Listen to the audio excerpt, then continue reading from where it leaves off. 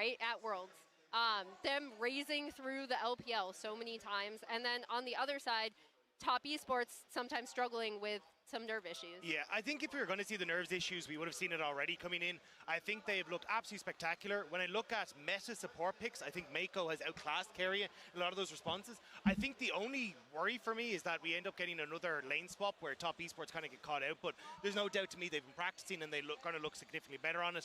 I think every step of the way, top have shown just how world-class they are, and I think they're going to take it 3-1 against top team today. I know that you always back your voice of the LPL, and it would be the moment to do it, right, for TES, because T1, perhaps it was a little bit of fake data. The audience is getting a bigger lead up because they're really waiting to see these two teams, and we started off this day just talking about maybe the Three Musketeers and D'Artagnan as T1, but maybe it's top esports, because last year it was T1 that took down all of the teams from the LPL, and all for one and one for all. It could be TES exacting revenge for all of the LPL today.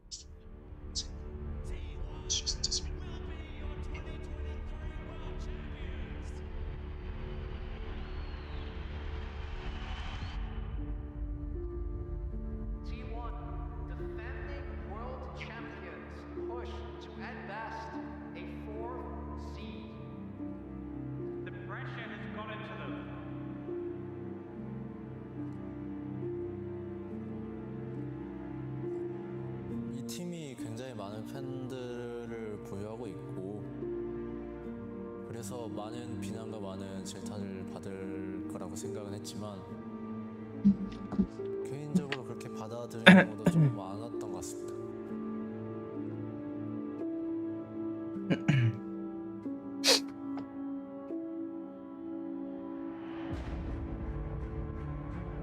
当时在2019年在巴黎拿下了冠军，让我感到非常梦幻，然后也会让我有更高的目标。当我拿下冠军之后的几个月，我感觉大家对我的期待变高了，然后我要去努力去回应这些期待。Biggest performance possibly ever. Shocking outcome. Get there first to win. 能在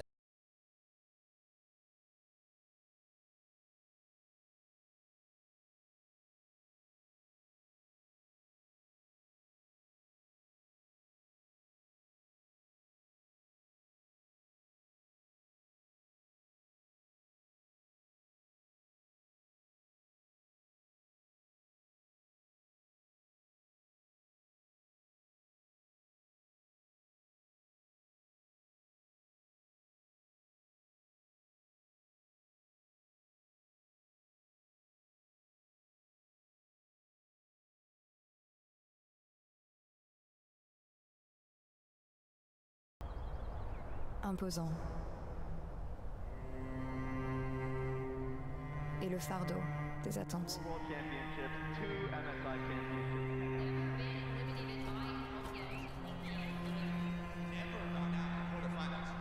Mais c'est un poids que l'on doit porter pour rester au sommet. Cái chị nói tiếng Pháp giống kiểu mấy trong mấy cái phim ma ấy. 작년에 우승하고 나서 올해 여러 고난들을 많이 겪었던 것 같고, 다 같이 좀 힘든 상황에 놓여 있을 때 어떻게든 잘 극복하려고 노력했고, 그런 것들을 좀 잘 극복하려고 하면서 여러 가지들을 배웠던 것 같습니다. 저를 응원해 주시는 분들도 엄청나게 많다고 생각이 들기 때문에 Nữ đoàn kể về quá khứ của mấy con ma. 들리지 않고 싶어야 된다라는 그런 생각이 있었어가지고.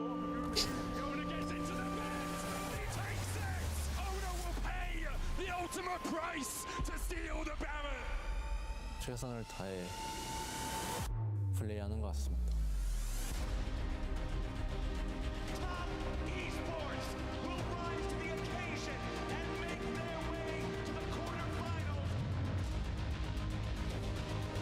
创造历史，然后我想在滔博的对标上面加一个金。 369선 항상 제가 월즈 때마다 집에 보내드렸던 것 같은데 이번에도 변화 없을 것 같습니다.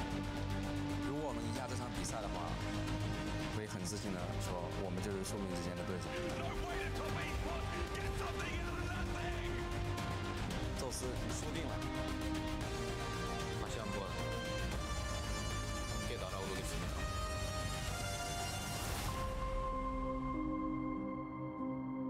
T1 contre TES. Commence maintenant.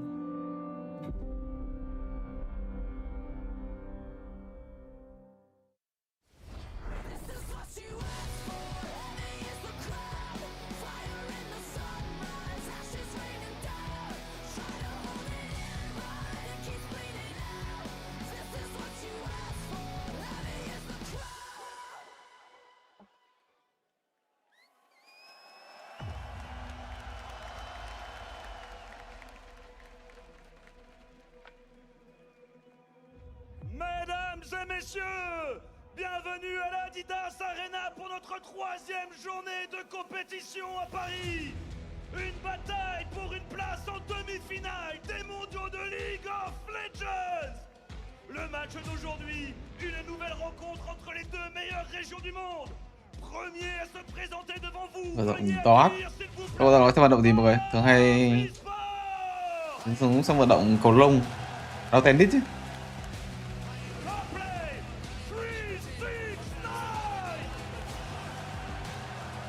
Có tiếng Pháp nghe giống tiếng Nga đấy. Ý là kiểu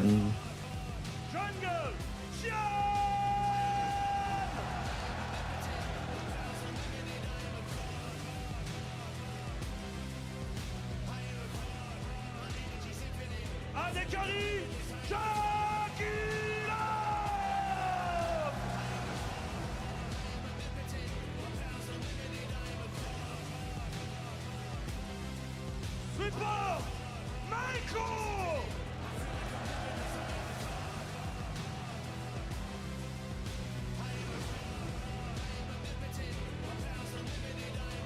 Mid lane, Grim!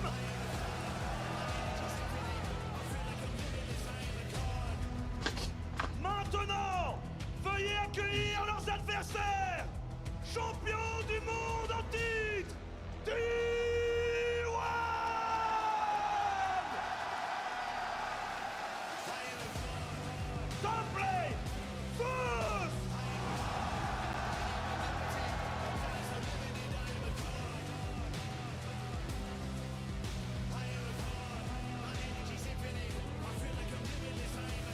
Jungle!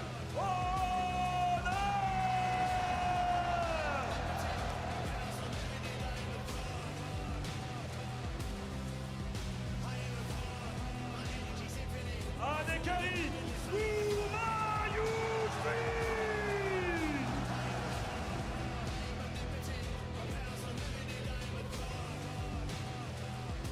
Support!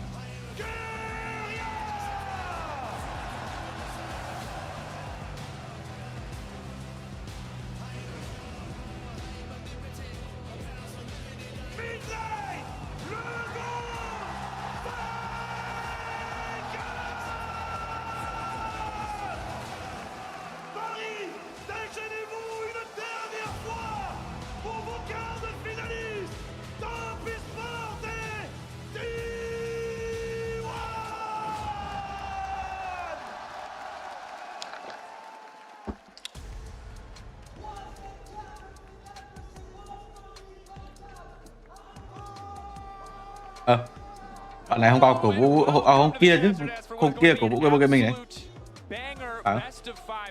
Hay là hôm qua cũng đến cổ vũ nhưng mà đội ấy thua rồi nên là không quay. Oh my god, just the teaser alone! Look, there's a lot of like we could just talk about what this means on an emotional level for the entire duration of the series, but luckily for us, we don't have to. There's incredible League of Legends. I cannot wait to see how the draft of Top both episode với these T1 teams show us what they've been working on since we last saw them. thực sự khá là khó nói khi kiểu đánh giá ai là cao hơn đấy. Kiểu cái khả năng của hai đội đối với Thọc thì hầu hết đều là cái dấu hỏi chấm. Top episode thì có lẽ là để xem họ. STV đang chờ A Duy lỡ miệng nói này kia. Cẩn thận nhé a. Em béo nhá. Top episode thì ở vòng bảng của nó có gặp vấn đề về chất tướng rất là nhiều. Đường trên của họ chỉ sử dụng những chất tướng cây chân tê cá sấu. Đường giữa của họ thì thật sự là cũng gặp phải vấn đề những chất tướng như vậy. Một game đấu mà Jack, Gna cũng như là Rumble những chất tướng thật sự là không quá hất tay cho BO9. Tự ban cho mình Gna, ban Kalista hợp lý. Có cho mình đội xanh trước thì sẽ là có những cái lợi thế khi đối phương phải ban Zone. Nhưng đối đầu với Tiêu An nên Thọc nghĩ là cái đuổi tướng của vị trí của top shot nó vẫn đủ á. Tại vì vị trí của Faker thật sự mà nói kiểu Tiêu An đánh Zone thì hầu hết sẽ là rất đánh á. Rumble rồi, nói Gna, Rumble và Jack. Thật sự là những chất tướng nó không quá tự tay cho vị trí của BO9. Và Rumble để xem họ phối hình đội hình Rumble như thế nào. Trường hợp top shot thì mid của họ nên đánh chất tướng như kiểu là Chitana.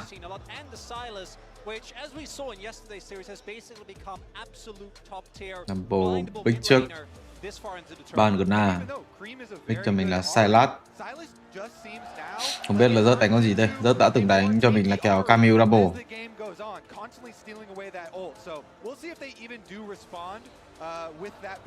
Trường hợp này nó hơi khó nói. Bình thường sẽ là pick top ở đây. Pick rừng ở đây rất là khó pick, không biết được con gì. Có Sezoni rất là an toàn nhưng mà cảm thấy không phải chất tướng ok. Liệu có Chitana hay không? Chitana Makai là đội hình đẹp nhất trong cái tình huống như thế này.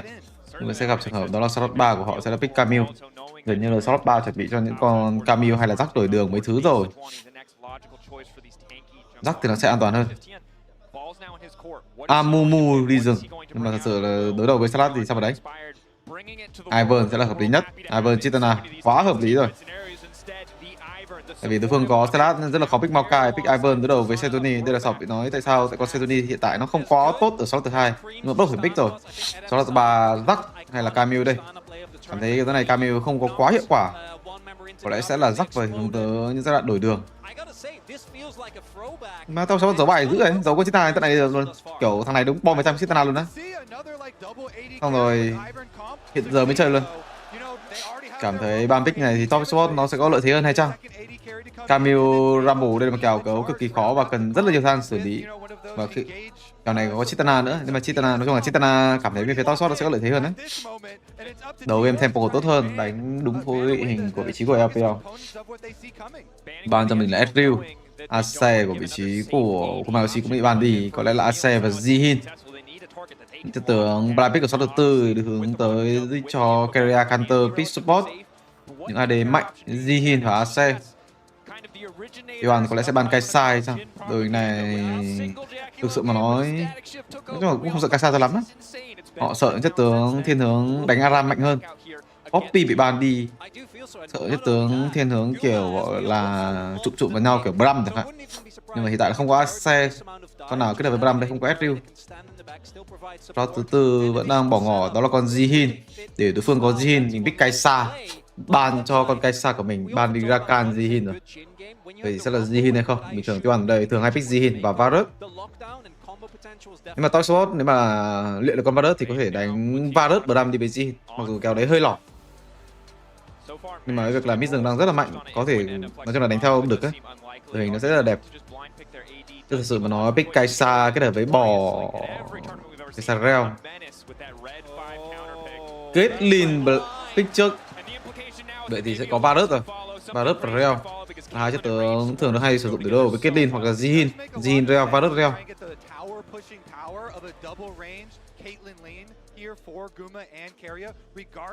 Mid Fortune thì thật sự cũng được. Tức là kiểu con Caitlyn điều không có mạnh á, trừ khi bạn phải đánh những con đam support. Nhưng mà bạn phải tự tin là ăn một con cua dưới. Cái lên thọc đấy là con đổi đường rất là mạnh, hoặc là chống đổi đường rất là mạnh với cái W của nó. Leona rồi. Leona vẫn có thể là Jihin đây. Có lẽ là Jihin, Leona có thể là Leona Jihin thường hay là Leona Jihin. Leona Varus cũng được ấy. Varus Jihin, nói chung là kiểu thấy con nào nhiều con đi với con kia lắm. Pick an toàn, pick photo. Rồi thấy họ pick cho mình support trước xong mới pick, bắt đầu pick AD. Cái xa không thể, cái xa sao pick được. Trời.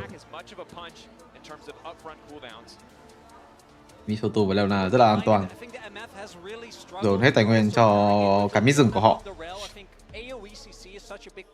Còn sau này có lẽ sẽ đánh con gì đây? Kết bên lắc thật sự, con lắc thật sự là tướng, con lắc chắc chắn không phải tướng. Đợt này thì đánh bạt. Bạt. Đây là đẹp nhất.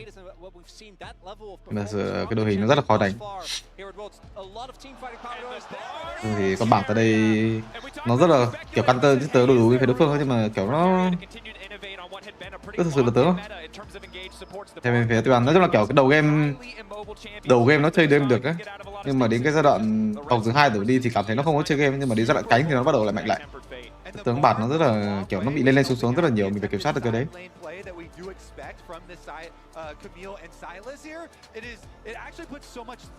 Ba đấu sĩ kết hợp với kết lên bạt. Đội hình bên phía Tuyển ban pick nó hướng tới cái tham minh cánh của họ, nhưng mà hướng tới tham minh cánh đội hình nó rất là đẹp, nhưng mà họ phải đối đầu với một khu vực LPL hướng tới tempo đầu game cực kỳ mạnh. Rumble đi đường, Chitana, Ivern đi đường, cũng như là Mid Fortune Leona. Thấy dạng đi đường các bạn, đội hình này có thật sự là swap đường được không? Cứ lên bạt với Camille có lẽ là swap đường thôi, chắc chắn là swap đường rồi. Đội này không swap đường đánh kiểu gì? What the fuck? Bắt buộc phải swap đường á? Không swap đường thì không có vòng rừng nữa. Swap đường và kết lên Camille ở cánh trên, bạt ở giữa thì sẽ xử lý hết mọi kèo thi đấu. Không đánh kiểu Camille tele xuống dưới à? Camille có thật sự tele xuống dưới được không? Camille Sejuni bạt tele xuống dưới, bên kia là Ivern Leona, Mid Fortune và con Rumble. Không biết tele xem phía Tiêu thể hiện thế nào với cái đội hình như thế này. Đội hình như thế này thì thật sự là nhìn là phối hợp với nhau các kiểu các thứ nó rất là tốt, nhưng mà sẽ gặp rất là nhiều vấn đề.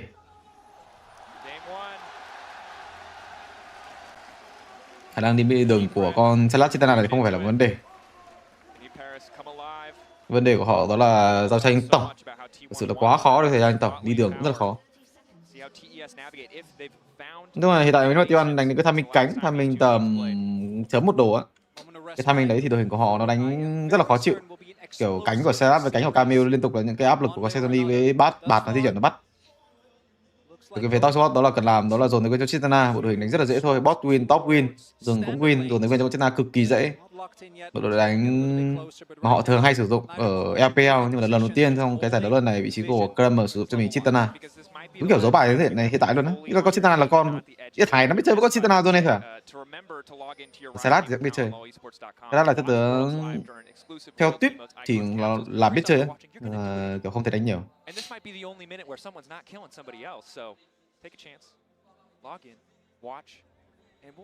Không đổi đường từ vị trí của Tiêu An, đi đường cực kỳ bình thường như nói. Đội hình này đổi đường rất là khó đánh, nhưng mà hiện tại như nói thì shot quá quen thuộc phố đánh kiểu này rồi. Rừng của bạn chắc chắn là cánh trên xuống dưới. Ivern thì đánh thế này thì làm sao mà Tiêu An đánh được? Chỉnh màu đậm lên xíu A Duy.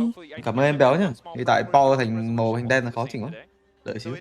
Tí vô game chỉnh lại. We at the least know that owner is going to start on the top side of the map and will actually be pathing away from those double melee solo laners that you look for in the beginning of their champ select with the Sejuani kind of synergy pairing, and trying to look to cover this Caitlyn Bard in their attempts to pressure and push in the enemy lanes, try and deny CS, try and chip away at tower plates. You always are trying to push very early on here and generate some tower plate money with that combination for T1. Ném chó. It is a T1 pause. We are getting ready checks in game. Yeah. So we'll see if we're able to get that back on your screen shortly. The players do eventually resume. And I think the big thing to keep in mind is it's been a long time since we've seen these kind of bot lanes, but we got used to the 2 range versus 2 range for so long. But the important thing in this 1 range, 1 melee when you have this engaged support is if T1's bot lane, as you mentioned, falls behind, loses flashes early, this lane gets so incredibly hard to play because yes, MF is nerfed, yes, blood. Cái ra mà không phải để đó, cái ra vẫn ngồi đây mà. Không nào cái ra đi. All of that harass becomes immediately meaningless. Nhận Doran thằng E. Trước đây thì là sốc điện mọi người thấy không? Trước đây thì là sốc điện nhẫn Doran, kiếm Doran rồi lên nhẫn rồi. Nhẫn với cả chinh phục. Nói chung cái chinh phục là bắt buộc phải cần đấy. Tại vì đi đường kiểu cầm sốc điện mà đi đường kiểu cũng thua thì cũng cầm điểm gì ấy. Cái tướng có sát là thế mà. Đi đường thua nhưng mà hướng tới tempo full máu full mana ra khu vực sâu để đánh nhau. Thì cầm những cái bảng ngọc như kiểu chinh phục nó sẽ hợp lý hơn. Guma and Keria always the ones really pushing the double range meta for bottom lane. Thinking back to last year and the amount of success they got with it. So far though, Zeus early level 2 means he's able to take control of the lane, tack sweep and the hookshot wall dive. 369 Van phai chỉnh màu đậm lên xíu a Duy ơi. Cảm ơn em béo nhá. Bắn không được rồi. And look at that, the Sejuani already. You see Owner on the mini map. Sẽ gì quán đồ là một pha ôn nhìn đai top á. Đánh dậy sao mà đánh. Will get cleanse for cleanse in the end as, again, Owner on the top side, he's going to run straight into TN. TN level 3, red buff. Locked up, Owner not going to follow, forcing out the early flash. And now contesting this blue buff, it's going to be big. TN does have access to his flash, however. Camille cũng ở trong này, đánh rất là hợp lý, chỉ Wonder ép được cái tốc biến rồi. Đầu game đâu có kiểu tầm nhìn gì đâu ta. Thất bại thành công. Rồi ra ganh Chitana rồi đây, chính thật đó là khi đi thua đường, đầu game mình mạnh hơn mình phải ra ganh. Kèo này mà rồi mà nó cancel luôn, mà nó cancel ấy không e không tốc biến chạy được, nhưng mà có lẽ vẫn là lời hơn dành cho T1 hay chăng. Nhưng mà mid mình Faker sẽ gánh á, vì kèo này gánh rất là lời. Nhận xét TES thôi anh, đừng nói GT1. Cảm ơn em béo nhá. Trong đánh cái thế này thì có Camille nó rất là lỗ. Nhưng mà kiểu có Camille đánh với Rumble, có Rumble có level thì phải đánh kiểu đấy à. Áp lực vào những đồng đội khác, xong rồi đồng đội áp lực lại. Rồi đánh nó rất là hợp lý rồi, nhưng mà thời điểm hiện tại thì để xem vị trí của Faker thể hiện như thế nào. Em phủ người đi rừng thì vị trí con Ivan mà kiểu bị tác động vòng rừng vì sau nó lỏ lắm. Con Ivan kiểu đúng vòng rừng một mạnh á, vòng rừng một mà kiểu bị vào cái thế yếu yếu như thế này nó bị lỏ.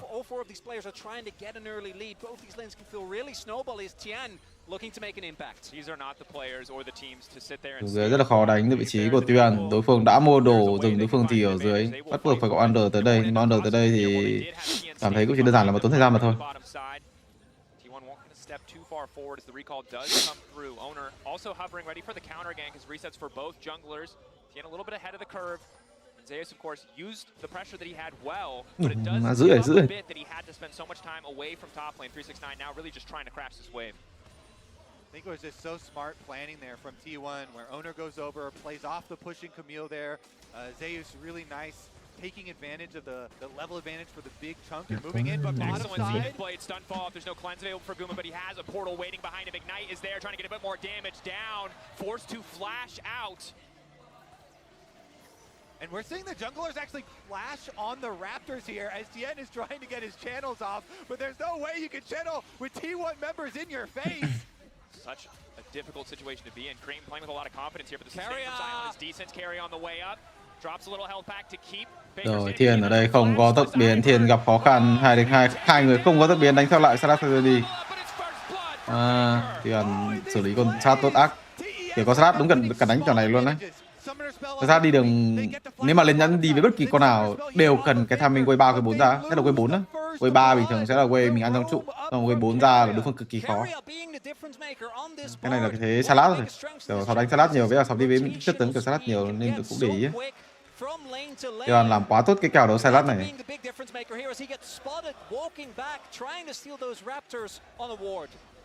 Kiểu cũng khó, các bạn là Thiên không có tốc biến đỏ trong vòng rừng 1. Xong rồi KM thì bị ganh này nọ nên rất là khó có thể xử lý 2-3. Thiên nhìn trồn dữ này. Không có tốc biến chạy vô kiếm cái Setoli stun kiểu không cần bạt ở đây thì cũng chết rồi.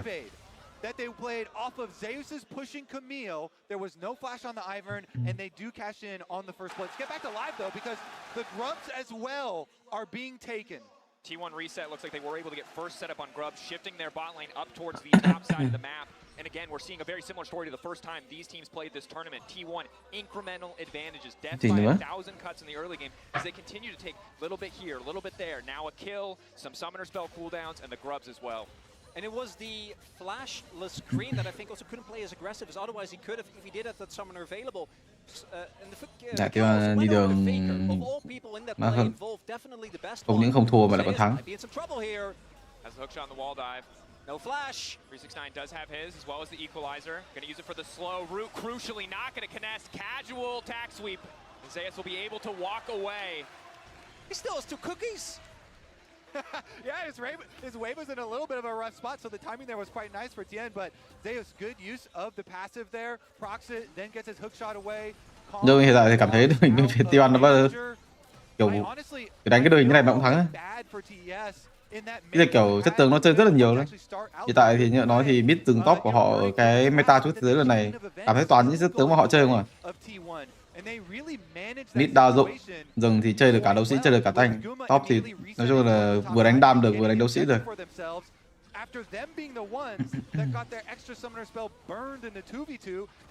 Hit liên bạc thì với Microton leo nào nói chung hướng tới kẻo hỏa hơn cả. Các bạn cái vấn đề của bên phía TES đó là khả năng teamfight đầu game rất là mạnh với kiểu Ivan, Chitana với Leona. Nhưng mà cái vấn đề của họ đó là con Ivan nó hơi thọt nên là nó không có dẫn đồng đội đánh cái này cái kia được. Bình thường là những cái thế mục tiêu sẽ là của con Ivan á. Con Ivan bằng dù một nó bị thua con Sezonin nhiều quá. Favor of them as wave is being cleared there by Jackie. A little bit of damage on the Guma. Do you think that TS will even be able to actually punish Guma while he doesn't have his flash up? I mean, Faker and Guma are the two ones that are opportunities right now. Rồi vào chiến giữ lính có áp lực băng trụ ở đây. Hơi khó hay sao chứ? Này thì băng trụ ở vị trí của Faker với con Leona Ivan. Rất là người tanh trụ với cái chiêu cuối nhưng mà Under là người tanh trụ. Under nằm xuống. Rồi những bàn đáp trả từ vị trí của EPL rồi. Đồn đánh viên tốt cho con Chitana. Khu vực đường dưới thì T1 băng trụ fail. À.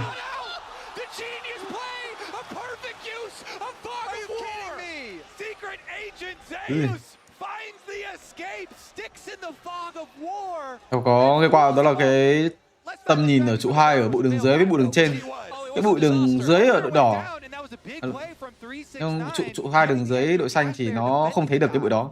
Nếu mà bạn đi vô. Còn bụi 2 đường trên thì lại thấy được. Những pha bắt đầu đảo đường bắt đầu rất là hợp lý từ vị trí của T1 rồi. Bạt và Caitlyn đang active trên bản đồ rất là nhiều. Hiện tại cái cánh của họ đó là cái cánh, hai cái cánh đang chịu áp lực rất là lớn. Tại vì Rumble và Chitana đang ở một trạng thái ổn. Vấn đề đâu họ đã nếu con Sezonin pha vừa rồi sẽ là ảnh hưởng tới cái cánh của con Camille á. Nhưng mà pha vừa rồi Sezonin ăn rồng nên là nó không có đủ lượng máu cần thiết. Không thì có bạt với con Sezonin nên là xử lý cánh rất là dễ thôi. Camille một chỉ xử lý rất là tốt. Sau đó thì cũng vậy. Thế hiện có lẽ sẽ nghiêng vị trí của T1. Điều cái phía TOSWAT cần làm đó là teamfight tổng, phát huy sức mạnh của những chất tướng Mifotun, Leona cũng như đó là Ivan, giao tranh Aram. Về T1 thì liên tục phải đánh cánh rồi, đánh rất là dễ thôi. Và những cái kèo đấu sĩ kiểu này, đối phương bắt buộc phải đè. Kiểu đối phương không đè mà để những con đấu sĩ farm thì chất tướng đánh không có lại á. 4 nhân bằng thế không thể hiện được quá nhiều về cái mặt đội hình ở thời điểm hiện tại. Game đấu nhìn đúng căng luôn đấy. Con nào của mấy cô cần phải làm nhiều hơn ở thời điểm hiện tại. Faker chơi cái gì 4 W mắc em này. Nó có Salat không bao quy mà đi đường hơn lính luôn á.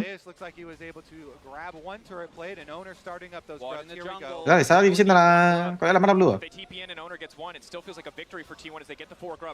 Cái gì đó Chitana bị sát đau hoàn toàn, kiểu không chơi game luôn á. Là muốn ăn sâu xong rồi chạy, chắc chắn là không muốn đánh nhau rồi. Thì bạn chắc chắn là không muốn đánh nhau rồi, tê lê luôn, what the fuck, nó sao?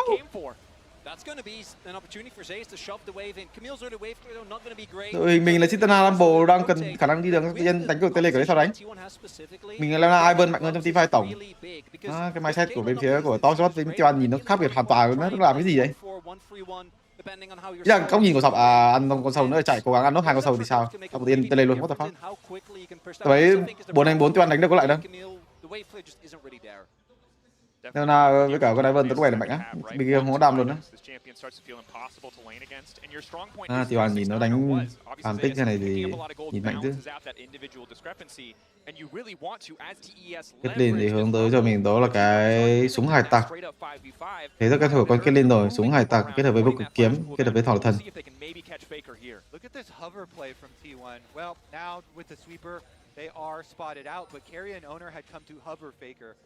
Còn Chitana không được chơi game đâu, Chitana là cái gì nữa. Thì thật sự mà nói thì game đấu này vấn đề của người đi rừng đang quá lớn với Chí Cửu Thiền. Kèo toàn kèo win nhưng mà người đi rừng không có cái tác động quá nhiều từ vị trí của Thiền. Đấy cái gì đấy? Hiện tại thì bên phía top shot chỉ chơi cho mình ở cánh của con Rumble mà thôi, nhưng mà cánh này thì rất là dễ bị tele cũng như là dễ bị ganh từ Sezoni bạt đều ganh được cánh này, xong rồi Salad còn tele nữa đấy. Mọi người nhìn cái lính ở đường trên kìa, chơi cái what the fuck. Tôi đứng ngay là giữ lính luôn, xong rồi đồng đội mình lên đánh không lại thôi đánh.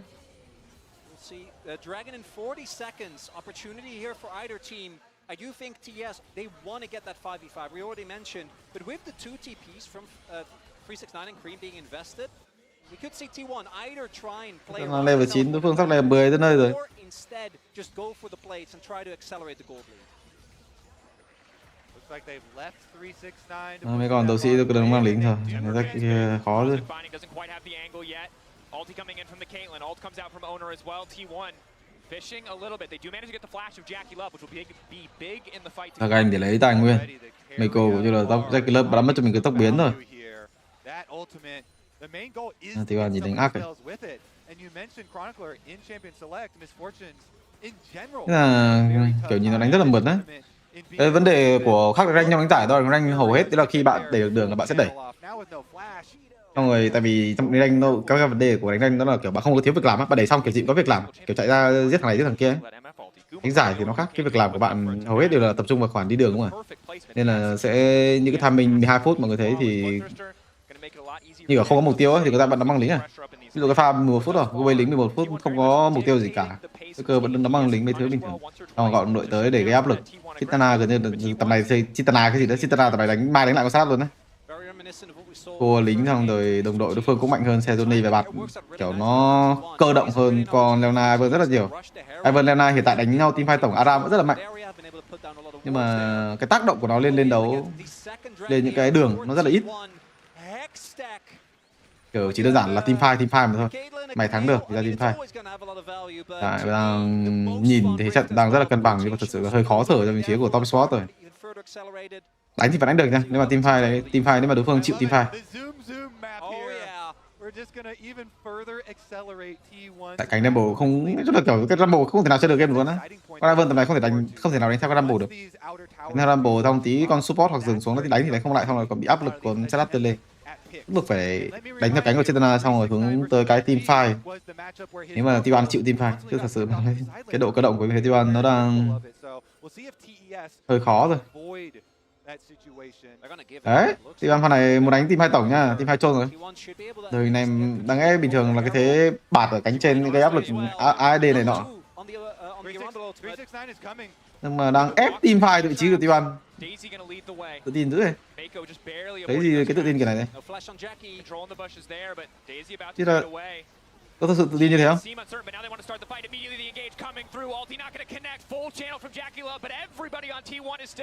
Mà không có những chiều tự chân lại, làm nào không có tốc biến. Nhìn thấy đúng ghê luôn đấy. Rumble không có rửa. Rumble pha vừa có rửa nhưng mà căn bản là thả có chiều ở giữa, có bất cứ làm nào thì nó không có tốc biến.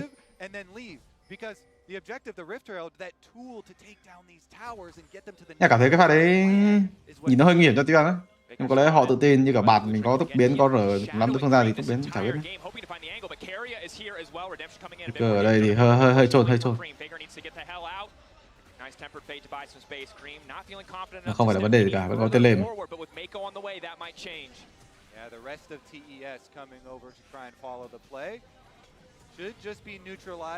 Từ với meta hiện tại thì tức là cái đấu này Faker kiểu T1 đánh được là các bạn họ xử lý cái cào salad nó quá ghê ấy. Cái cào này thật sự không phải cái cào kiểu con salad này đi bit nó phải đánh vào đấy ấy.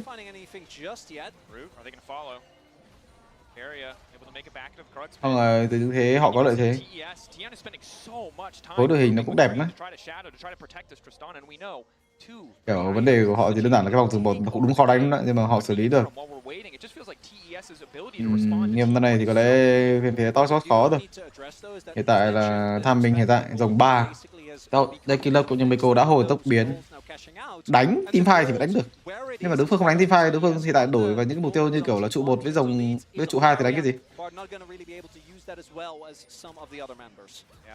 We've seen a lot of double AD carries plus Ivern throughout the recent meta, and know what the mid and late game of that do look like. TES finding a surprise 369 waiting in the brush for him. He forced to back off, but T1 was set up in the mid lane. Don't even need to drop the Herald again. 4-grub buff, a quick push out. And if TES aren't in position to respond, it's so easy for T1 to collapse. Ulti from Owner is there. T1 not certain if they like this fight, gonna start to back up redemption. Now the ulti from Jack, you'll have incredible Thì là người ta mở chỉ có Under Rumble Tele, nhưng mà Rumble có thực sự giữ chân lại được đối phương hay không? Thậm chí là bị cancel, rất mất cho mình chiêu cuối. Không phải là vấn đề quá khó khăn. Tại thì khó cho Toxbot rồi, đẩy kiểu gì đây? Camille có Tele, Rumble không có Tele. Faker không có Tele, vậy thì trụ đường dưới thành cái thế sẽ mất cho mình trụ đường dưới. Tele trực tiếp lên cánh trên để lấy trụ 1 toàn bản đồ. Không, trụ 1 toàn bản đồ thuộc vị trí của 369. Thả cho mình sứ giả. Faker là người cầm sứ giả. Nhưng mà những người dev khu vực đường trên đã về hết rồi, mid tường support về hết, hợp lý từ vị trí của top support. Nhưng mà vị trí của Tuan hình như là không để ý là đối phương tới đây rồi. Lấy được trụ hay không? Chắc chắn là không lấy được rồi, đối phương tới rồi mà. Chắc hơi nhiều tempo một xíu nhưng mà không ảnh hưởng vấn đề gì cả. Rồng 40 giây nữa, không có tele, đội hình cánh không có tele. Có thể bỏ rồng thôi, bỏ rồng nói chung là cũng không ảnh hưởng quá nhiều. Độ cơ động của họ sẽ được đảm bảo nhiều hơn. Bên phía này thì Toxbot đang muốn đẩy Wei lên cánh trên, không hướng tới con rồng nhiều nữa. Đội hình này công nhận hợp lý. Phá tempo của đối phương xong rồi bắt đầu hướng tới con rồng. Đây, Wei lính quá sông rồi bắt đầu ăn rồng. Rất là hợp lý. Rất là khoan rồng. Có đánh cái kiểu không khoan rồng này. Lana vẫn ở đây. Đấy, phải để lính quá sông không ăn rồng á. Để Wei lính quá sông xong ăn rồng. Ok. Hợp lý. Toxbot hôm nay biết macro là giữ rồi. Mà ra đánh team 2 tổng thì bên phía Tuan chắc chắn là không đánh rồi. Thì Tuan chắc chắn là team 2 tổng nó chỉ có gọi là có máu đánh theo lính thôi. Không lên cương. Có thể đánh Aram nhưng mà không có sâu, không muốn đánh Aram. Họ muốn ăn rồng nhanh nhất có thể để cho một người nào đó lên khu vực đường trên mở vào rồng rồi Chitana hoàn toàn có thể back về lên khu vực đường trên. Đối phương không cương thì Chitana back về, Bella back về hợp lý. Có spot macro ác. Liên minh cơ thể đỉnh cao rồi. Trong cái vấn đề đội hình Tuan đó là cần dồn tới cho con Camille. Kết đi thì không thấy con kết đi nào mà kiểu nó bằng đồ mà nó có tác dụng á. Kiểu thật sự chơi kiểu con kết đi này có thực có tác dụng không? Nó đang hướng tới mình là vô cực kiếm nói đồ thứ hai.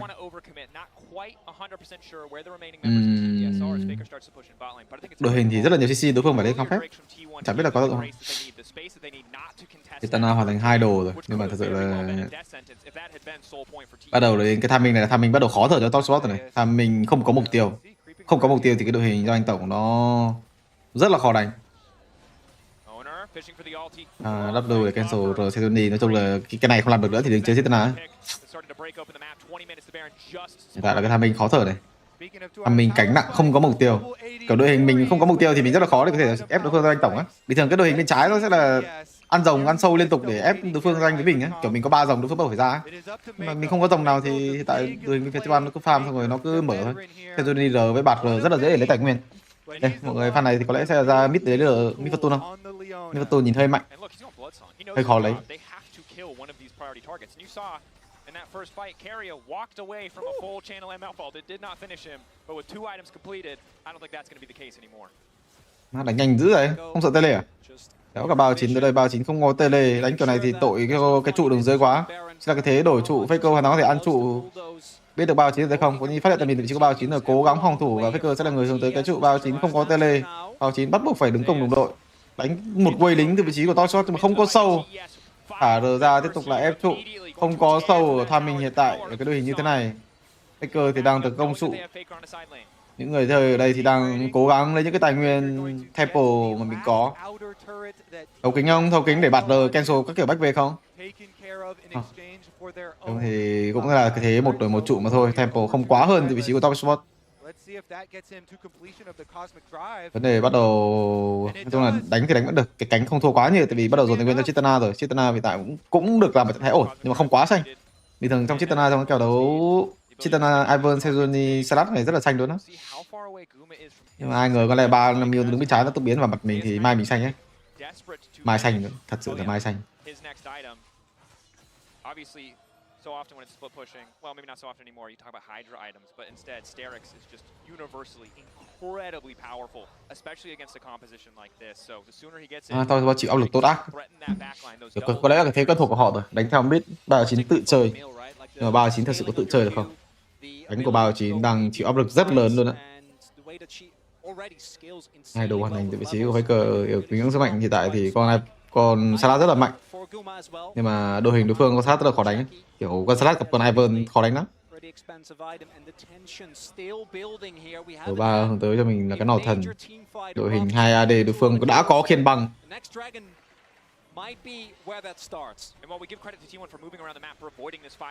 Tiếp tục là ép giành tổng. Nhưng mà không có sâu rất là khó để có thể ép bung R ra. Đặt cháp hay không? Không đặt được cháp. Bên này thì Onin mở vào, đội hình bên phía T1 bắt đầu vỡ trận rồi. Faker bắt buộc phải tele. Cái thế này không nên tele ấy mọi người. Cái thế đội hình này sau đây đánh tele của này, đánh Faker đang phải áp dụng trụ cánh tiếp. Xong rồi đợi đối phương về rồi mới tele. Cái trụ này sao mà giữ? Đội hình đối phương là đội hình Aram cực mạnh. Mình tele cũng phải bỏ thôi à? Kiểu mình tele hay không thì cái trụ này cũng mất rồi. Làm gì có chuyện đép được. Cấp cho mình R với Fortune và ha. Nhưng mà mai đép. Lấy cho mình trụ. Chuẩn bị tempo hướng tới con rồng này. Nhưng mà trụ 2 của họ đang bị gây áp lực ở đây. Trụ 2 đang bị rất gây áp lực. Hãy đánh những cái thế này. Người ta gây áp lực thì mình lấy trụ 2. Trụ 1 lấy trụ 2 chắc là không lời rồi. Các bạn là con Camille lấy trụ 2. Con Camille là con rất là cần những cái lượng tiền đó, 700 vàng. Tiền cộng ác. Cái đó nhìn đúng ngọc luôn đó. Không phải ngọc mà kiểu nhìn đúng lên mình hại đỉnh cao ấy. Cho nên làm đúng rất là đúng mặt đội hình. Nhưng mà cảm thấy Camille đã 2 đổ 3 hướng tới cho mình là cái giáp thiên thần.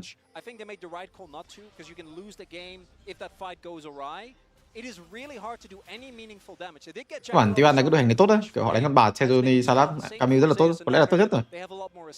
Trong sport thì rất là đánh quen cái đội hình Aram kiểu này. Họ đánh cái đội hình Aram này cũng có lẽ là tốt nhất bên phía LPL rồi. Những cái đội hình khác kiểu ai mà đánh cái đội hình bên trái đánh phía T1 trước mày đánh rất là khó. Tele ra rồng. Hiện tại là hết trụ 2 rồi, Camille không thể nào, chỉ có thể để cánh trên tạo áp lực ở cánh trên cũng như là những cái tình huống tele mà thôi. Tiếp tục là ra những Aram. So tên này như thế nào đây? Đánh rồng rất là khó chịu, đối phương cứ ôm cánh phải. Đây cái thế của Mao đi đâu vậy? Của Mao hello? Đi đâu vậy? Đứng đấy luôn hả? Đứng đấy sao đấy? Bắt đầu đổi, vẫn kịp. 369 has to catch this wave onside. Last time we tried to TP and it was canceled. Zeus this time though spotted on a ward moving over like it means that GS know it's time. Faker đổi vị trí ngay. Ok, hợp lý. Rất là lấy cái áp lực. Cái phía top shot nó cực kỳ khó khăn. Đối phương các bản nhiều con chưa có máu á. Ok, đặt cháp ra ép rồng luôn. Rồi ra má nhìn nó đội hình đúng viền luôn, nó toán với cái thứ gì mà nó thay Tony với bà thì mình có đi được đâu.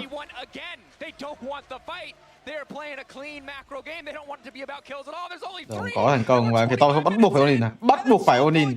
Tham binh này bắt buộc phải Onin rồi.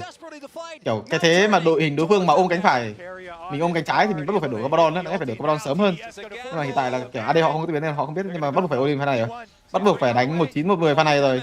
Tầm này chỉ má Baron, bán độ à? Baron làm cái gì đấy? Onin vào vị trí của Sezoni hợp lý. Má tôi giết được con Sezoni khiến bằng luôn á. Meiko dẫn cháp, Meiko mất cho mình lượng máu. Không có quá nhiều chiêu thức để có thể mở. Carbadon bản này nó cứ dùng chiêu kiểu gì á? Carbadon kiểu nó lâu có cái chiêu AOE, cái chiêu đấy thì nó kiểu hên xui hay là như nào ấy? Người top spot cần ổn định lại cái tempo của họ và tiếp tục là Carbadon ở pha sau. Nhưng mà khi những cái chiêu cuối R Sezoni cũng như là chiêu cuối R bạt được hồi lại, cảm thấy rất là khó để có thể ép. Nhưng mà càng ngày càng tiến tới gần, Camille 3 đồ cảm thấy không có chơi game được. Bản cái vấn đề của top spot là con Chitana nó không đủ xanh á. Chitana tầm này 3 đồ ép đúng nhanh luôn. also hasn't. We talked about T1 and how much they love Barons, but with double AD carry and a rumble, Baron has got like. Các bạn là có cái tool là chất tướng Abaddon không quá mạnh nên là Sofm mình nghĩ tới con Varus đó. Kiểu pick một con nào đấy Abaddon nhanh chẳng hạn. Chứ có cái tool Abaddon nó rất là lâu. Rồi đánh Adam không có hợp lý. Kiểu nếu mà là ban bạt chẳng hạn, rồi này cần đến ban bạt. Tại vì phê một của mình cực kỳ sợ bạt. Xong rồi mình hướng tới cho mình lại chất tướng Abaddon nhanh. Thật ra là biết con tướng Abaddon cũng được nhưng mà con bạt này đang rất là phiền. Con bạt ở cái Tham hiện tại là con bạt là con tướng mạnh nhất game support luôn đó. Tại vì cái khả năng mở của nó cũng như là cái tempo của nó đánh dữ rồi. Nó đánh cái Tham là con bạt mạnh lắm. Tại vì nó rất là dễ sặc mắt, thứ hai là nó rất là dễ mở. Xong rồi rất là khó mở nó. Cái chiếc cuối của nó cứ lờ phát là mình tách cái lớp mai chơi kịp à? Hoặc là hiện tại là mọi người thấy đấy, Leo Nam mất tốc biến rồi, Meiko mất tốc biến. Meiko thì ở thời hiện tại cực kỳ dễ chết luôn đấy. Dính bạt là W chắp kết đến phát là xong. Bắt buộc phải Abaddon rồi, tầm này đợi tốc biến cái gì nữa cứ 5 năm đi, không có mở vị trí của tôi spot Abaddon nhưng mà không có mở. Nhìn nó căng quá. Chitana 3 đồ rồi, Camille có đồ, bạt bắt đầu bung chiêu cuối, không có quá nhiều hiệu quả, chỉ câu tầm 2 giây 3 giây mà thôi. Tele đằng sau vị trí của rớt bên phía top support ôm nhau đánh khu vực Adam, ăn tiếp đi chứ. Không ăn tiếp vị trí của top support lỗ tempo nặng rồi. Top support bà bách về thì tempo lỗ cực kỳ nặng, mở chiêu cuối quá nhìn từng cho ăn đánh kìa. Khó Mai thắng ấy. Mai thắng và thế rồi nhìn nó ngược. Ây da. Thật sự cái phê một nó sợ bạt quá, xong rồi thằng này nó kiểu có mỗi cái ra chơi bạt ở trong cái giải này. Ây da, nhìn nó ngược. Cái đội hình này kiểu to hơn. Thật sự bọn nó cũng chả biết vận hành kiểu gì nữa. Cái vấn đề của mình này đó là đầu game không hiểu sao nó có thể mất hết mục tiêu luôn á. Need Fortune, Chitana, Rumble, ba con này được pick nhưng mà không có cái mục tiêu nào được lấy. Lên điện thoại đỉnh cao. Yoan đánh nói chung là nhìn nó hơi mượt. Con bản này nó hơi chí mạng. Con bản này đi được biết Fortune không mọi người? Pick Rumble, Ivan, Chitana gặp con bản nhìn cũng phiền đấy. Con bản cái vấn đề của con bản đó là đầu game đánh mục tiêu nó không có mạnh, đánh nhau không có mạnh á, phải đánh khéo, đánh mục tiêu nhưng mà đánh khéo. Mình chỉ ra mục tiêu nhưng mà mình không đánh nhau, mình đánh gọi là hơi khó nói. Chúng mix cho đội hình rất là hiệu quả luôn đấy. 3 đấu sĩ kết hợp với Killen bản. Makes it really tough, but then the moment that equalizer comes down, the health bar slowly starts to dwindle. The damage is there. Meiko gets isolated, and it creates the space that T1 needed. Honestly, beautiful stuff from Faker. As you say, stealing away the Rumble ultimate and putting it on their pathway. Here goes TS, right back to the Baron. Nhưng có bản nó liên quan tới cái nữa, các bạn chỉ căn bản là xem lúc phần này nó buộc phải Onin rồi, cái đội hình này bắt đầu phải Onin top support pha vừa rồi không có spell, Jack Club không có spell bị con bạn Onin rớt có giáp thiên thần, Jack Club mai sống Onin vào thậm chí là trừng phạt thua luôn. Nói chung là kiểu thua rồi nhưng mà kiểu vẫn phải đánh, nhìn nó khổ. Cái đội này không Abaddon thì nó cũng chẳng biết đánh kiểu gì nữa. Tại vì hết spell rồi mà, tầm này ra đẩy mid không rồi cái là chết. Cái đội hình nói chung là cái em đấu ngày hôm qua thì có lẽ BLG nhìn cũng hơi ngợp ấy, nhưng mà vẫn có những cái comeback nhất định. Rồi thì Rumble, Chitana thì bình thường nó sẽ là Poppy đánh theo Rumble. Nói chung là con Rumble phải đánh theo Rumble á. Rumble thì kiểu sập bao giờ thích con Rumble kết hợp Maokai kết hợp Ivan gì.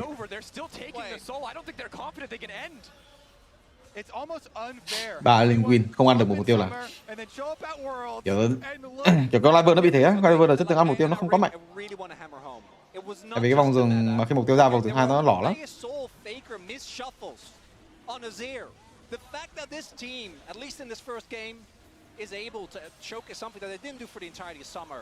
Is mind-boggling. Zeus is even having fun. Parkour there at the end with the blast cone, just showing off the Camille hook shot. But here's another look at the Baron, and TS are forced into a bad spot. They know they have to just try and burn. Carry delays so long with the Bard ult.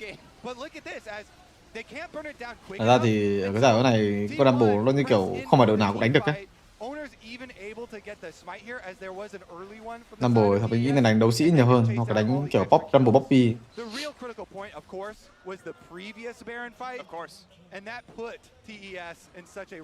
tôi nói Rumble nói chung là kiểu cũng phải lỗi của 3-9 đấy.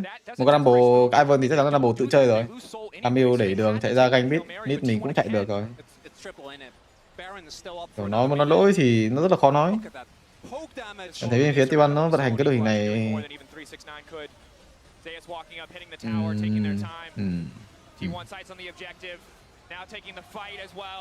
T1 from start to finish in control of this game. One or two small hiccups, but they've been taking over thus far. Jackie trying to turn it back, a decent ultimate, but with the Nexus exposed, T1 don't look for the fight anymore. Happy to just take the game. And TES in this first game took a big gamble. They picked away the Rumble from Zayas. I've always think it's more of a pick away because of 369's track record on the Rumble, right? Even in this tournament. Nói chung là cái thế giới lần này cái lượng tướng biết từng top nó đang quá phù hợp với T1 luôn á.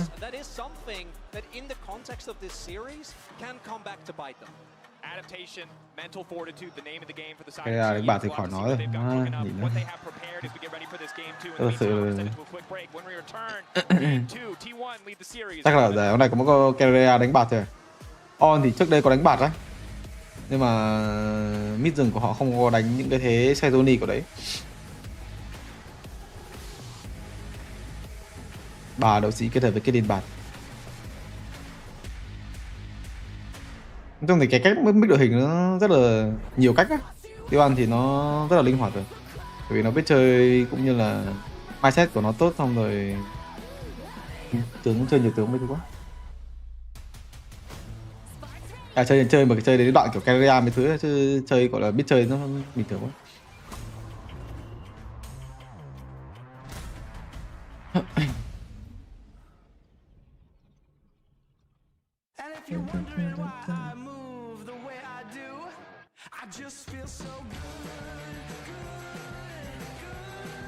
Này độ cái gì nào đó mới ngăn được á. Nói chung thì hiện tại những chất tướng trong này hiện tại ở meta chung kết thế giới lần này cảm thấy kiểu nó T1 ở chung kết thế giới nó khác hẳn T1 ở LCK ấy.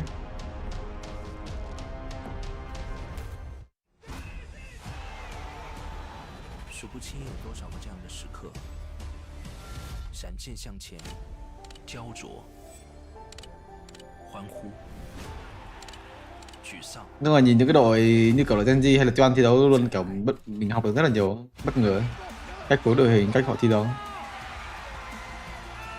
mindset mấy thứ.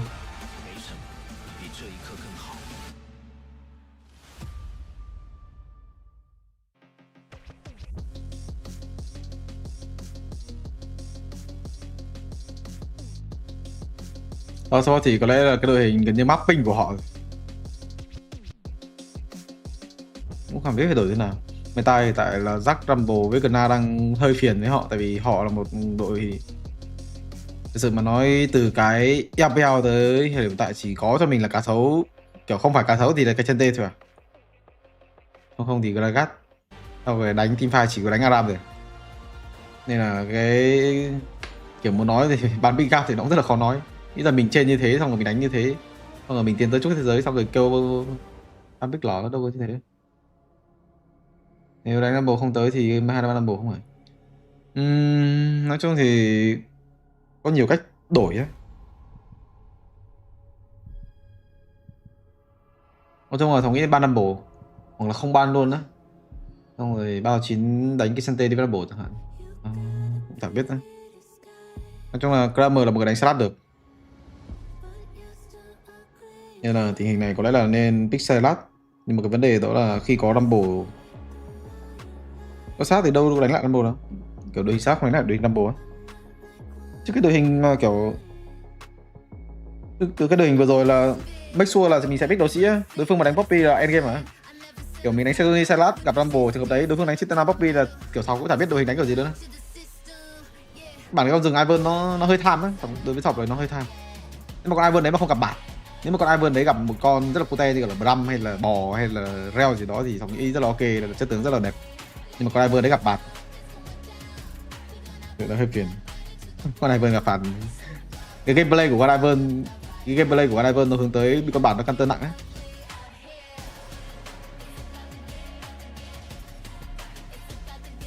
Chỉ có con Ivan hướng tới đó là đầu game tempo mạnh, đánh theo đồng đội dồn tài nguyên cho một thằng, và thì thằng đó dồn tài nguyên. Xong rồi hướng tới teamfight Aram ép ra tranh liên tục với những cái tài nguyên bạn có, dòng 1, dòng 2, dòng 3 liên tục. Bản thì nó khiến cho lượng tài nguyên mà bạn bỏ ra trong cái teamfight nó bỏ ra rất là nhiều. Ngồi thấy thì họ hết ăn mục tiêu được hết, phải có 39 tele, nào thì tele tới xong rồi chạy tới xong rồi mất cái trụ 2, thế nào cũng thế mất trụ 2 à. Bạn Hunter MF không á, nó không có liên quan lắm.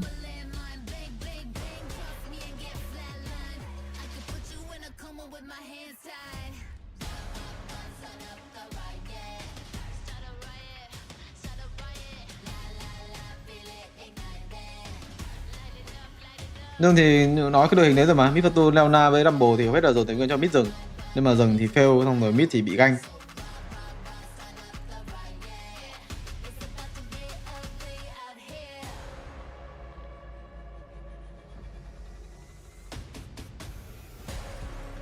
Chiến tele ăn 2 con sâu thấy cực hưởng. Nói chung pha đấy cũng là một phần, cũng không ảnh hưởng mấy. Kiểu muốn nói bắt đầu từ pha nào lỗi, từ pha nào nặng cũng rất là khó nói đó. Kiểu cái game lên mình thời đỉnh cao nó chỉ cái lỗi nhỏ là xong rồi. Kiểu trên ra mình không có đủ xanh á. Cánh thì cái tham mình cánh đó, cái tham mình 11 phút đã đấu, con Salat nó đứng nó băng lính mình chả làm được gì luôn. Tại vì lúc đấy dừng với support nó hơi gấp, chứ không phải lỗi con Chitana.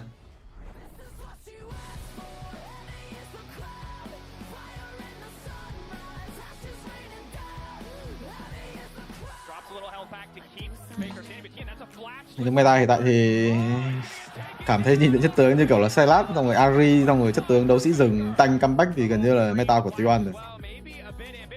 Thì những meta đấu sĩ, xong rồi những chất tướng đa dụng ở khu vực đường giữa quay trở lại thì sẽ là một sân chơi cho Keria rồi. Kiểu game này đánh bả thì cho đánh các ma chẳng hạn, kiểu thế. Nhiều con. Keria có thể DC xem là God SP chưa SofM. Bạn nào đấy nhá. Nhưng cái đây hiện tại thì luôn luôn được đánh giá cao mà. Nhưng cái LCK năm nay thì thật sự mà nói thì cái meta nó không có ủng hộ cho đội hình Vitan nhiều cho lắm. Meta đấu sĩ mid, meta mid carry, rừng carry mà kiểu carry nặng á, hiểu từ carry nặng không? Là những khu vực như kiểu là bot và khu vực đường trên của họ phải dồn tài nguyên cho mid rừng. Đó là cái meta mùa xuân với mùa hè. Mà chung cái thế giới thay đổi lại hoàn toàn rồi, mid dừng lại thì thường đánh support nhiều hơn, đa dụng nhiều hơn để những người như kiểu AD support và top carry. Thế như kiểu bị lừa nhỉ? Nó đánh meta nó cứ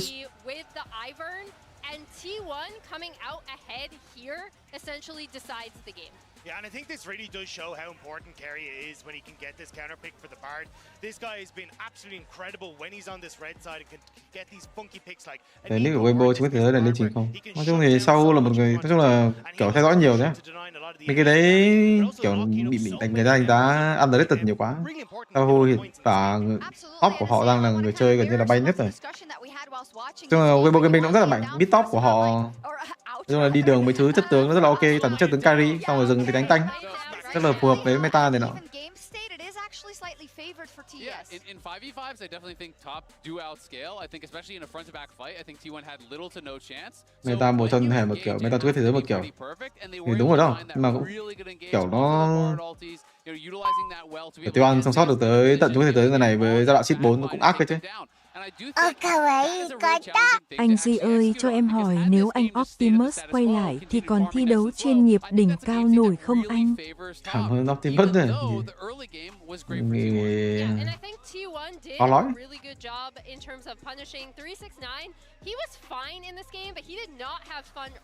Cái vị trí lúc nãy mọi người thấy không? Vị trí của nó đẹp kìa.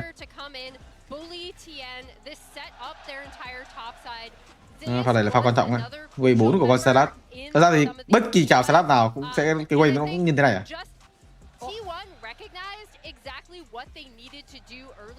really try to push their advantages, and they also had really great objective control early as well. I think it was the fact that you got so many of these moving parts working well together. Keria was instrumental on getting that mid roam to burn these early flashes from Cream, but even as the game started to go on, every time Mako started to try and match some of these roams, Keria would suddenly show up, they'd get chip damage on a tower, you got Gumayushi into position that he was good. It felt like every part of T1 was working so well. Một bên thì meta mid rừng carry, một bên thì top với support carry. Hai bên đều nói chung là kiểu gần như là mapping nữa. Thì hơi đáng tiếc cho vị trí của top support thì rừng của họ làm không quá tốt thôi. Đừng nghe cái đội hình này bắt buộc phải gọi là 6 sâu xong rồi 2 rồng sớm, ít nhất là 6 sâu á, để đối phương ăn rồng không có vấn đề gì nhiều. Đây là pha fail đầu tiên, fail đi cái temple của con Setoni. Setoni temple cực kỳ mạnh, nhưng không tác động lên được một con double. Because if you look for this flash and it's not perfect and they spot you, you look like an absolute idiot because you just die and you lose your flash. He realizes the spot that he's in, walks slightly to the right so he's not going to be in range of the tower, so flashes over the wall, walks straight down the middle, and then along the wall, hugging the wall there to not get spotted by the minions on vision. And it's kind of one of those magic tricks where it looks really silly from this side. Top có lợi thế đội xanh để thua cho mình ở đội xanh. Không biết là có đội đỏ không? Nói chung cảm thấy rất là khó. Cảm thấy ở thời hiện tại thì có lẽ sẽ là Gna Rumble. Nghe phiền dữ. Ban Gna Rumble xong rồi cùng cái chất tướng cá sấu với cái Hante. Tôi cũng chả biết. Kiểu mình đánh cái Hante nhưng mà thằng mid mình đánh được pháp sư đâu. Thằng mid mình toàn mấy con đấu sĩ à. Bình thường mình đánh đấu sĩ nhiều thì mình cũng phải đánh đấu sĩ, từ trên phải đánh đấu sĩ. Kiểu mình đánh Salat Akali thì mình cũng phải đánh mấy con như kiểu là đấu sĩ kiểu Gna, kiểu Camille Jack này nọ. Thì phối đội mới dễ chứ mắc cây Sante xong rồi đấu sĩ nghe nó lỏ. Cây Sante Salat là cái gì? Cây Sante Salat trừ khi gặp trường hợp Jack Sejoni. Position for T1. As we roll forward, there's full push mid here from top. We can see that TES is actually moving in over towards the dragon, clearing out all wards. So there's now no TP wards behind them, which is pretty concerning because again, T1's comp doesn't fight well from front to back. But Zeus gets moved in towards mid. Mọi người thấy thì nhìn đánh đúng khó chịu ra. Hiện tại là bạn thua ở cánh. Các bạn là khó. Ở khu vực rồng thì thua tại vì con bạc lúc đấy rất là mạnh, nó vẫn mở được mình, xong rồi nó cứ đứng cạnh cái tường, mình mở nó thì nó chạy đi, xong rồi nó mở lại với R combo thiên mệnh khả biến kết hợp với đặt bẫy. Những đứa chất tướng như kiểu Leona nó rất là khó chọn góc. Kiểu khu vực rồng mình cũng thua, khu vực cánh mình cũng thua, rất là khó để có thể vận hành. Bắt buộc phải gọi là Odin Baron để cái tham minh đó. I mean, for me, it's not going towards that Rumble. I don't think the Rumble first pick's a high priority. We saw how good Silas was yesterday. Started to see it again today that it can be such a pivotal pick. Nhìn không được. Kiểu mình mà chơi game mà game đầu có như bên là ngợp quá. Game đầu tiên đúng ngợp luôn, không khác gì cả. Ý là kiểu đỡ ngợp hơn game này. Game này thì nhìn top shot nhìn đúng ngợp luôn đó, kiểu không có tí cơ hội chơi game đầu luôn. Nhưng ngày hôm qua thì bên phía BLG cũng gặp trường hợp đấy. Nhưng mà BLG vẫn dùng một cách thần kỳ nào đấy có thể gọi là xoay chuyển các kiểu Blobala. Here's a first look of the new music video, Blood, Sweat and Tears.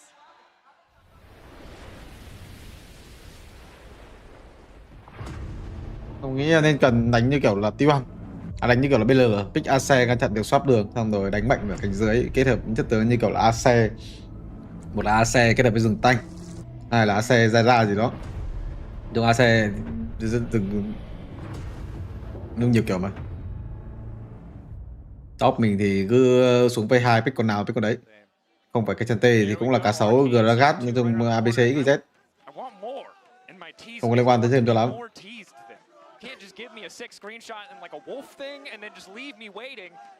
Để xem cái top shot nó thiệt như thế nào. Thật sự mà nói hơi khó. Kiểu cảm thấy chất tướng bên phía Tiêu Hàn pick nó toàn mấy con kiểu tiêm mấy không à. Con bản của họ thì đối với họ thì con bản chất tướng nó rất là mạnh. Nếu mà gặp cái đội hình thêm một như thế. Tiếp tục là đội xanh, tiếp tục là ban Kalista, Gna giữ nguyên lượt ban cho mình là Sejoni ở slot thứ 3.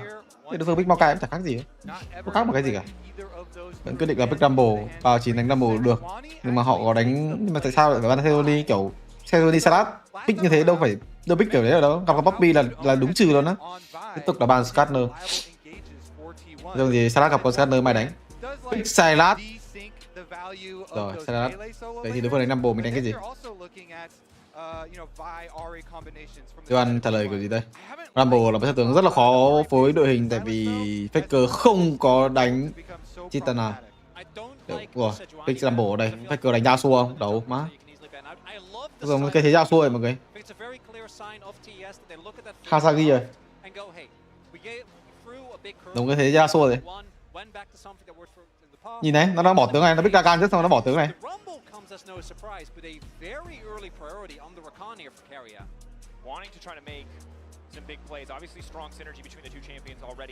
Đội hình Rumble với Akali xong rồi với cả Rakan ở đây xong rồi đối phương Pixalat là kiểu đúng kiểu đấu sĩ mid đấy. Đấu sĩ mid ở đây thằng như tới con Yasuo rồi.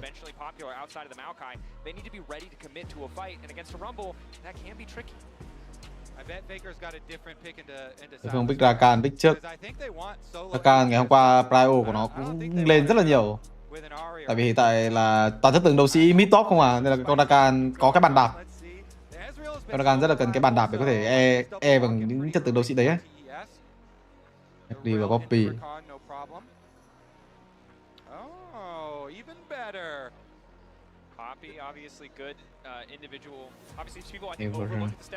Đợt này sẽ là pick AD à? Đánh trường hợp gì đây? Đánh cái sao? Không, đánh Saya. Rakan Saya pick sớm. Rakan Saya đi đường với Ezreal đi đường được, nhưng mà cái tempo nó rất là chậm, phải đánh cực kỳ chậm. Rồi, cái thế Yasuo rồi.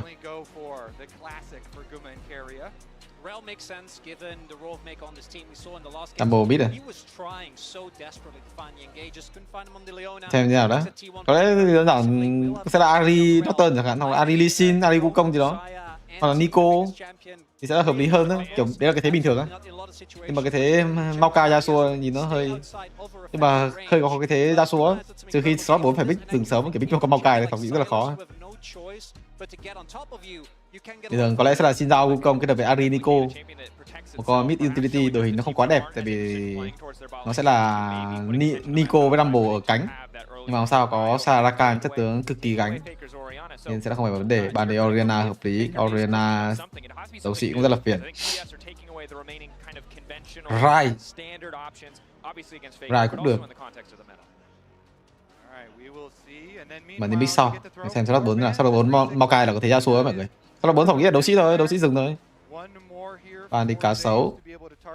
Bàn gì đây? Bàn cây săn tề đấy, thấy không? Bây giờ có hai con rồi nó băm mày. Giờ đánh cái gì, đánh Gragas à?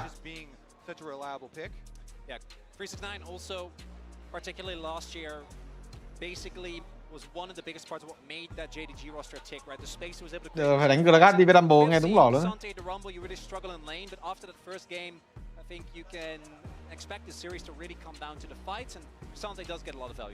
Bể tướng rồi ban Chitana của Faker luôn. Chả biết phải ban gì nữa rồi. Đánh thế gì đây? Thế Maokai hay là thế đấu sĩ? Đấu sĩ rừng hay là Maokai? Lựa. Ông nghĩ là an toàn nhất thì có lẽ không, game này có Ezreal nên là cái thế Yasuo nó đang hơi xin rào rồi, đánh xin rào Nico, xin rào đi rồi. An toàn hơn cái 3 thôi, cái 3 phải đánh Yasuo chứ cái mày đánh Yasuo hơi căng á.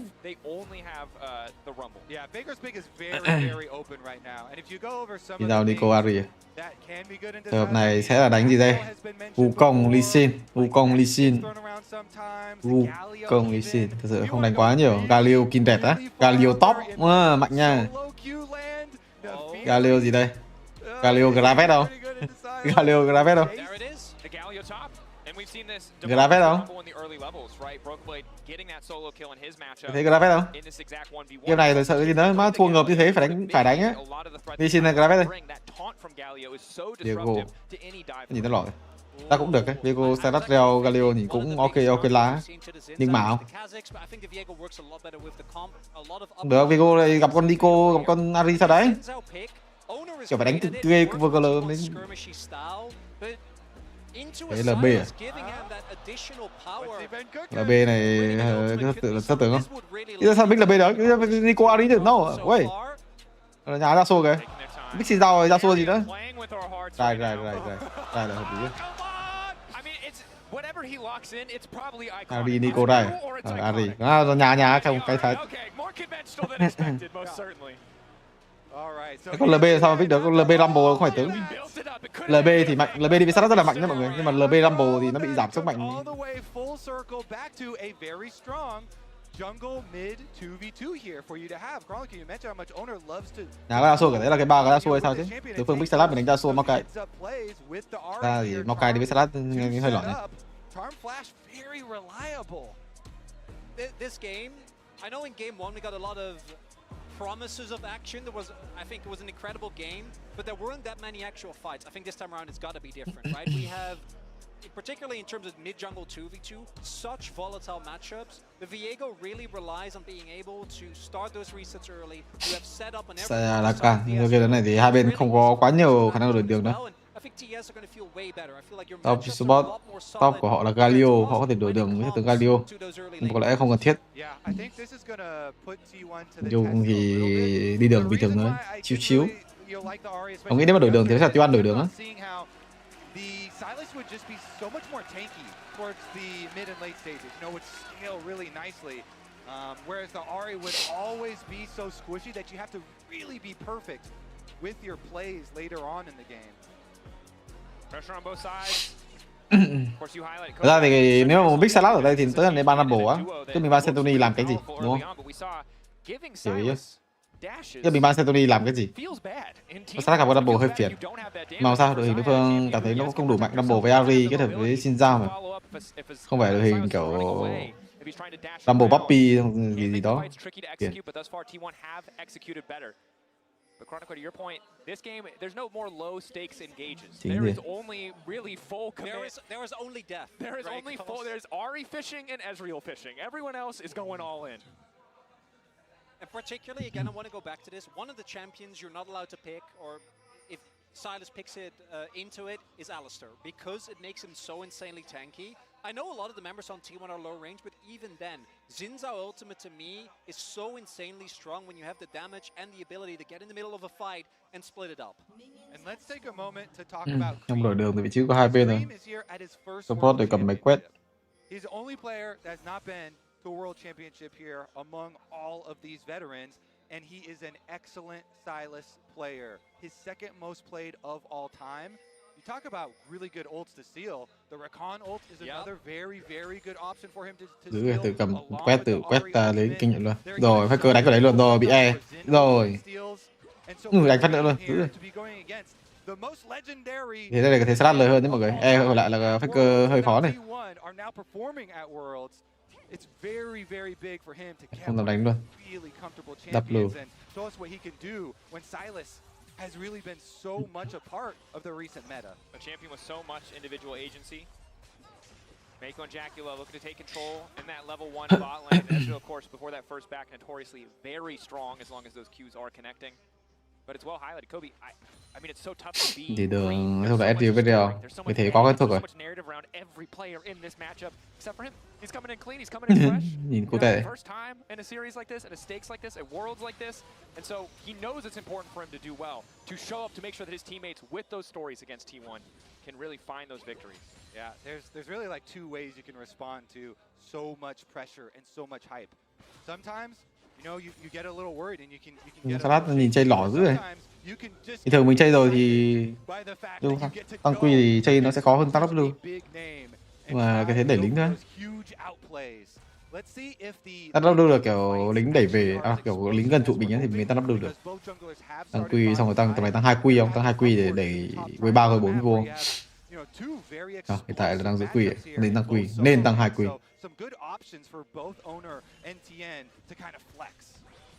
Damage is going to feel good for T1, but whenever I see a Viego, I'm always going to look how good is your upfront burst. Viego fights function the best if you can lock someone Mako gánh mid rồi. Nhưng mà lính ở đây sao gánh? Mako looking to impact mid here, similar to what Keria did in the previous game. Faker's lane is pushing away from him. Nhưng cái thế này muốn gánh sớm thì cô Salad nó đánh cái thế đẹp hơn chứ. Nó sao? Đây hiện tại quên này ra là lụ ấy, quên này mà con Reo đứng bên phải mà cơ sao mà đánh? Chết chắc à?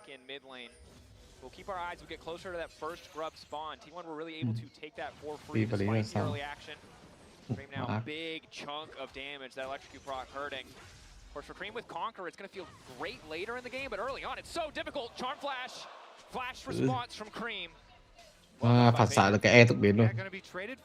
Kiểu phản xạ cái đấy, kiểu cái này thì có lẽ là liên quan tới tại biết phải giải thích kiểu gì. Chứ thực sự phản xạ đâu vậy? Dữ.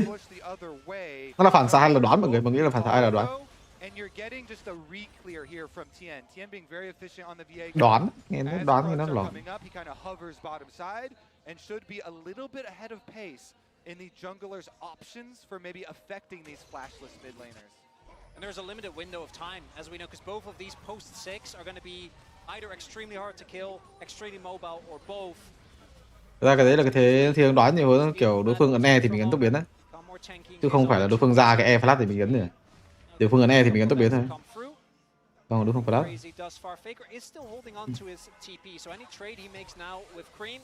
He's going to be feeling great about, and first objectives are starting to come up on the map. You have the early Ocean Drake again setting up for a strong soul here. Good wards as well, knowing that it was a red side start there for Tien. And it looks like that ward's going to pay off right now. Does give them vision as he enters towards the river, so Faker can back off. Tien walking up to the top side of the river.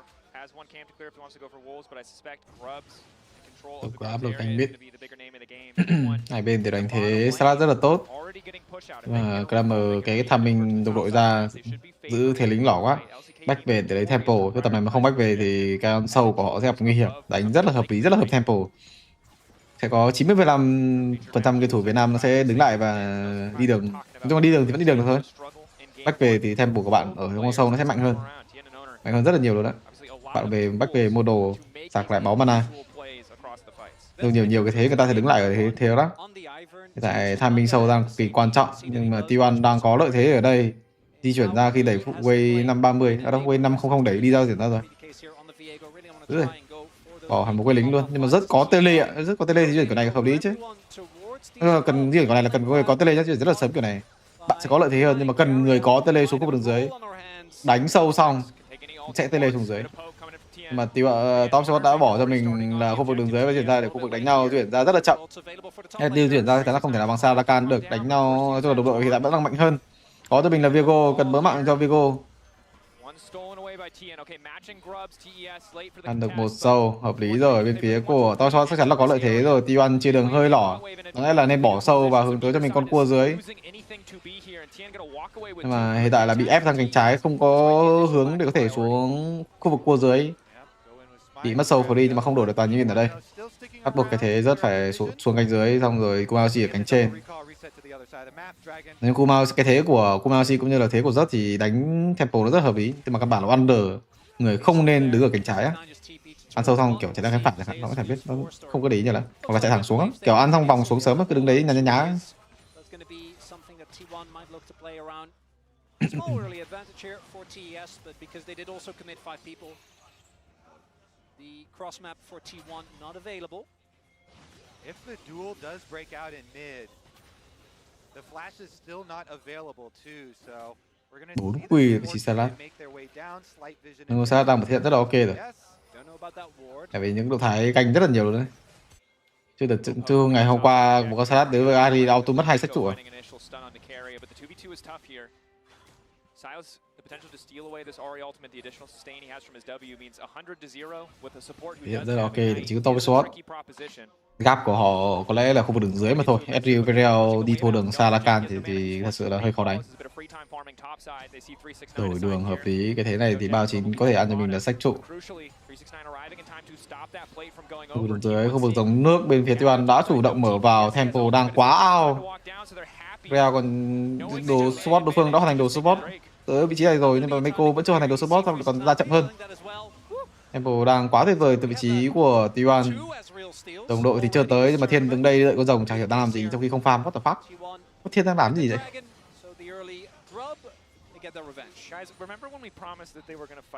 Bao chín để con Saya về luôn rồi. Con Saya đứng trước mặt con Galio về luôn hả? You have more hours casting T1 than either me or Kobe combined, so I promised it would be a banger series, and I still feel like we can. Có Saya cầm 2 cái kiếm dài đi với con Galo đồ như này về luôn. Chess is a banger though, not banger like MMA is a banger maybe. You know? honestly though, the tension that just builds when we do have trades like this. Giờ đánh gì nữa, Rakan nó có giày 2 nhìn nó ngược vậy. Meiko phải một con lính nữa mới có cho mình đồ support. Chạy ra mid để ra cái gì nữa. 1 phút 30 nữa sau rồi. Tầm này support mình vẫn chưa có đồ. Support đối phương thì sắp level 6 sắp có đồ các kiểu các thứ rồi. Temple ở khu vực đường dưới Sa chắc chắn nó sẽ làm chủ, tiếp tục là Sa Rakan sẽ cánh con sâu này.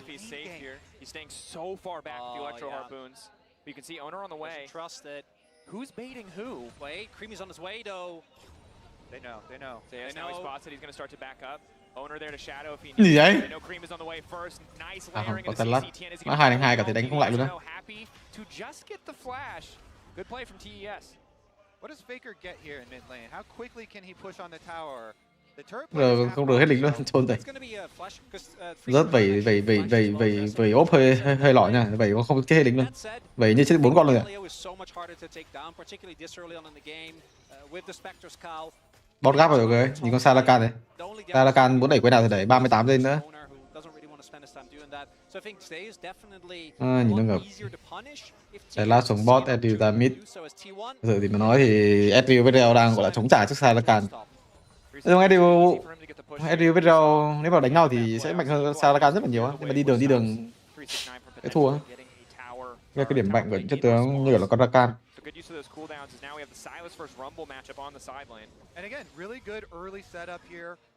Không gian vàng lợi thế tại Sa Rakan đang rất là mạnh, hướng tới cho mình cái lưỡi hái linh hồn. Rớt xuống đường dưới không có R không có tele, có tele chứ. Rồi cái lớp bị response from Jackie, the flash, the arcane shift out.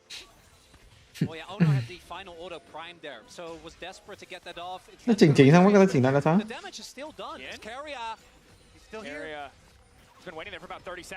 Trên đang ăn trộm sâu ạ, trôn thật. Cái lớp có xíu máu vẫn ra đánh nhau. Thì bạn đang nói hiện đó là bỏ con mình đó là 2 quê lính ở cánh trên rồi, mất 2 sách trụ luôn để có thể tranh chấp khu vực sâu ở đây, không cho ngăn chặn đối phương 6 sâu. Nhưng mà Thiên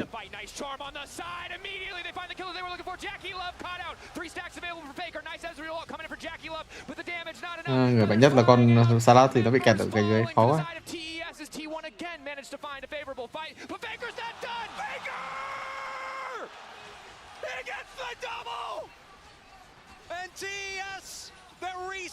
Champion taken out as the start of the fight. Jackie Love chunked, and still they commit, and it's a disaster for them early on in this game. Double taunt comes in. 369 just gonna walk away, trying to get control of the wave. 3 for 3, the grub score, but Faker, and this is what's infuriating.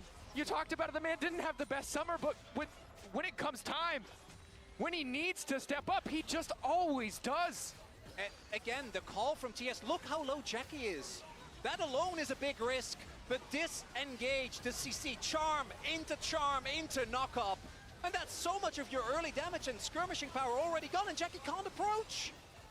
Faker gets in the brush. He knows he has a control ward with him, and Tien just walks up to it. Oh, the banana brush and this is the flash that was burned earlier by Owner. T1 communication has been great. Again, that vision control was set up earlier by Carrier. He was waiting in that bush for 45 seconds. And while TES came to a play that was 1 minute in the making, it was T1 who came 2 minutes ahead of schedule, ready to set this objective up. And not always lost for TS, but I again want to highlight both. Game này mai thắng thì thấy cái gì nữa? Hay cái lớp thì không có áp đảo khu vực đường dưới như LPL nữa. Thiên thì dùng áp lực cũng rất là lớn.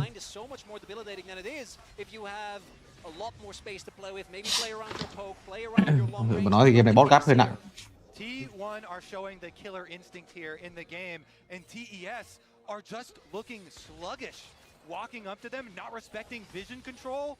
And remember, I think we have to talk about Tien, right? Like, the first game wasn't great, but we can say, hey, you didn't have the most agency on the Ivern, but getting caught like that on the Viego, we talked about it. You have the chance to turn this game around, to be the one finding the resets, but if you're getting caught, there's just as much accountability in those moments. You cannot afford to make mistakes this might like be that. The make or break moment here.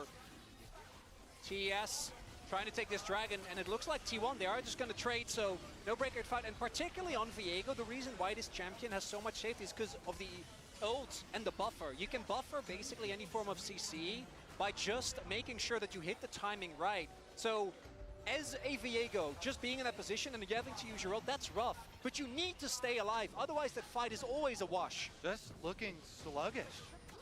Không Blackpick ra thì Blackpick ra cản. Got to mine a bunch of money off of this turret in exchange for the bot side play there for TES. Oh, Swift Drift? You love to see it. Faker was already so far ahead off those 2 kills that he just got. Delaying the recall for now. Charm already out. Cream not going to chase, but gets the ulti. Small advantage. Will TES be able to capitalize on that cooldown not being available? Obviously difficult with the Malignance completed, but a potential window of opportunity. Excuse me. Yeah, Cream with a nice little jump there, but as you mentioned, the ultimate cooldown so low with Malignance, and I've been really funneled into Faker pretty early off the 2 kills, now some extra turret plates, and he is the largest gold lead on the team because of it. And in game 1, T1 outplaying around giving fights to thì resulting in a nhìn nó ngợp ấy. much sooner in the game. And you talked about melee compositions. If it's melee versus melee, who's ever ahead is usually coming out on top or favored in these fights. TES trying to fight back. Bot wave in an even state, top wave in an even state. They're sending Cream up, hoping that they can get control of this Herald area. Skooma perhaps caught out. They will at least get the cleanse. Good start to the fight, and it's the CC that's going to have to be crucial. Chủ động mở số giả. Rất ôm cánh trên, Faker hoàn toàn có thể tele lên, ôm cánh trên từ vị trí 1R. Faker muốn tele hay không? Thấy tele là endgame rồi còn gì nữa. Top shot đang làm gì đây? Rồi tele cùng đồng đội luôn. Đi cùng vị trí của Keria cũng như của Maoshi rất tự chơi cánh trên với cái tốc biến của mình, nhưng mà hơi chậm rồi, tài nguyên đã ăn xong luôn. T1 hơi trộn, thằng tele sớm hơn rồi. Là không biết là đối phương ăn số giả chưa à? Tôi phải thấy tele sớm hơn là nó xong rồi. Mà đánh T5 nhìn khó thua đấy.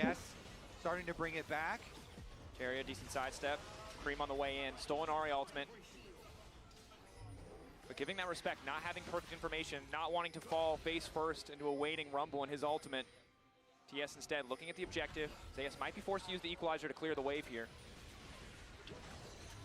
And even though they weren't able to actually make it happen, we've seen the mental resilience of this TES team in international. Even go back to MSI, they were down 0-2 to Gen G, turned that into a grueling 5-gamer, almost getting the reverse sweep. And this goal deficit, it's rough, but you can still fight your way out of it. Again, stands or falls, but how a fight starts.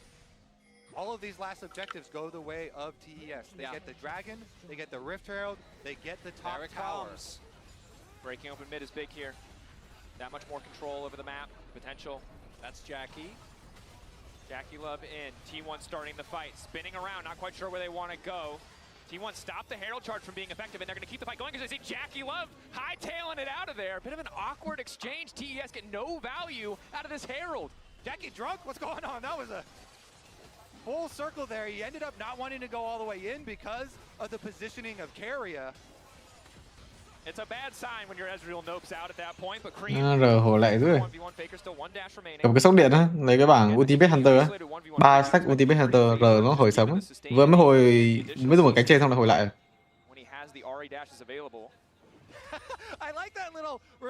Tổng băng lính tự nhiên cần mình giữ để biết là mang lính luôn. Đây hiện tại hết mục tiêu đấy, chả có mục tiêu gì cho bản đồ. 1 phút nữa dòng gió chả lấy quan tới game rồi đó. Nên là mình cố gắng deny được bao nhiêu lính của đối phương thì deny thôi. Cái việc nhỏ nhặt như thế cần làm chuẩn chỉ. Hiện tại thì cái con Saya Rakan này đang gần như là đang chơi game một mình ở cái game đấu này rồi. Nhìn nó mạnh.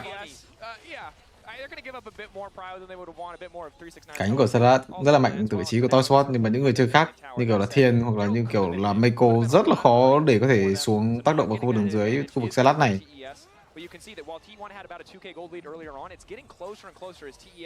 Một bên thì AD rồi một bên làm chủ cánh giữa, một bên thì cánh rồi đường dưới cánh của họ rất là mạnh. Nói chung là khi tầm này thì Tham đợi team 2 mà thôi. Team 5 thấy bên phía T1 đánh dễ hẳn á. Bên phía Top Spot thì sẽ thắng Team 5, nhưng mà bên phía T1 nó sẽ chủ động mấy thứ cơ động hơn. Và rất là dễ để dồn mạng cho Komayoshi. Top Spot mà làm đẹp như kiểu Real, Sylas với Viego, Galo làm đẹp thì vẫn có thể thắng được đấy. Nhưng mà kiểu họ không có những chiêu thức để có thể all-in mở vào đẹp được. Đối phương thì toàn cái thằng rất là cơ động, Xin Giao với Rakan Nhìn nó khó. Đây là con rồng gió đấy chứ không có quá áp lực để có thể ra giành ở đây. Nhìn nó ngợp, nhìn nó hơi ngợp.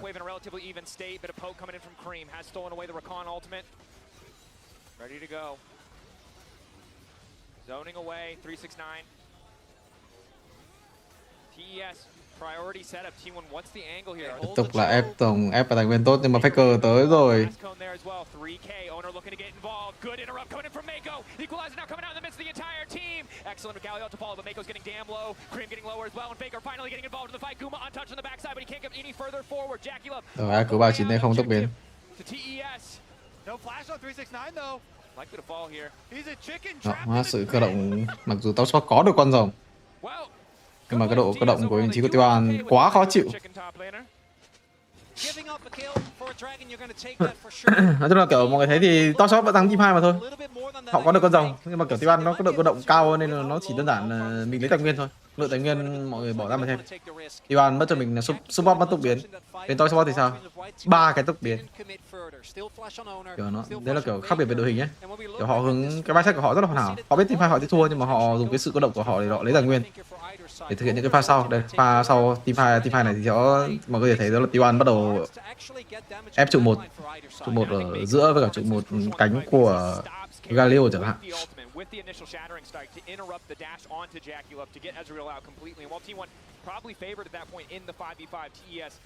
Kiểu cái mang mình có thể cái mindset của người ta về cái mặt đội hình ở trong team 2 á.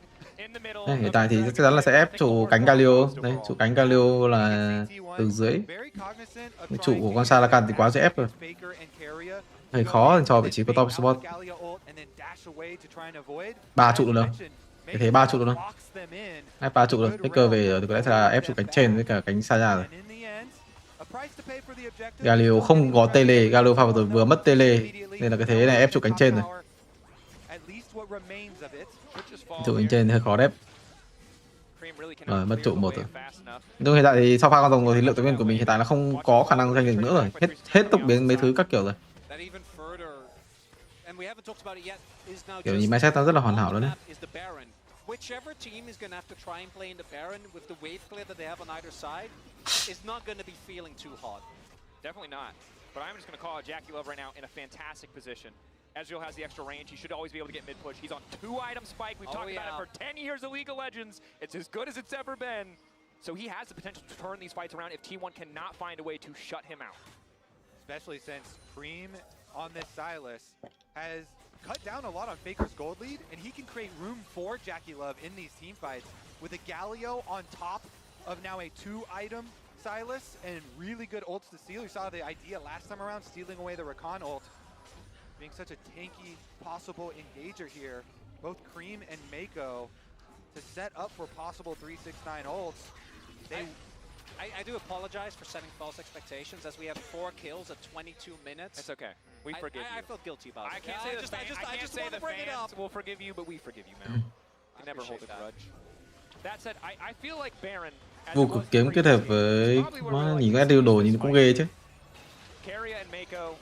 Cánh của Salat vẫn đang rất là mạnh. Có cho mình động cơ rồi. Nhưng con đi để chất tướng đi đường mấy thứ nó rất là ok nhưng mà cái cánh của nó hơi yếu. Mặc dù là chất tướng chọn vị trí. Cái cánh của nó 1v1 gần như là không mang lại ai luôn á. 2-2 thì còn có khả năng. 1v1 là con này đúng kiểu low damage luôn á. Đồ 3 đang hướng tới cho mình là cái xuyên kháng phép, bắt đầu phải lên xuyên ở món đồ thứ 3 tại vì đây là Rumble.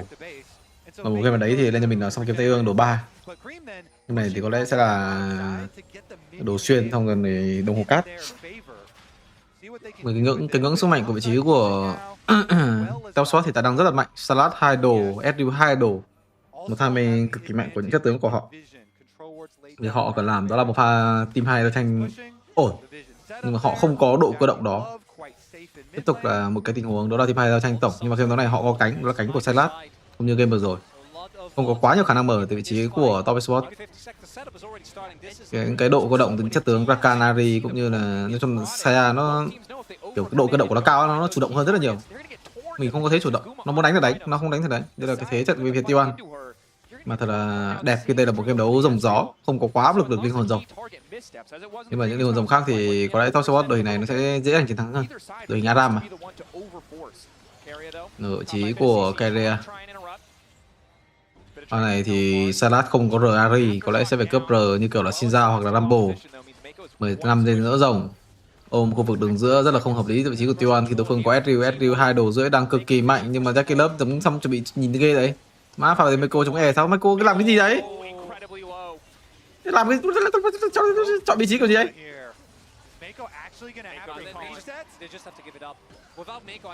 Hóa chấp luôn thằng support luôn, lại thế để mid rồi. Để mid thôi chứ gì nữa. Đối phương cánh phải thì mình ra để mid hợp lý rồi. Rất là khó đép, bắt buộc phải R tới để đép. Đép được không? Bạn đép được.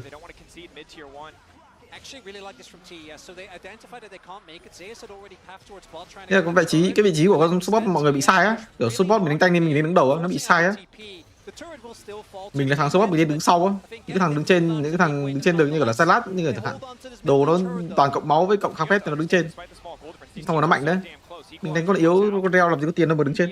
Mình là chọn vị trí, chất tướng chọn vị trí chứ không phải là chất tướng tanh nên đứng trên. Logic nó bị sai ấy. Đánh rank nó kiểu thằng support mình đánh tanh mà mình không đứng lên trên vậy.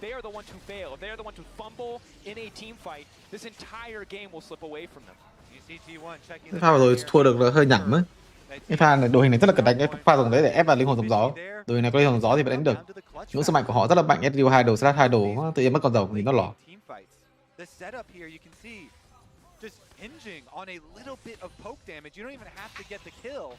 Ezreal hai đồ mất rồng nhìn nó hơi khó. Nhưng mà Ezreal pha vừa rồi nó hơi bị lỏ cái đoạn đó là nó không có bùa đỏ gì cả. Cái này cũng là một cái kinh nghiệm ở trong đánh giải. Đó là con bùa đỏ và bùa xanh bằng thời gian rồng.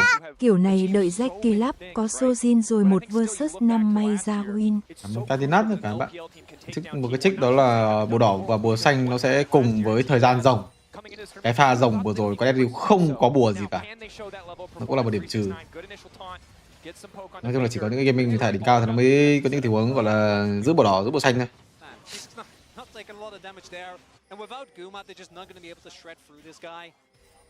Đây, mọi người thấy thì hiện tại là 3 phút nữa rồng ra rồi, bùa đỏ lại được ăn rồi. Tao mình ăn này bùa đỏ xong tí rồng lại không có bùa đỏ. Lại không có bùa đỏ rồi, bùa xanh cũng vừa ăn xong.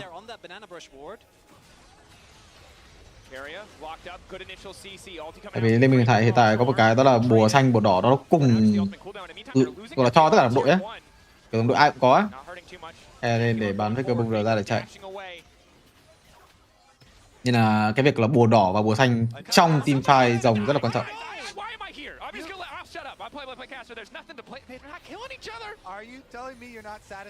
Số đang rất là mạnh, những hai đồ của họ có mình bùa đỏ bùa xanh từ vị trí Ezreal rồi. Lên cái vận khí của Maochi.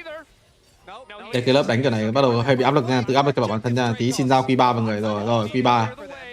Và tí kiểu gì cũng thấy tốt. Con Ezreal là bị Q3 xin giao à?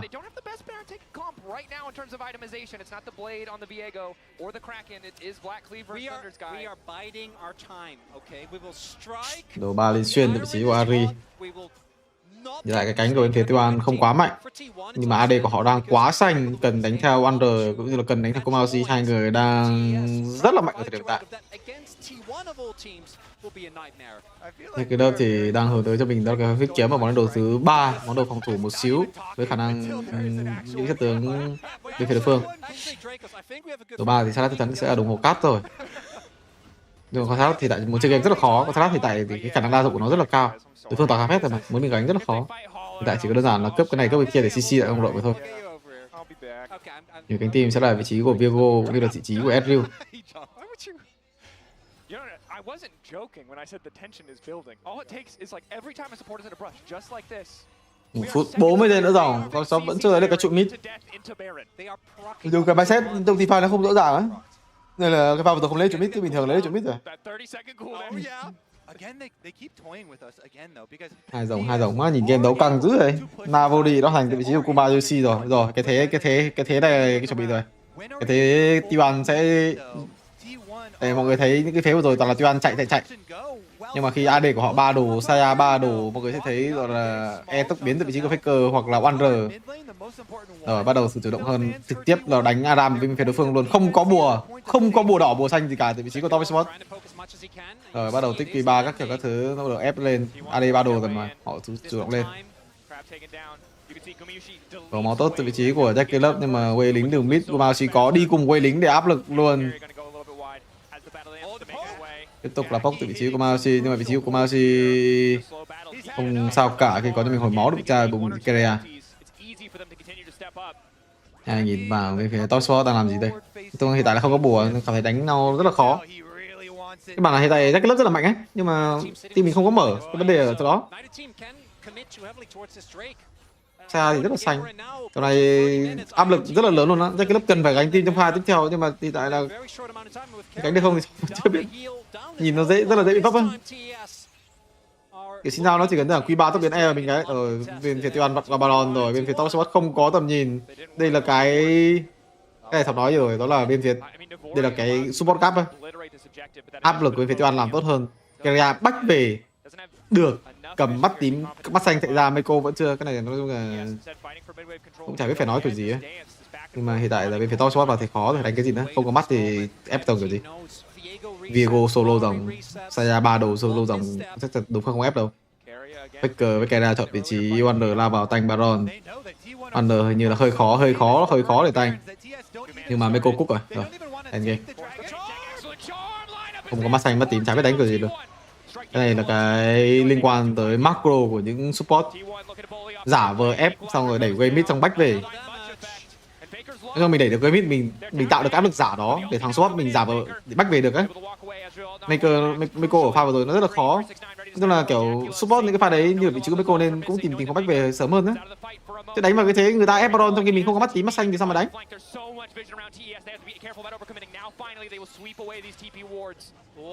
Này thì thật sự mà nói bạn này đánh ở những cái liên hệ đỉnh cao nó chơi ít nhất là 2 năm 3 năm mới nhận ra được cái pha này đấy. Kerea chọn vị trí rồi đánh cái gì đấy. Không có mắt để lao vào, không có mắt tím mắt xanh được bung ra. Nhìn nó gặp tàu Q3 tốc biến, Jack Club còn có xíu máu đánh cái gì nữa đồng đội thì sao? Nhìn nó ngập. Cái mindset thì nó ao chỉnh nó đánh cái gì đấy. Chịu.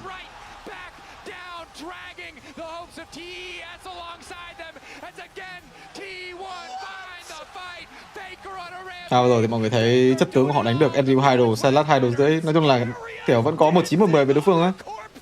Nhưng mà một pha support back về nó gần như là thay đổi hoàn toàn của game đấu này à.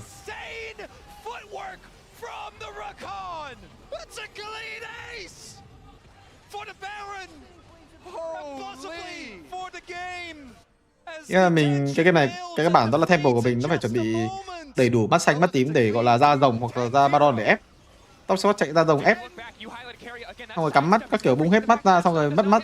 Nói chung là mình cắm mắt xong rồi sẽ đến đoạn mất mắt á. Thì ra là cái đoạn mình cắm mắt xong rồi mình giữ thế thì mình phải back về hoặc là ép được.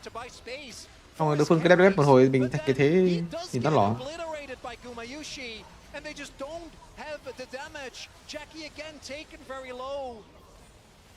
Rồi cái mindset của bên phía Toan nó cực kỳ rõ ràng á. Tạo áp lực giả để cho support có thể back về và tạo áp lực cho support đối phương. Kiểu support đối phương má bọn kia để cho hai kìa không back về được. Nhưng mà thật sự mà nói thì Meiko cần back về ở cái timing đối phương giả với ép trụ 2 đó. Đối phương sao ép được trụ 2 được, nó kiểu đối phương ép trụ 2 kiểu gì. Kiểu đối phương mà ép trụ 2 thì đối phương mất rất là nhiều tempo và tempo của đó mình giữ sức để có thể ăn Baron hoặc là rồng.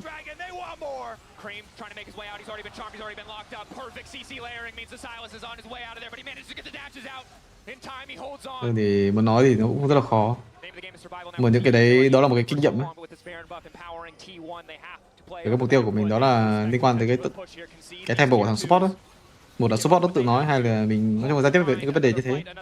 Cứ đánh vào cái thế Meiko chạy ra ép rồng với một con mắt, xong rồi Kerea đang cầm 4 cái mắt, 2 cái mắt tím chạy ra. Xong rồi rồng thì không ép được tại vì không đủ tầm nhìn. Xong rồi đối phương chạy ra Baron, xong rồi mình không có mắt tím, mình phải đi vô những cái bụi này, đi vô cái bụi này gặp Ponari, họ chả biết đi vô cái gì luôn đấy. Ponari có thể xuất hiện bất kỳ ở cái bụi nào nó mình cái chết. Kiểu không chết thì cũng hấp hối ấy, thì cũng trừ con tướng. Ok thì mình sống, mình giải tướng ngân, mình tốc biến mình chạy được, mình sống thì mình cũng vô dụng rồi.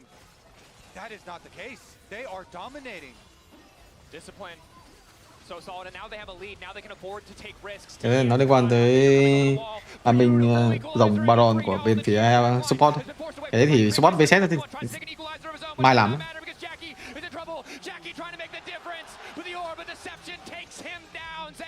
In the 1v1, but not for long. Owner on the way. Wind becomes lightning, will not connect. T1 forced back, but the base of TES 13-0.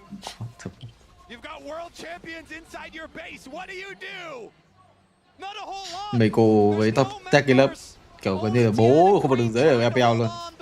Đối đầu với cái nhà với Kumasi gần như cảm thấy không có đoạn chơi game luôn đấy.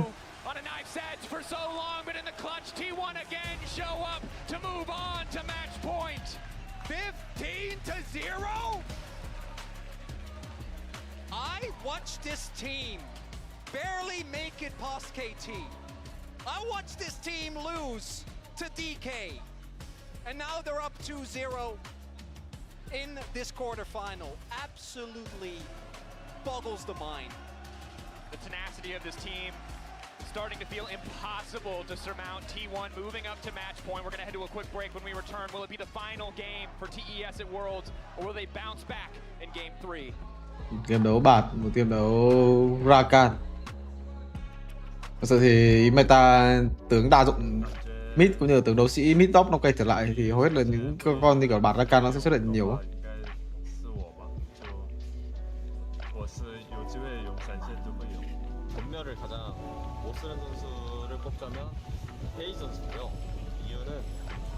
스펠을 계속 안 쓰더라고요. 제가 그냥 쓰라고 잘 못 쓰는데 또 그만큼 잘 아끼는 것만큼 또 제일 잘 쓰는 선수도 베이 선수라고 생각합니다. Rồi coi cái meta này đánh là kiểu đúng kiểu biết là Tiêu An mạnh ấy. Vào bảng từ lúc cái đoạn đang 1-1 lúc Tiêu An đang 1-1 đúng không? Kiểu nó nhìn nó nhìn nó ảo dữ. Rồi top spot yếu. Top spot thì như là thắng DK và bao bột không nhỉ? Bảo sao yếu. Mình cũng kêu là top spot yếu rồi.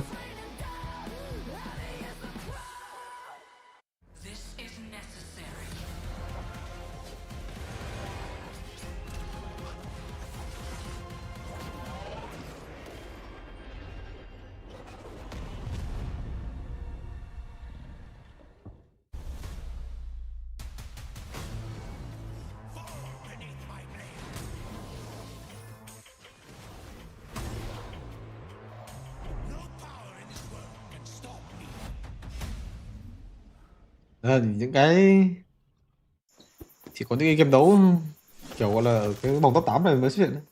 Nó ra giả vờ ép trụ 2 thằng bách về. Cái thằng Sobok kia kiểu đúng bị coi trong chóng luôn đấy. Nó ép trụ 2 cái chạy về thôi. Không ép nữa à? Rất là khó để có thể mình bách về á. Tại vì cái tham minh tiếp theo là mình phải cấp way mid tiếp theo để còn lấy vị trí này rồi.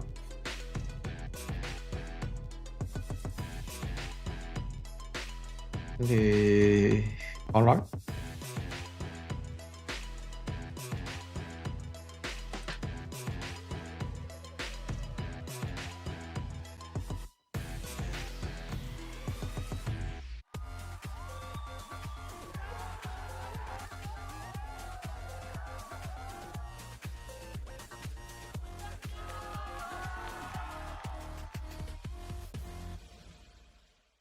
Và xong nó kẹt và không có phát có đạn đấy luôn.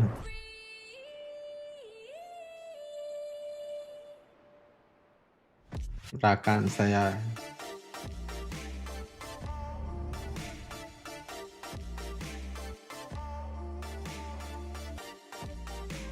Thật ra thì cái mindset của họ của Tiêu An đó là hiện tại là có những cái vấn đề đổ đường giữa game á, nên là những chất tướng tự chơi hoặc là đi đường mạnh như kiểu là Rakan là chất tướng đối với sọc, đó là chất tướng đi đường đầu game, trong vòng 1 thì nó yếu, nhưng mà về sau thì nó đi đường rất là mạnh, cũng như là cái khả năng đánh tempo của nó rất là tốt. Kiểu này thì những con mục tiêu đầu game đều là Rakan cánh á. Number trong cả Galio thì rất là khó để có thể đánh mục tiêu, hầu hết thì sẽ là ra sau. Chất tướng đúng Sylas thì cũng là mạnh hơn bị Ari những cái mục tiêu.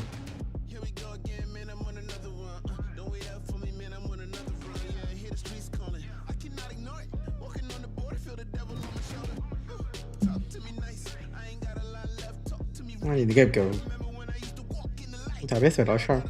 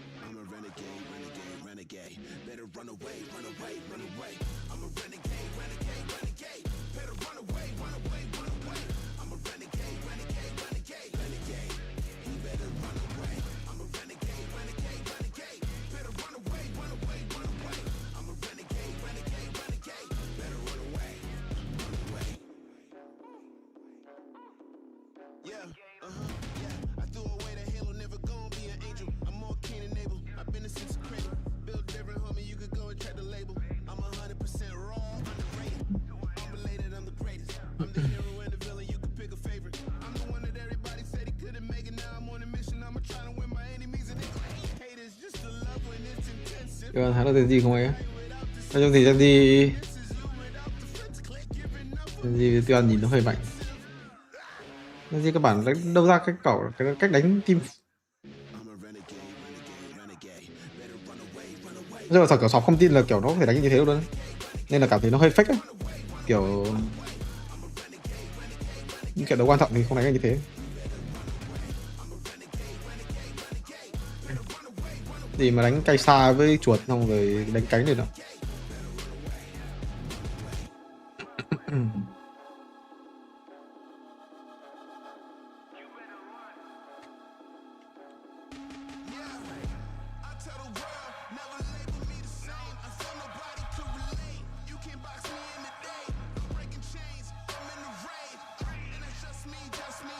Dù thì cái này gặp top spot thôi nên là cũng khó nói.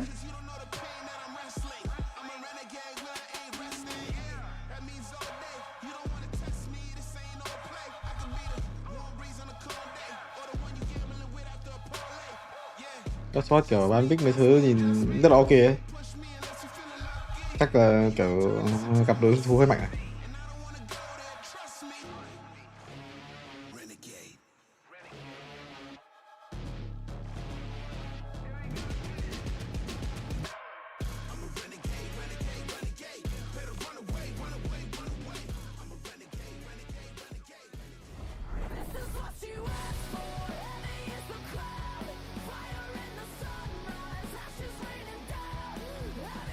Thế đấy quen mọi người, thế là quen không? Năm ngoái trong cái thế giới thì ở nhánh trên cũng là Weibo Gaming gặp BLG. T1 ở nhánh dưới gặp ai nhỉ?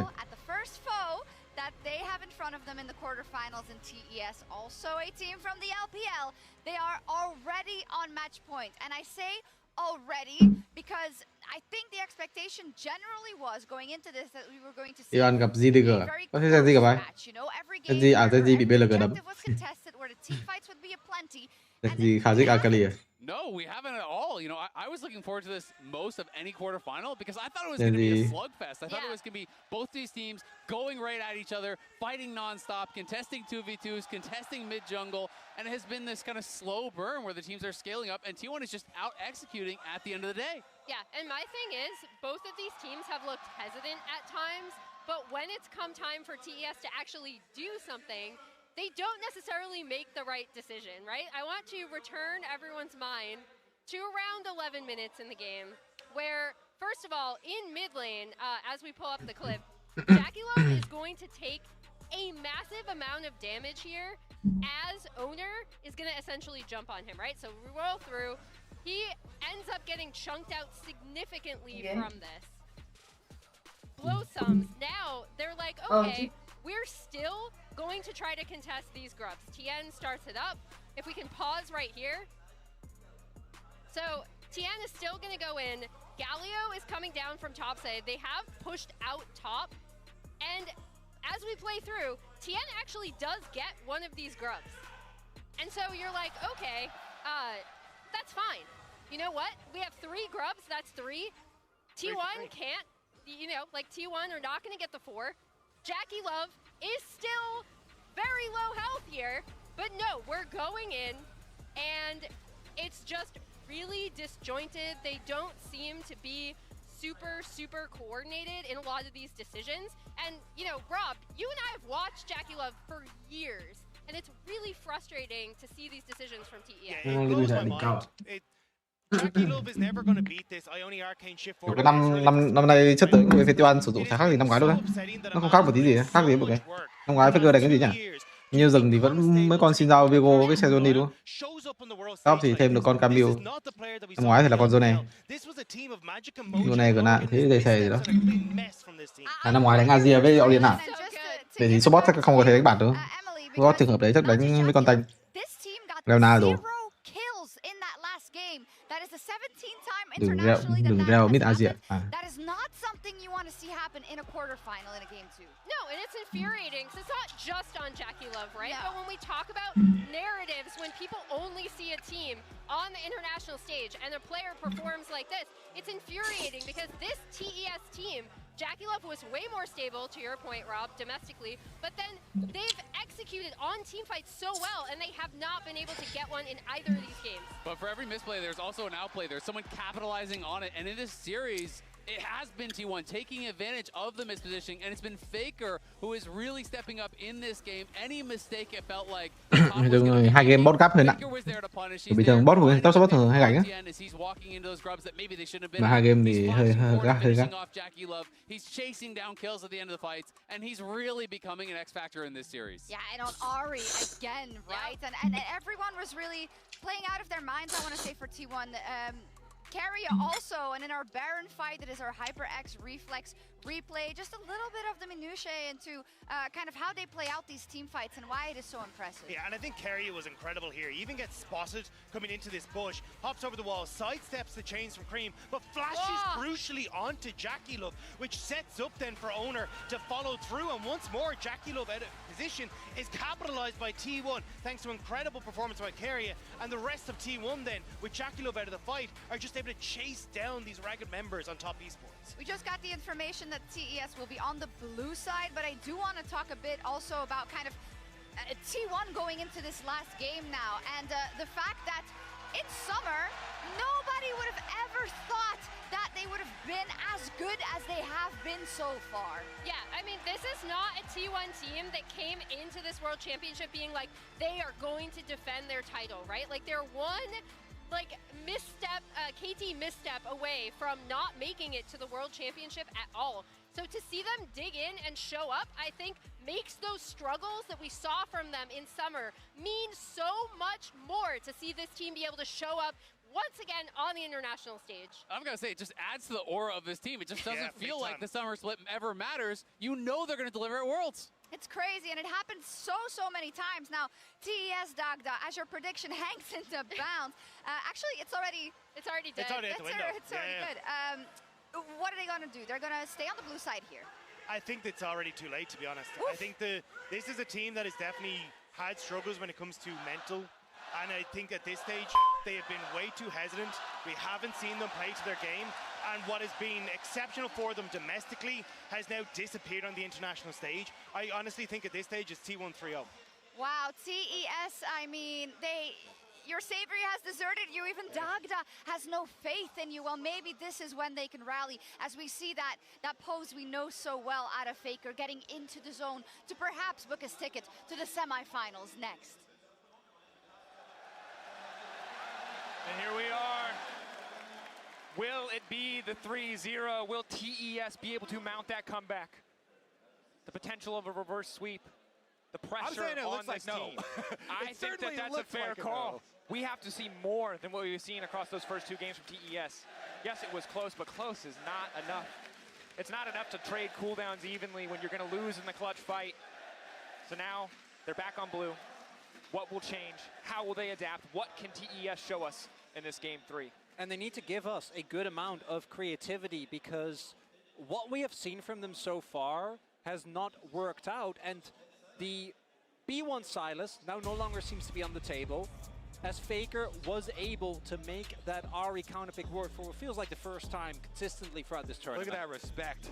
Yeah, as we enter Champions Select powered by Omen and HyperX, you can already see Carry as Rakan taken off the board, but I feel like TES are just juggling problem champions to ban. First it was the Vi, then it was the Sejuani, and this is how it feels when you lose the first two games. You have to hope that there's more that they have prepared for this series, because thus far every option has failed them. The Rumble now taken out. They don't want to see it on either side, but the junglers wide open. Sejuani in game 1 was the pick. The Vi still available for Owner if he wants it, and the Silas remains the priority for TES. Okay, and they slam instantly the Gnar as well. With the Jax and Renekton and Cassante and everything all up, they want that versatile pick for Zeus. And this feels like a call-out. Zeus has gotten the better of 369. And I feel like just full confidence picking Gnar here just means that you feel like you're better. That's straight up this. You're picking Gnar into Silas. Yeah. That is what's next? They're gonna pick Alistair. That's one of the best ultimates that you can possibly get. As that's Fakers. The Galio, one of the ones we mentioned in the previous game as a possible cook into the Silas, but shows up here. I will say there is a slight swinging door open for a flex even into support, although that is very far down the draft. Would have to be a very big surprise towards the end, but they are red side, and generally they're going to save Carria's final pick, the counter pick, to red side, so keep it a little bit open. Sin coming through, strong mid jungle duo, but I will say with Gnar locked in, you highlighted the Silas interaction, but also the Rage Farmers, T1 aren't going to have the same liberty. AC hợp lý rồi. Game này mới đánh AC, game 2 phải đánh AC rồi. That's not the difficulty Silas is going to have when he steals that ult away, so they have to be Mình tự tin là con Kaisa của anh ấy có AC nhưng mà vẫn pick. Pick Saya rất là an toàn. AC không làm cái AC không? Đó thì pick Galio mid nên là rất là khó theo AC á, nên là pick những chất tướng như kiểu Saya sẽ là hợp lý hơn. AC Galio thì thật sự là ban vũ công thì đi xin thì khó. Ban rắc ba tờ 9 rắc bị ban đi, cho rằng đối phương đổi đường. Rắc với cách xa đường rất là mạnh. Top support thì có lẽ sẽ ban vào chất tướng support Poppy chẳng hạn. Renata bị ban đi. Chất tướng để mình có thể blind pick những con reo hoặc là ban blind pick bò gì đó. Tôi cảm thấy bên phía T1 gần như là bên T1 sẽ pick rừng thôi. Rừng ở đây một là vũ công hay là Lee Sin. Ra Vigo cũng được.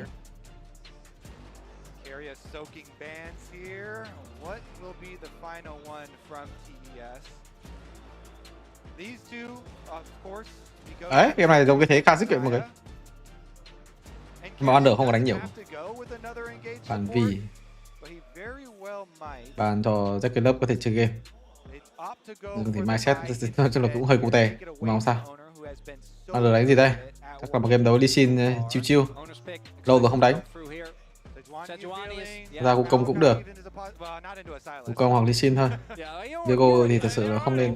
Poppy thì ác dữ đấy. Poppy hay lên.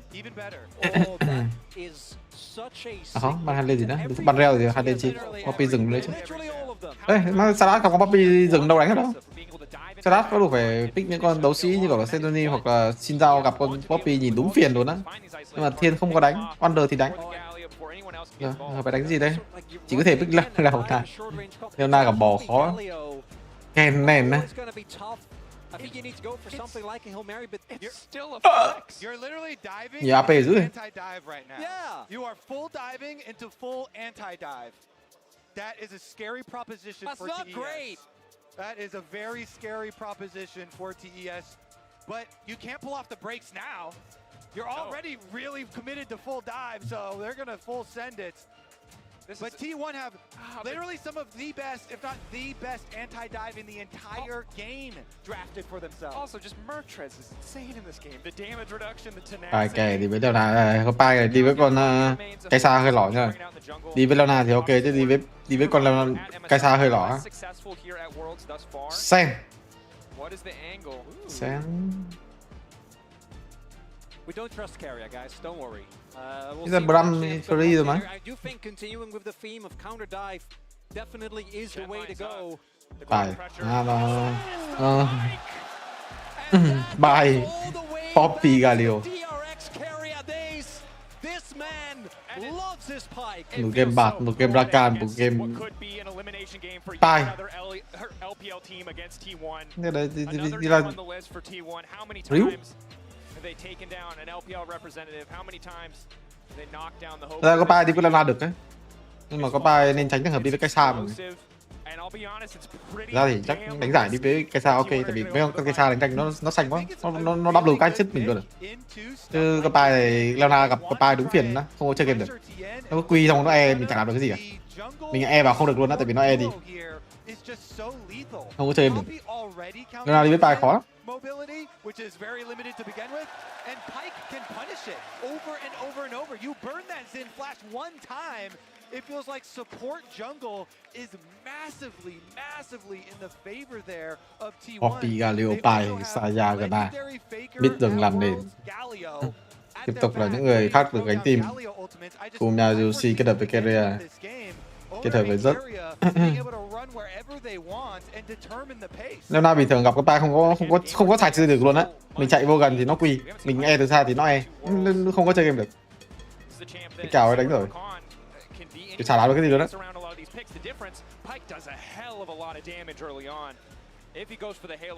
Xong rồi khi nó có máy quét thì nó sẽ nhấp đảo vô cái bụi của mình. Mình đứng gần quá thì mình đứng xa quá thì nó chạy vô bụi của mình. Là mình xong game luôn.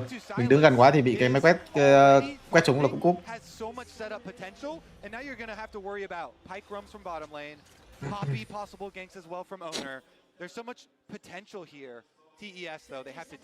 Meta thì chơi nhiều tướng dữ vậy bà. Chất tướng cảm thấy rất là phù hợp với T1 luôn á. Biết tưởng làm nền cho thằng support làm gì làm đây. Lâu quá.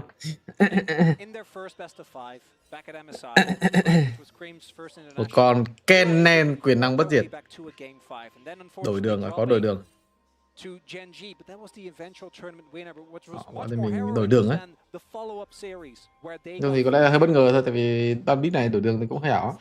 You gotta imagine the amount of pressure on these players just to ensure that it does not happen again is something that's going to be weighing heavily on their minds as we go into this possibly final game. And for TN, early jungle pick, a proactive early jungler. Diego wasn't successful. The Ivern was not successful. This is our featured matchup presented by Mercedes-Benz for damn good reason, because this is the house that this man won Worlds in, and now he's on the cusp of yet another failure for a TES team that has been haunted for years. Keria pulling away the blue, resetting the early path, and already it's starting off with a small edge. Pyke value showing up already here for Keria. As you can see, Owner on the opposite side of the map because of the lane swap, starting on enemy wolves with the Poppy and cleanly clearing their side of the map. Keria now trying to get his level 2 in mid lane. Again, the top laners have the ability to teleport over. They try and defend with the level 2 tops and level 2 supports. This pairing of Guma Yushi and specifically Zeus and Nar to just mow down turrets is something that T1 have been using actually really consistently. They love this pairing of Guma together with Zeus on a pick that can actually push nicely. Sao tê được ta? Tê lê là con copy chạy ra nó hút kéo vào tường. Baker and Keria try to get a bit of work done in the mid lane. Again, Pyke alone does a lot of damage in those early levels. A bone skewer into the triple auto from Halo Blades, usually enough to take about half the health of any level 1 or level 2 champion. Không tê lê xuống dưới đúng không? Rồi con người nào tê lê xuống dưới với con Pai đâu đép vào đó. Owner actually went back to base, so they're going to teleport in top lane and try and 3-person defend, but Keria getting pushed out from even getting to the tower itself. Owner is on the way. Cái bài phiền. Guma is also walking, so they Vic Pai đổi đường đi roam cả map rồi. Ta tin nát này.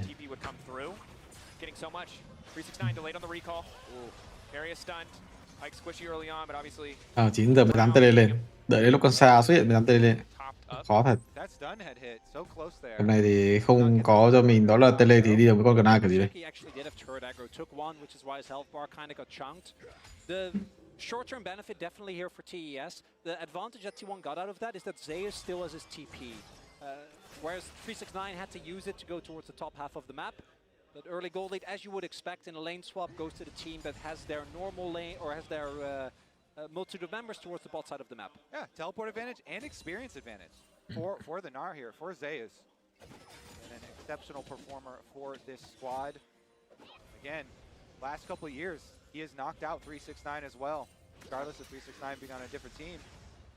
Will be the third year in a row. And sadly for TES, JDG was in semis both times that 369 was knocked out. It was not a quarterfinal, but they might not even get to see semis. Right is good. trong kỳ tài thì bên phía top shot kiểu đang cố gắng cầm cự cái bình thường pick như này hơi khó thắng ấy. Gọi là tạo cho một cái lớp một cái thiết có thể chơi game. Nhìn chơi game khó cái kìa. Nhưng là thì gặp Mappai thì mai chơi game nhé mọi người. Đi ram cũng không lại rồi. Nhưng khó PK lắm. Can he cover this dive? 369 not really great wave clear. Meganar fading away. Zeus a little bit more vulnerable. We can see that XP advantage paying off as 369 bắt buộc vị trí của Thiên phải Vico phải đứng ở đây để có thể backup. Rất là khó chơi game. Bị phá tempo luôn. Tiền. Mọi người thấy thì Wonder đã back về để có thể farm những bãi quái rừng rồi, nhưng mà vị trí của Thiên không thể nào không backup được.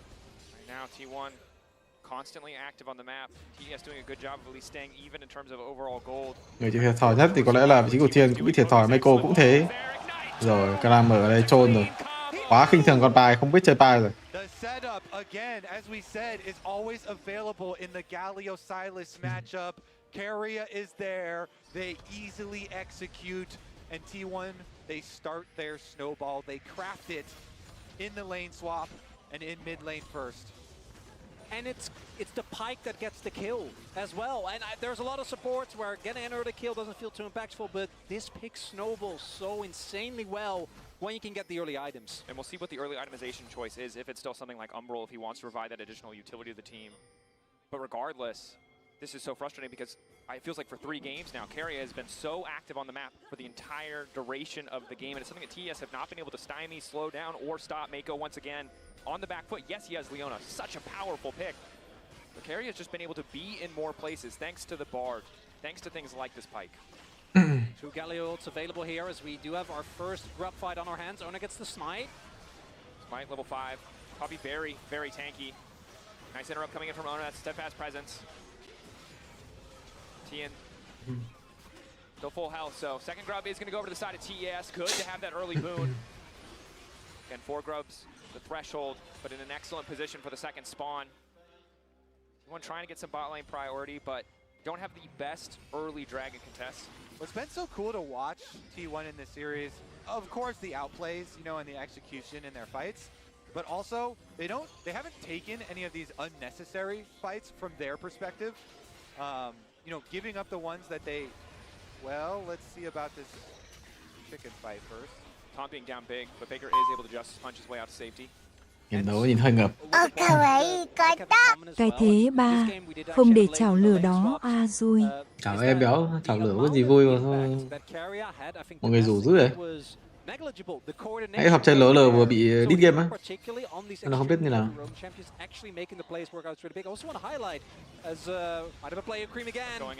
Into the taunt, follow up CC there. Cream getting lower. Don't quite have the burst to finish him off, but yeah, no TP, so that damage is going to stick. He has 3 biscuits and a pot. He's going to need to start chugging immediately.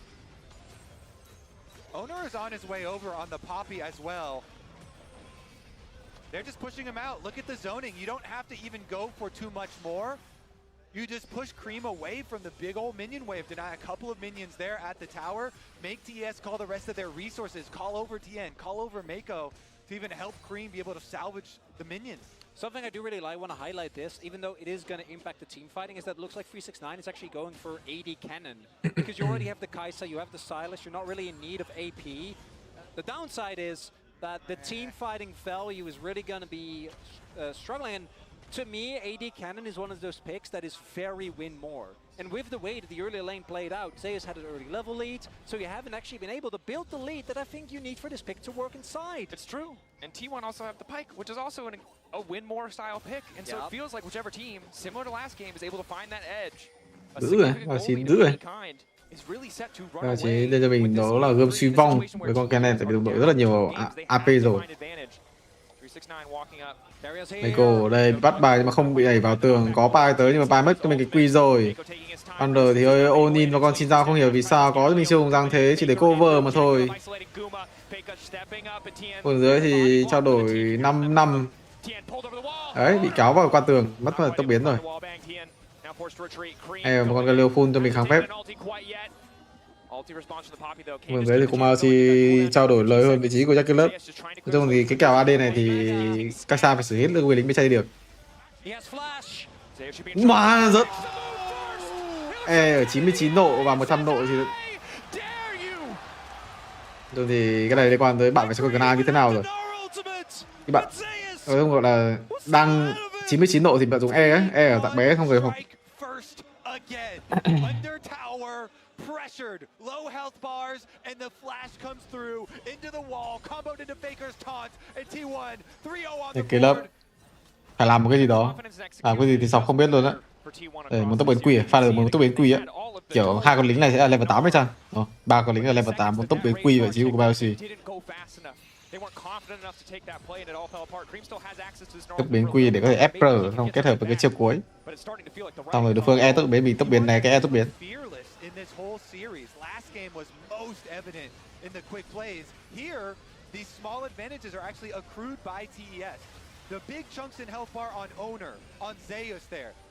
Này thì tác dụng đó là kèo Kennen Gna này liên tục là đánh theo cánh của Kennen Gna. Nhưng mà những người như kiểu là Keria, Wonder với Faker đang quá mạnh để có thể tiến hành đánh ở đây.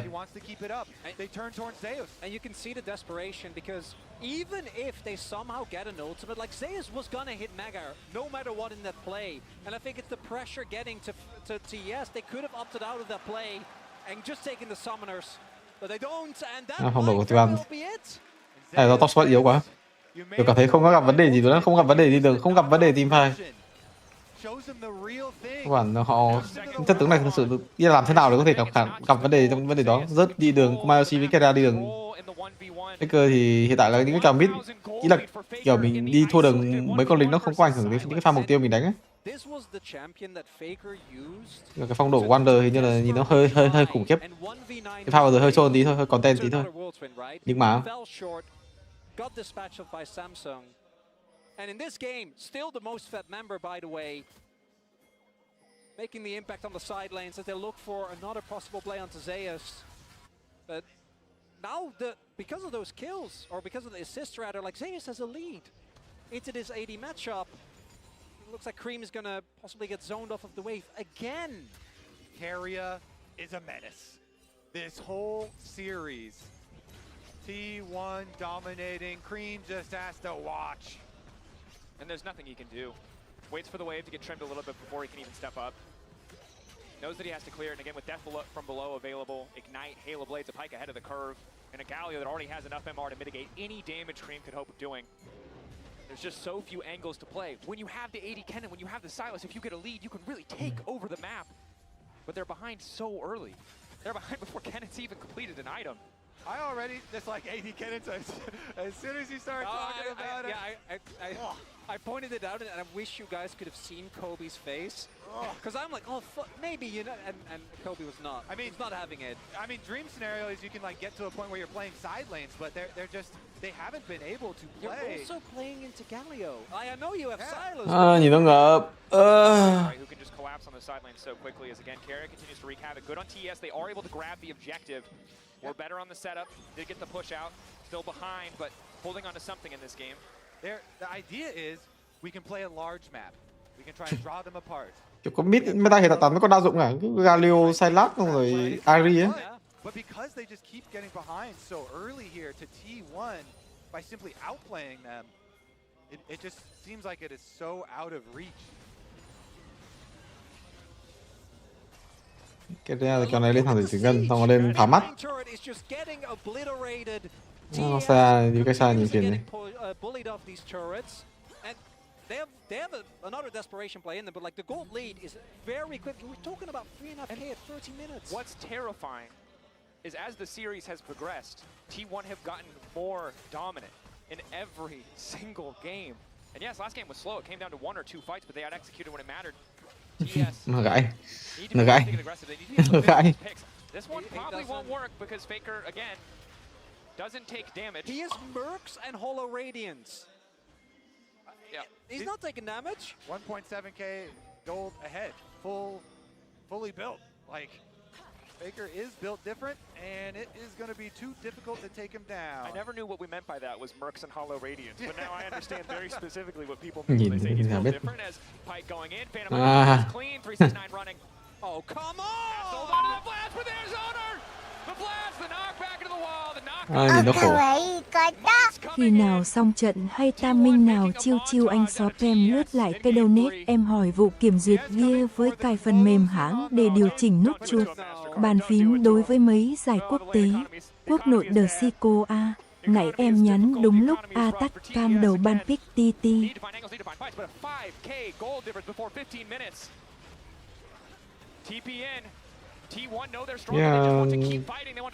Thải được hết mà, đâu có cái nào cấm hay gì đâu.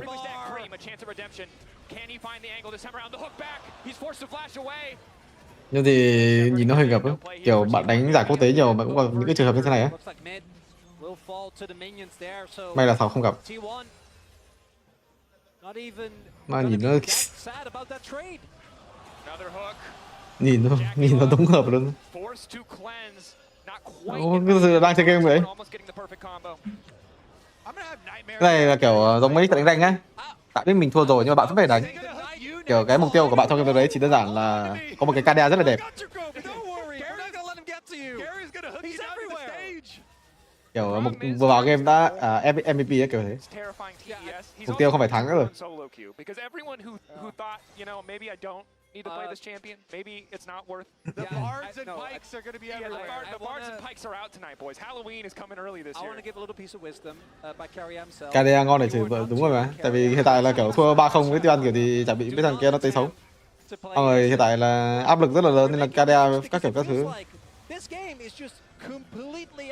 Chả biết hay là Onin là một con Poppy không có tốc biến nhưng mà nó đồ nó nhìn nó ghê quá. Dồn tài nguyên các kiểu các thứ vào con Poppy. Ok, thế là một mạng rồi. Rồi, xin chào được mạng rồi. Xin chào sẽ là người bị chửi ít nhất. Tiêu Ăn như giống trôn đấy. Tiêu Ăn giống trôn đấy. Rất hết spell rồi, rất bị êm vào. Rất nhiều mạng cho cho Jackie lớp. Thì ăn mạng lên 2 mạng rồi. Kuma Yoshi.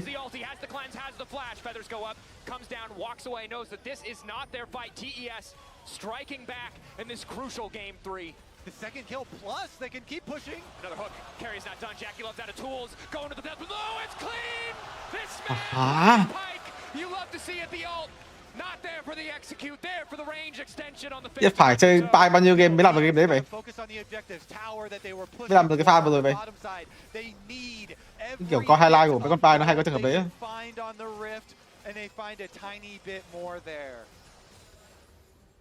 R chúng là một chuyện, là còn R kiểu chúng góc rìa để ra đằng sau, để hitbox nó ra đằng sau á, để chúng cái E. T1 feel invulnerable with the lead that they have, but they are not ready for this teleport. This time Cream does actually get a really nice. Có pie thọc chơi nhưng mà từ lúc đi mid chơi chỉ có pie support kiểu có pie là không giàu nó cứ kiểu gì. Nghĩ là mấy pha đấy làm nhưng mà chắc 2-0 rồi mới làm thôi chứ đang thấy cái thua các kiểu mai làm. This was Carrier. This is how you know Carrier. The bad pikes, ult is just an execute. The good pikes, oh yeah. Oh, the reposition using the ultimate to ensure the stun lands after the flash. Jackie walked out of the comfort of those minions. That's low bar. Cái này là bên Hàn Quốc, ở bên Lồn Bắc á. Look at the confidence. Carrier, that man is locked in. That man is laser focused. Cái ra nói cái gì mọi người?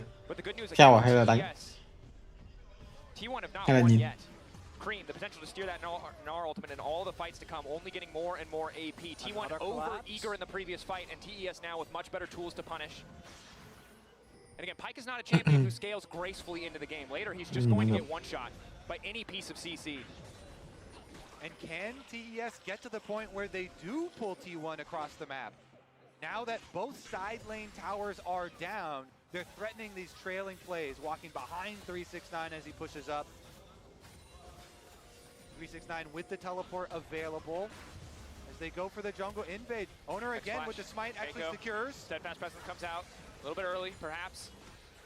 T1 walking away. TES starting to move up. You can see them grouping so much. No one is responding to top wave yet. They're gonna send Cream to catch it. And at least clear out mid, try to use that pressure. Chị Giao có tức biến, gần như là đang gánh chào một rồi. Chị Giao này tí bị kéo bất spell khó.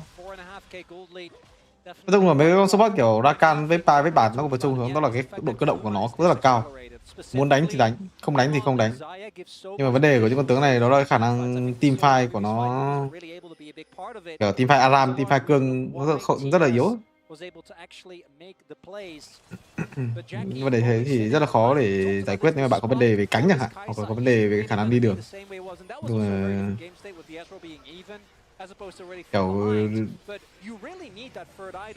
Kiểu cái ra đánh tay với Rakan với Bạt chỉ dễ thôi chứ mọi người đừng có tin vào mấy con tướng như thế. Con tướng như thế phải đánh. But getting on top of anyone on T1 has been the struggle of TES across the entire series. They're just always out of reach. Again, because in draft, T1 recognized very early on that you're going to go for dive, and so they're drafting all this counter dive.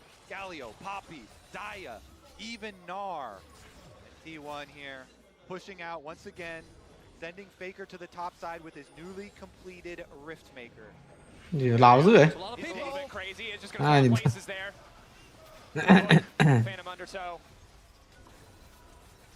Now TES starting to get back to that vision control. Umbral Glaive allowing T1 so much more control.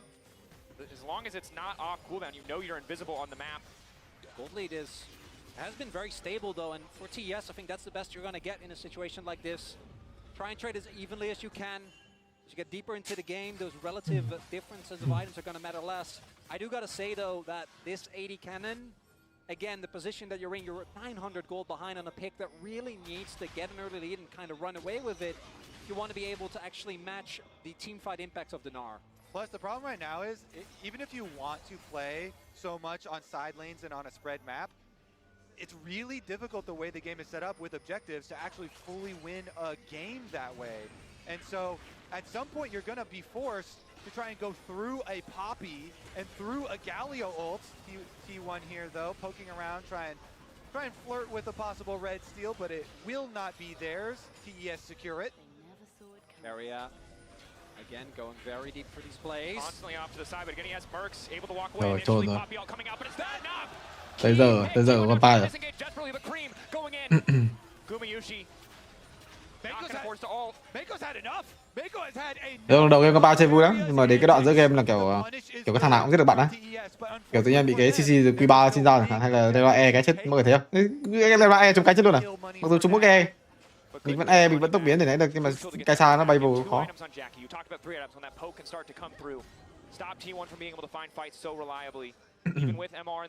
Cái lớp hai đồ xin đao hai đồ trồn tí tớ có khi thua chứ. Game này rất gánh kiểu gì họ vẫn chưa biết. Faker đang làm gì vậy? Giữ thế. Đánh nhau luôn chắc nhìn thấy nó. Lần này cần đợi Tham minh Kumayoshi 3 đồ á. Yeah, they want to take advantage since Cream was up on top side with no teleports to be able to join, but the rest of T1 also a bit too far for the real trap. And I will say that the discipline we saw from T1 in Game 1 and Game 2 isn't quite as omnipresent. Well, I think most of them have been very disciplined. I think Carrier has not. As you do when you play Pike, definitely trying to style a little bit, but do not underestimate TES. Still, the team fighting potential of this team. Again, I want to go in that Gnar ultimate that Silas can steal. With Draculov now hitting his 2-item spike, see if they're able to use that as... If they lose another fight, then the Baron becomes available for T1. They have control of the pit, start of the objective here. As Zeus does just now time out on his Mega Gnar. Good fight timing. Carrier not gonna hit the hook, force back for at least a few Tạo seconds. tốt. Về tiêu hàn muốn cường, 3-9 mắc lỗi 3-9 làm cái gì vậy? Bắt buộc phải cứ 3-9 chết chay. What the...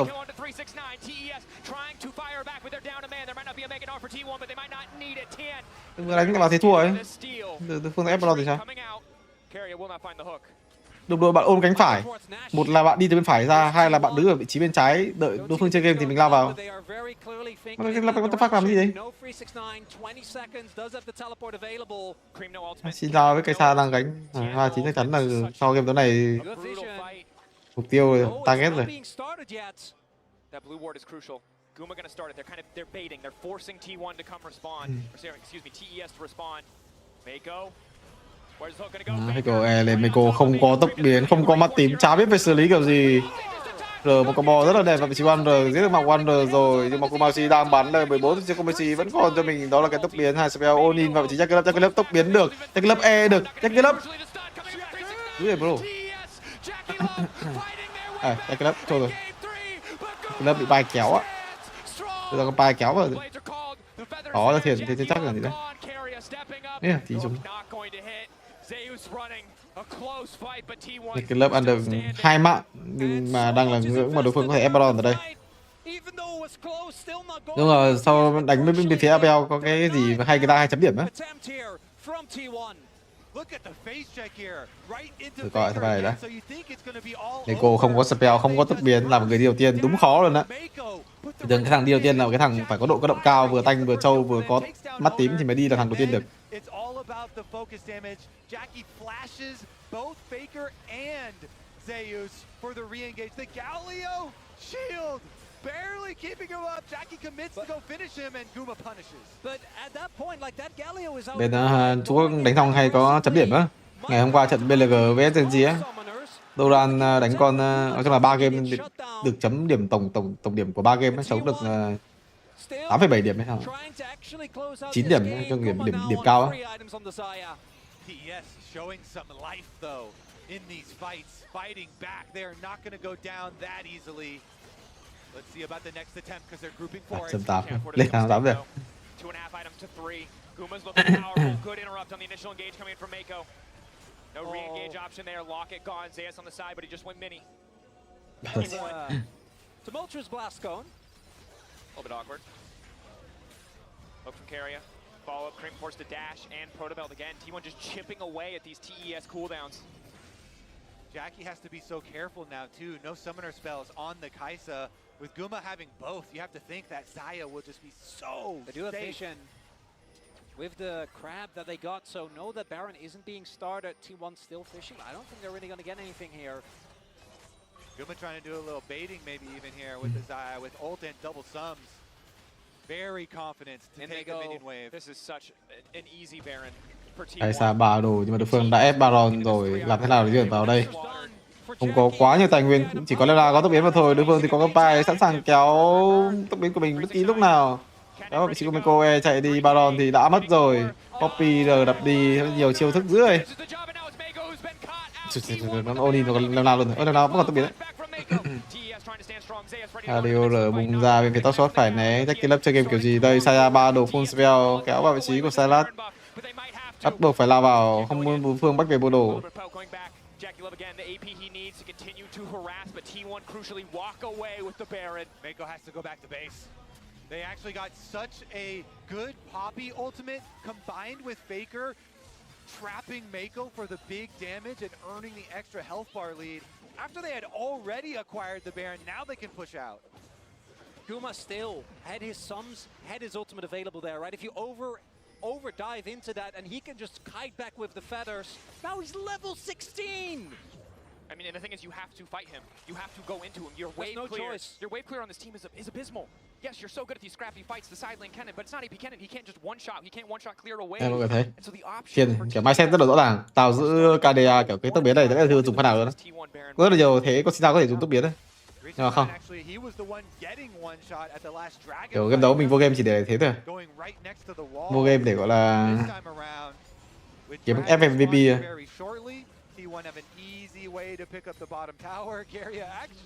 Trời ơi, nó ăn solo chỗ 2 lần kìa. Trôn gì.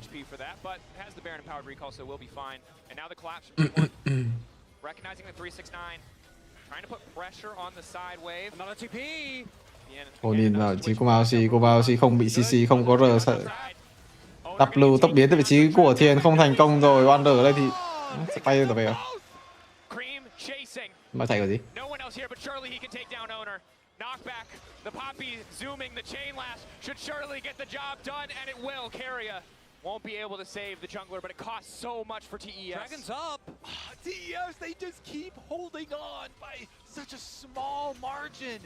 Critical pick taking down T1's jungler, no spite for T1 Double now. TPs and a massive wave bot side. Oh, Someone on TS has to respond. They also got the flash from Guma. Tian actually doing a lot of damage, but Guma is just soloing the dragon.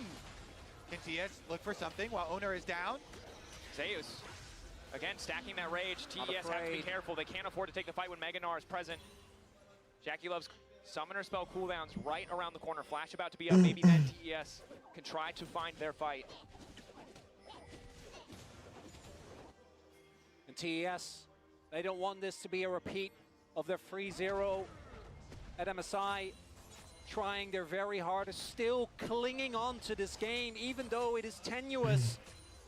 Jackie Love about to hit his Void Staff, slowly getting closer to the penetration item for Cream as well. But I do think, again, if that damage doesn't land on the Guma, I don't know how much of it matters.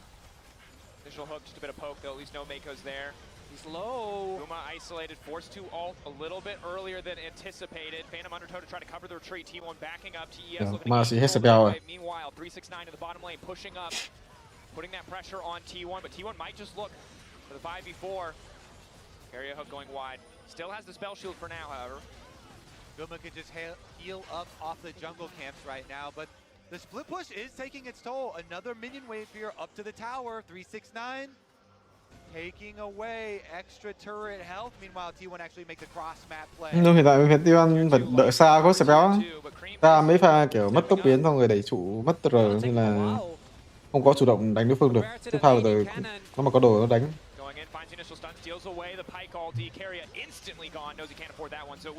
Hai cái trụ 2 thì bị Carrier lấy hết ạ.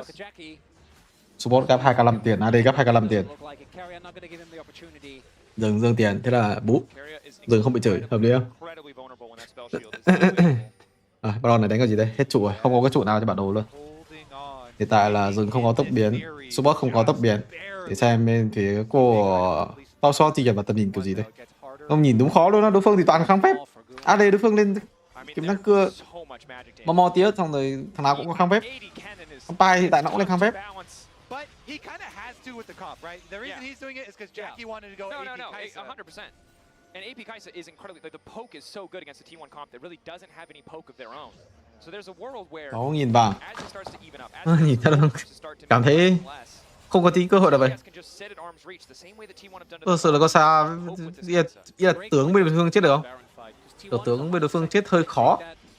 While their lead is as big as it is, 3 items on Zeus, 3 items on Faker, 4 items on Guma. But we are slowly getting to the point where, as you mentioned, I think particularly Jackie Love having the agency, looks like he's going for the Crypt Bloom, trying and get the poke, trying and keep that backline of T1 guessing. How much power is in that IG Kai'Sa, that world champion? Is it enough to put a stop to T1's dominance in this series? And this is a team built on legends of years past. 369's won MSI, Jackie Love, Mako, TN, all winning worlds on different lineups in different years. To go out like this again, to go out well before you're supposed to against a T1 that no one expected to perform at this tournament. Against a T1 that took down so many seeds of the LPL, each and every single one of them last year would be crushing. In a city where TN himself won worlds. Yeah, there it is. As expected, T1. Look at the darkness. Weekend sắp tới á. Weekend có các bạn gì bãi donate nên là thì lại tắt cái Weekend rồi. Baron ra rồi, bên phía của Tao Sport đánh cái gì đây? Một người xem bên phía Tao Sport 4 cái mắt xanh của Meko sử dụng như thế nào? Baron luôn, từ tầm này thêm pủng gì nữa. Hai thằng Baron của Mao chỉ đứng ở vị trí cực láo. Guma's not even showing that he's doing damage to Baron. He's poking at mid, now they go. The Squires is there. TP immediately coming in from 269, but he's behind the team. He's not looking to play for Rồi, Baron đã mất W được bung ra vị trí của Faker, quá khó. Faker đồng hồ. Nhìn không ngập. Biết được vị trí của Faker rồi. Faker hơi trôn. Nhưng mà Saya vẫn đang quá mạnh, 4 đô rưỡi. The price they pay for that Baron. Does mean a possible soul point here for TES. As that exit kill was big, the TP to come in. They have to force the issue right now while Faker is dead. And not allow T1 to use the power of this Baron buff. Cream still has the Nora ultimate. Still that lingering threat. Guma, flash, cleanse, ult. It has to come down to him if they want to stop this. Barriers behind them. How much can the Pyke do in isolation? Spell shield there. Waiting as long as possible. Heart attacks all game long. T1 doesn't have to go for this though. They can just push with Baron if they decide to do so. Nó chơi game U à? They want the fight. Meganar stacked, ready to go. Cream again on the flank, the objective already down. Again, TES, good discipline. They walk away immediately, but they need to take care of these waves. One cannon minion here for T1 to push with. Don't know if they'll be able to do much though, because Faker's got to catch bottom. And credit to TES. Yes, they concede Baron, but at this kind of deficit, it feels like an inevitability short of a desperate flash in. Cream has a decent flank. It's interrupted initially, but that kill onto Faker buys TES a bit more space, a bit more time, slows this Baron down. There's only 90 seconds, 3 waves more left on this Baron buff. They've already handled 2 of them. Yep, TS getting options for themselves. Jackie able to poke with the Kai'Sa W's now. Options for the side lanes as well. They don't have teleports currently, so T1 should have the big advantage in side lanes and looking for the trap play. TS might have to worry a little bit, but Jackie continues to grow. Level 17 now for that Kai'Sa. And Guma's maxed out. Like, yes, level 18 full build now. Rất kiếm à? Nhìn nó gặp. Kai'Sa specifically. The extra sustain makes a big difference because this poke really hurts with Crypt Bloom now done. But it does feel, again, with some of the mid-game discipline lacking from T1 and TES not giving up, not taking the punches, but instead looking for counterplay, have given them another opportunity to try and claw their way back into this best of 5. Credit to TES, this game looked done in 15 minutes. Oh yeah. And they have fought back. They have found a way. They've punished T1 where they can.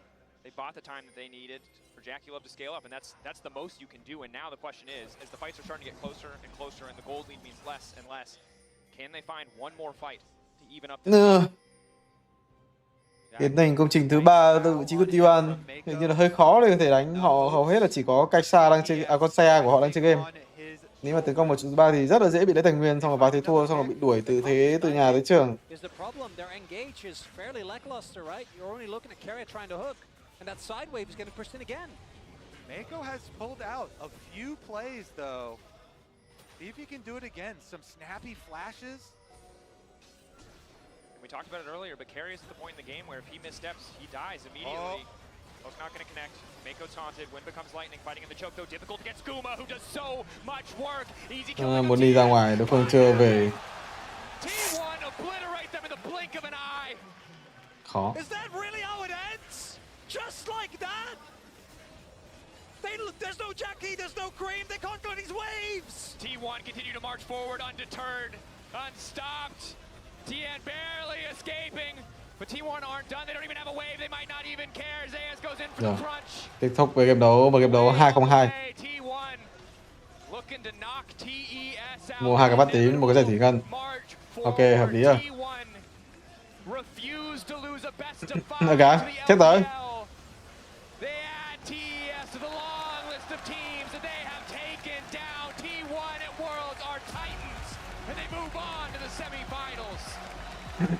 They have not done so in 11 years, and they're not planning to start today. This third game looked like it might be a turning point for the series. But it wasn't. It just ended in one big team fight, just like all the other ones. And sometimes that's all it takes. But we've talked enough about T1 and TES. Let's send it over to the analyst desk for more on that series. T1 at Worlds, they are inevitable. They ramp up even if you thought they wouldn't. They ramp up after even an abysmal summer. They have never, ever missed semifinals at Worlds, and they were not going to start today. They're taking their bow, and I'm blown away. And as always, as we're going to see TES in a minute as well, you know, there is a lot of how did the enemy team do, and I do think that TES really underperformed today, but I don't want to take anything away from how T1 closed out this best. Yeah, and I think that's the real takeaway, is that it doesn't matter that TES underperformed. The individual performers on T1 were absolutely incredible today. Faker on his Ahri looking great in game 1. You look at Zayas being able to hide out a vision on the Camille, but had some great engages. To Keria on this Pyke took over with some hooks that I didn't even know he was possible at hitting in this game. Chữ khó Việt It đây. was everyone on T1 playing out of their minds here. Someone wants a Pike skin. That's all I'm saying. They want a Pike skin. But yeah, I think the big thing again is the glow up from this T1 team, right? So yes, it is an underperformance from top esports. However, it's also on T1 to deliver, and especially when it came to choosing when to fight and setting up team fights, that's where T1 shone today. Absolutely. I mean, Carry, I think, was incredible throughout the series, but also a lot of Đây là Faker and Zeus in bình luận viên về APL. where Carry wasn't playing a champ Đây where he là actually be primary engaged. They needed to chắc là find chửi à? other ways to start fights. You know, it's top lane. Tức là kiểu bị chửi một cách giận dữ ấy. Faker coming out of the brush of the taunt. It's these plays that are actually allowing them to finish the game. No, absolutely, and I got to talk to Gumayushi earlier on in the tournament, and I said a hallmark Chỉ trích à? of Chỉ the trích. run last year in general Tôi chuyên nghiệp dữ ấy. was pushing forward the meta, having the freedom to do what you like, especially in that bot lane. And for me, the Pike pick for Keria in this series specifically, it might be a play for a skin, who knows? But for me, it's also like it's when the Parkeet dies in the mine, right? It is like, you gotta pay attention. Now you gotta pay attention. But that's the thing. It doesn't matter if it's Pike, if it's Bard. It's just him getting counterpick is absolutely insane. He has a plethora of champions that he's able to bring to the forefront, and he looks incredible on every single one of them. This man is just impeccable when he's able to They do all played out of minds. I mean, I'm stunned. What a glow up from this year again. Like, I really.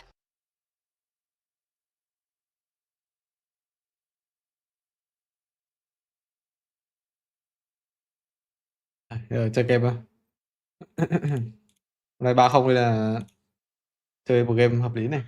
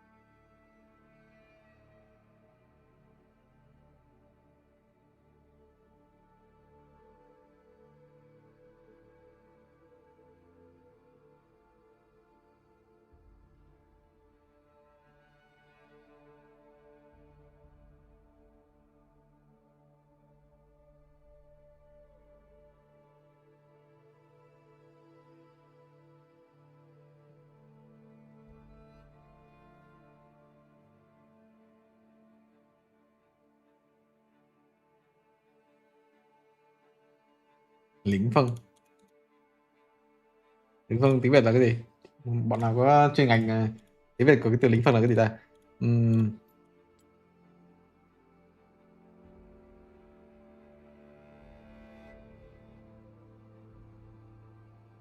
Gió lạnh. Có từ gió mà. Cái từ phân là từ gió mà thành thua trắng.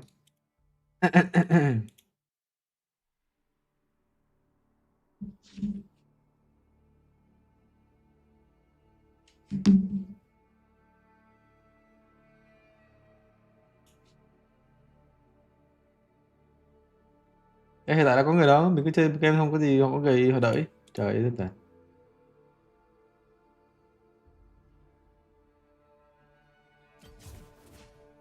Lính bằng không, mình biết mà. Cái từ phân, chẳng lẽ là không gió.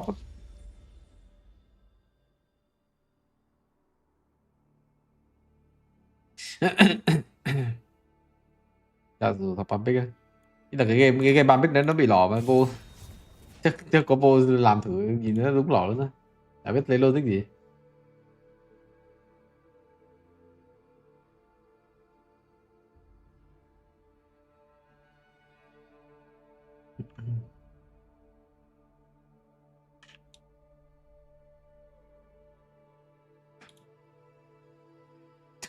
Lên nhanh vậy. Đây cái gì đây? Thì bên Hàn Quốc ngân chiến thì cái gì đây? Tên lửa, chữ hỏa, tên hỏa.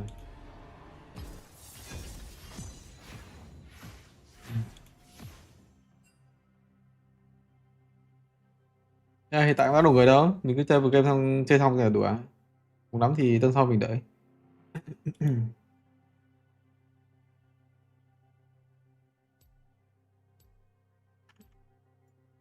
Giờ thằng cái đội 15 phút 20 phút chồn.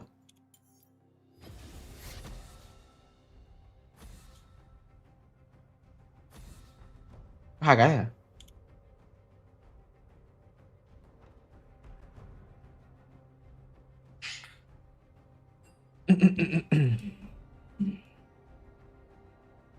Làm cái bạt ra can với pi kè. Tôi thấy con đấy đánh nó lỏ lắm.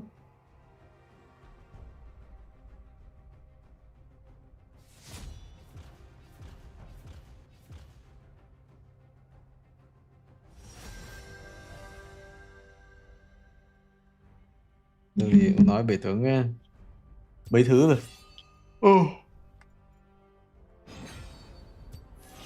Mày ta ra là nhìn toán nó hơi mạnh, nhưng mà kiểu họ biết là kiểu meta chất tới như thế á, họ trên đúng áp luôn, trên toàn mấy con rừng đô si rừng tanh xong rồi kết hợp với can này nọ ác.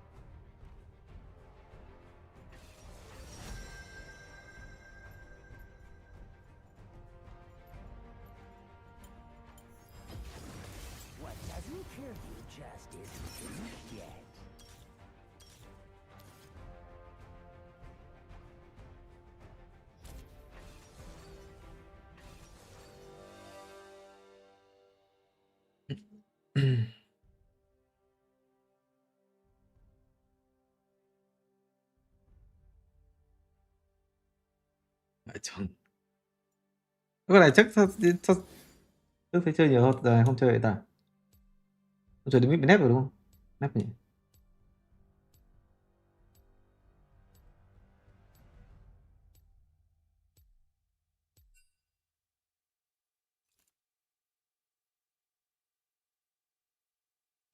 Đó là có quen cầm theo đốt xong rồi cầm cho mình bảng bảng gì quên cái cảm hứng đi vẽ chóc nhìn ao thỉnh dữ này, nó avatar của quen luôn. 1.700.000 thông đạo.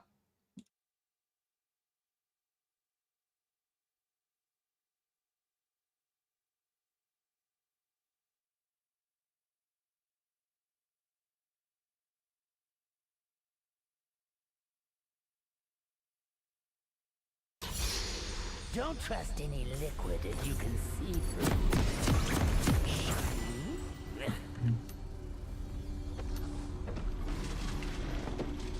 Nó có là đi lên mid không lại á, nhưng mà đánh mạnh á. Mình đi gọi là đi ăn kém mạnh này. Được. Cam bệnh nhân ở đây sao chứ? Ok. Đây điểm này không thấy ulti. Đi xuống xíu. Nó thấy mà. Nó sẽ có trụ cái này.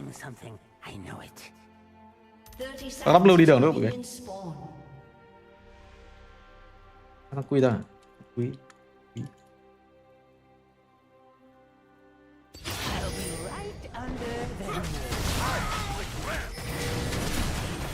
Bị kép rồi.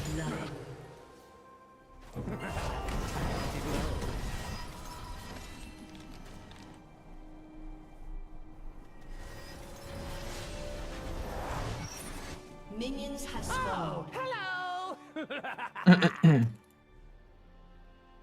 One of these is going to get stuck in your head. Có lẽ ăn vạ lộn với chứ. Lo cầm bằng đỏ. Thì mình ngoại cầm bằng đỏ. Bram cầm bằng đỏ.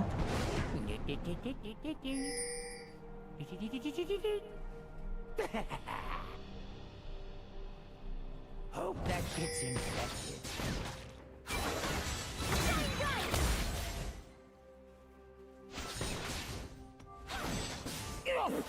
This tastes awful. Sneaky, sneaky. It's me.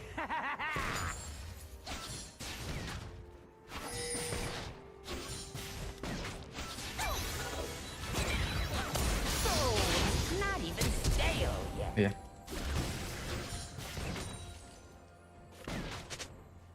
Cốt rồi, nhưng họ ganh nhà chết rồi.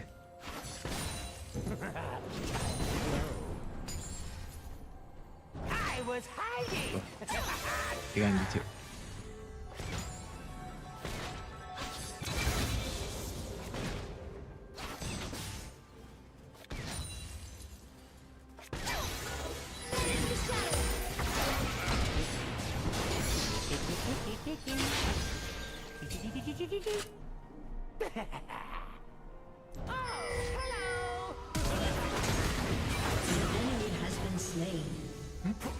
Here's something that won't wash off. Trốn.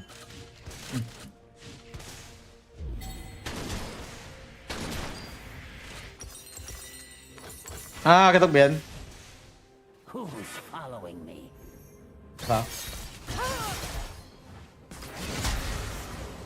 Có gì được cúp đấy. Hay xa Bram tí với xem một cái. Sao vẫn còn sống sót tới giờ này? Cái xa Bram. I dealt it. It was me.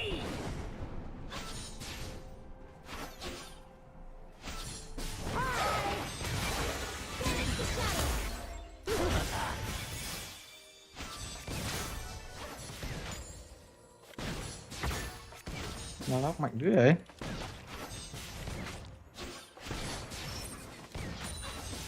I licked this bolt for you.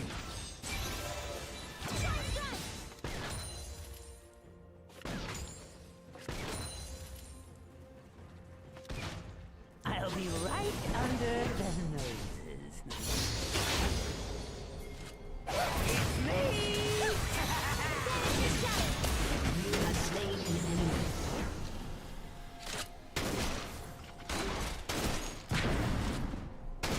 I was hiding. Nó biết que không? Ngoài chắc chắn không biết que rồi.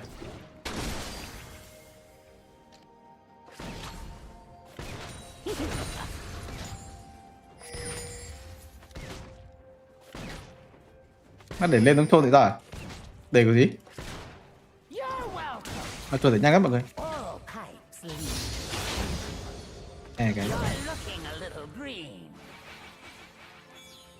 Killing spree.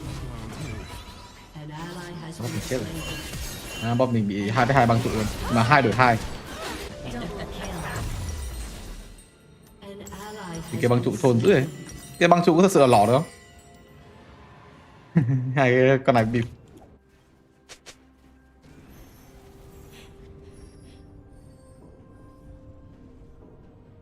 Hey, what did I step in?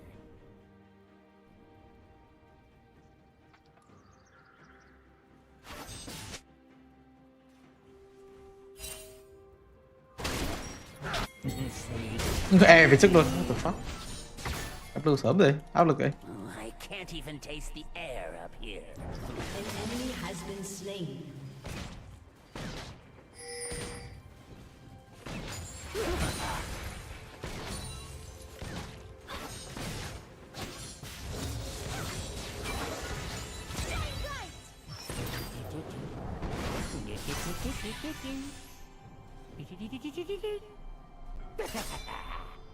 I'm on to you.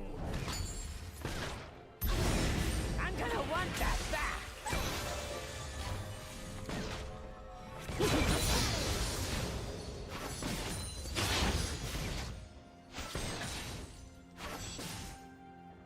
Dust is like more delicious mold.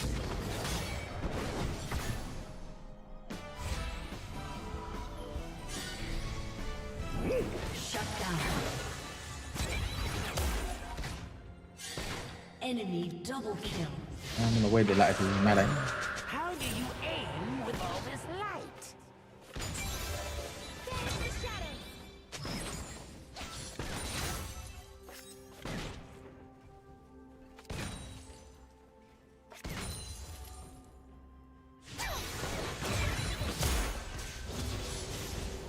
Rampage.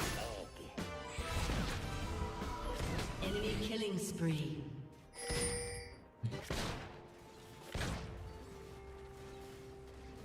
I'll be right under their noses.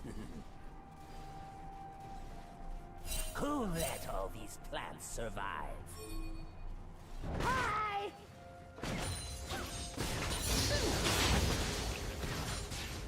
You're looking a little green.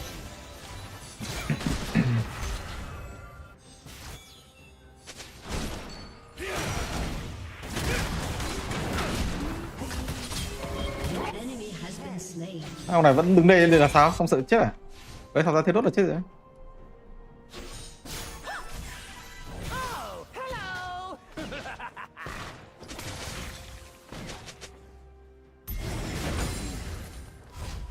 Vui vậy mà vẫn tâm đây. Nó thật.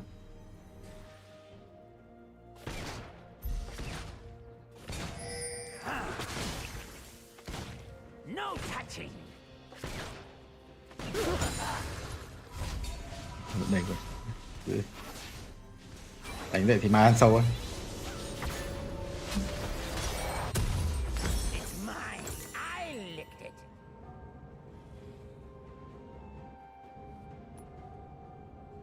Lại đi bro. Mid tăng thắng. Bot họ thắng, top họ thắng. Nó game mình hơi khó nhỉ. Rồi mình thì nó vừa trôn một pha. Thế là sao không ăn sâu sớm mà đợi mid họ ra mới ăn vậy? Mid họ đang ở đây này.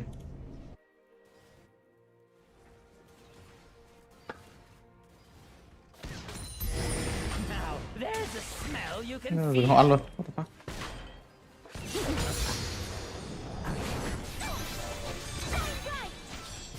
It's me!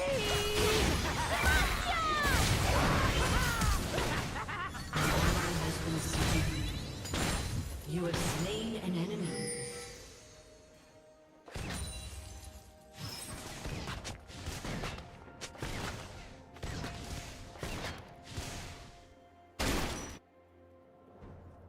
Dùng mình nó cute quá, kia này khó. Cái này như thế nó hơi cũ.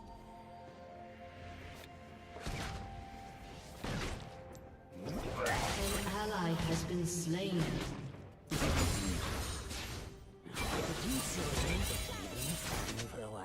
Oh yes, that's perfect. Yes. Thế này có lên trên 3-0 thành 5-2 thì cũng tải á. Sau khi team họ chẳng có một tí chi gì đâu. Gwen lắc với từ đó đấy. Mình báo được cái đó.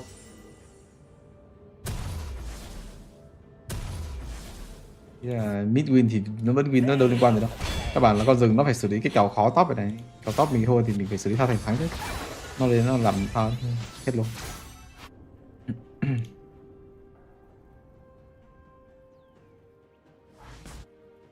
Dạ, lúc mình ra một tiêm mình phải biết là top họ thắng ấy. Nên phải đánh khéo khéo xí. Xong rồi đánh hồi con Gwen ra trước, xong rồi kêu mày sợ con cặc gì vậy. Còn là typical đánh Việt Nam á.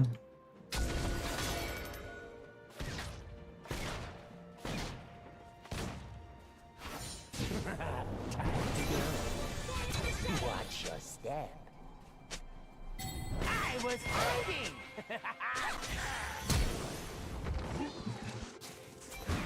Đây là một cài một tù ghê dữ.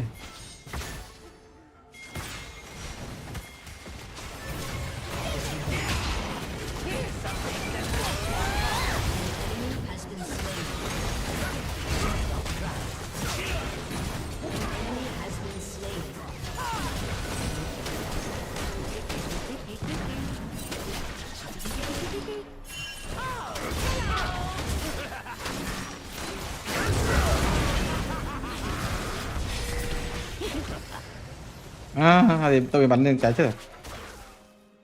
Bữa làm khi trượt chứ.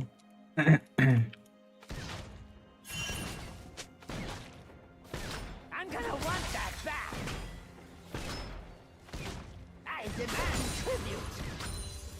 Một sách trụ.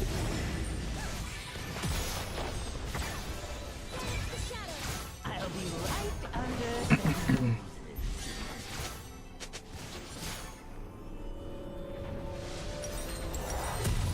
Shine not for long.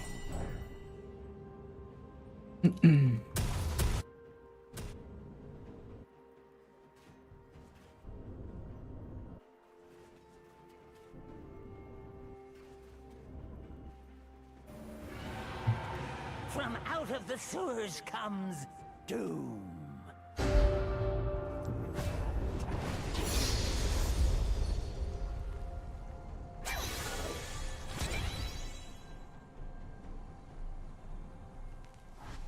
Hi. Nó này biết chơi chuột dữ đấy.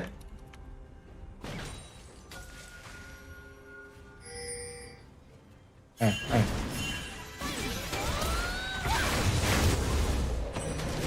has been slain. Look what the pipes washed in. Đây á. Sneaky, sneaky. I was hiding. Nghe vô cướp chỉ 1,2.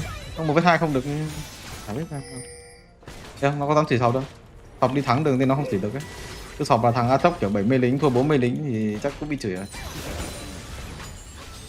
Game giờ phân cấp xã hội các kiểu các thứ mà.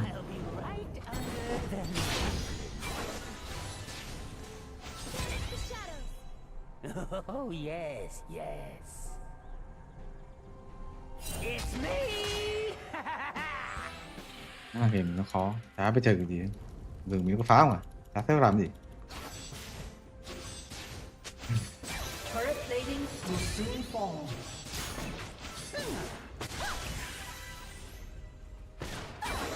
Don't try to look that you can see through. Chủ.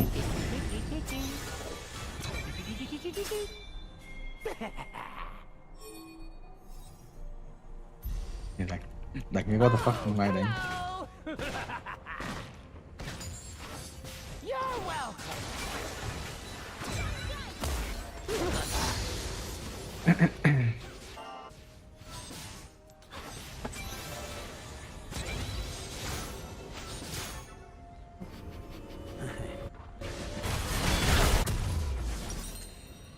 Giờ top họ thắng thì mình xuống bot làm cái gì đó hoặc là lên top ganh nó hay làm gì. Giờ như hơi muộn, đồ nó hơi ghê. Một đồ tầm này khó. Tầm này không...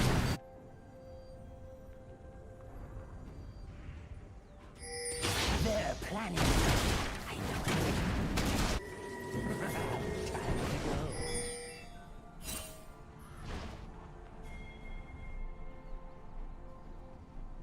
Your turret has been destroyed.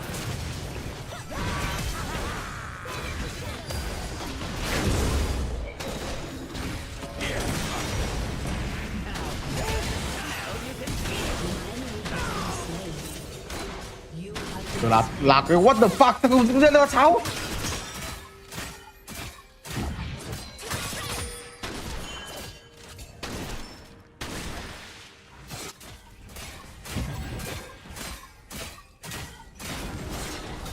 Cái ma mua nó trừng phạt nó các kiểu mai chạy bom khói ấy. Giờ ping có giúp mình tăng sức mạnh không? Ping hoài đây. Support mình ở đây, top mình ở đây, ping cái gì?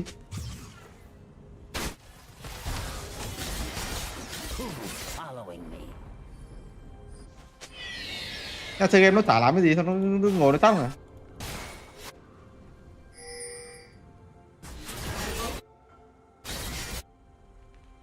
Your turret has been destroyed. Sneaky, sneaky. All pipes lead to home. You're looking a little green. Thì game gì nó còn lắc cứ khiển nó đép không à? Làm được cái gì? Không dừng mình nó cô tè đó chứ. Bình thường mấy cái thế mid họ đánh như thế là mất hết mục tiêu rồi. Nhưng mà nó trôn pha đầu tiên nên khó.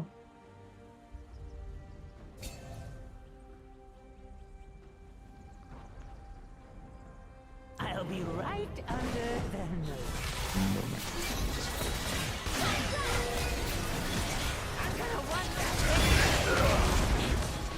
nose. Đỡ kìa.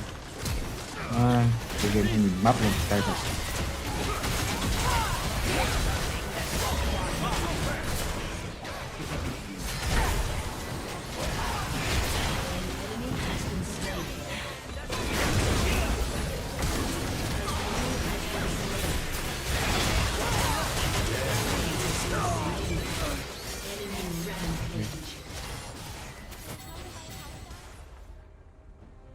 Quen thì nó mạnh.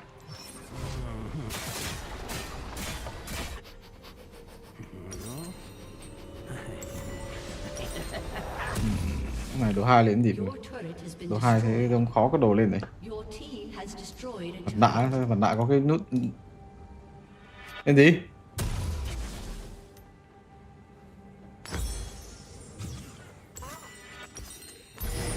This doesn't smell at all. Hỏa khuẩn. Ban nghe mấy ông hỏa khuẩn một cái.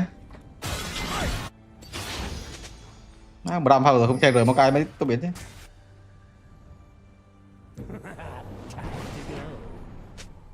I can't even taste the air up here.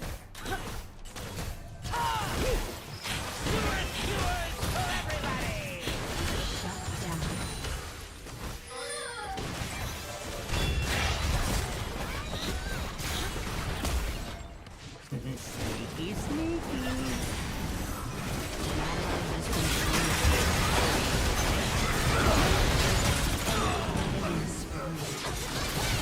Cứ phải ra rồng chi ấy. Ra rồng xong rồi để nó giết chết xong rồi mới biết à thua rồi. Nhìn phải biết đánh được hay không chứ. Vẫn đủ đây luôn. Bây giờ quỷ ạ. Rồi Makai nhìn nào ấy.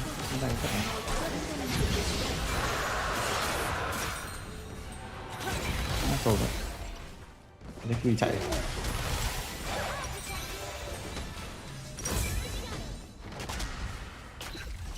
Về.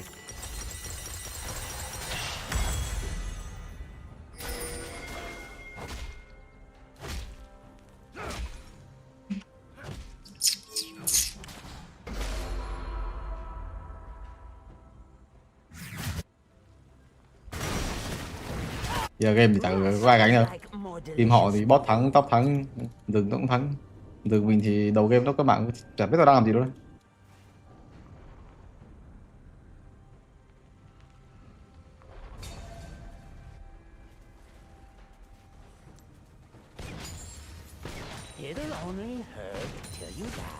Nó con chuột thì nó giết được AD ấy. Gặp mấy thằng đấu sĩ quen đồ này mai giết đấy. Nên đồng đội phải xử lý nó. Đồng đội thế để con quen nó mạnh thì khó.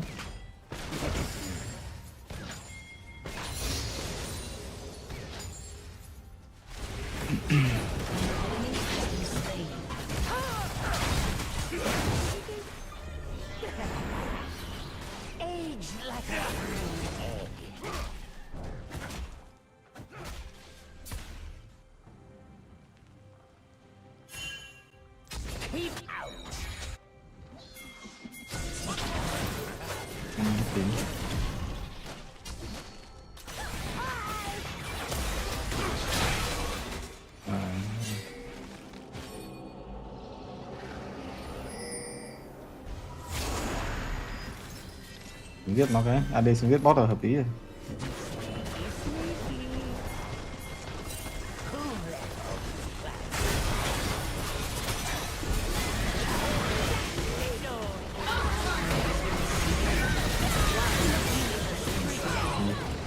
Nó nhiều chiều xa đấy.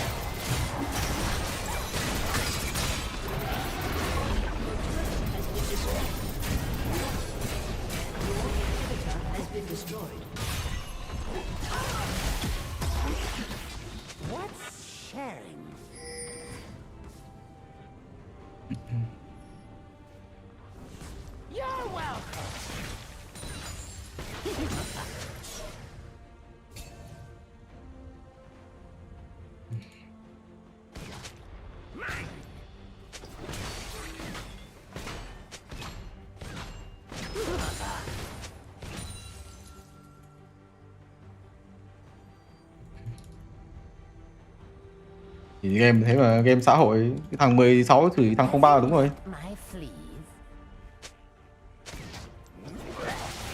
Đoạn này đoạn tìm một thằng nào đó để chửi chứ.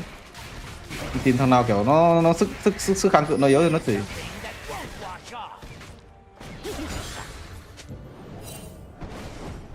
Sức kháng cự mạnh quá thì mình không chửi được. Hết mana rồi, cái này hết mana dễ nhanh vậy.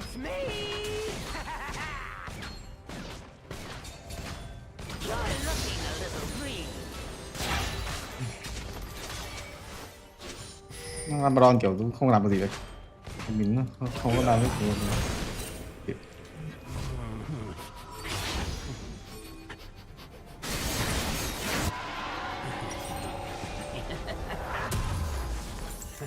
This will do.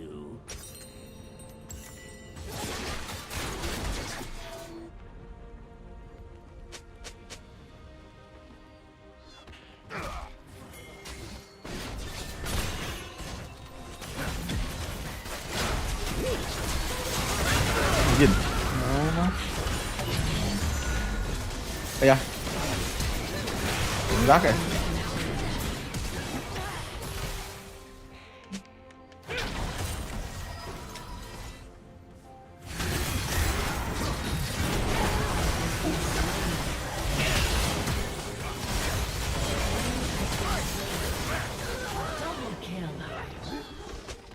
An ally has been slain.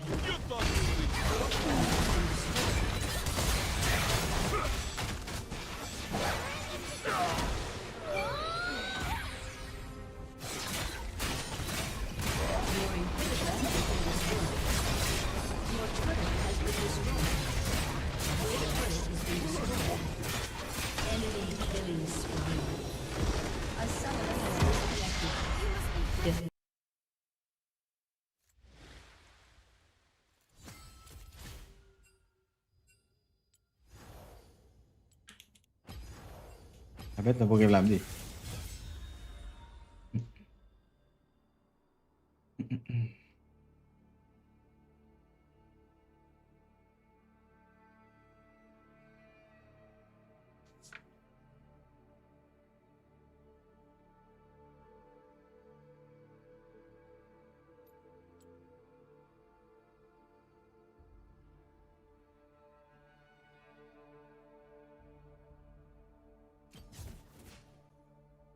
Chung thì kiểu cũng chả cần drop lại cái đấy, có biết như nào không?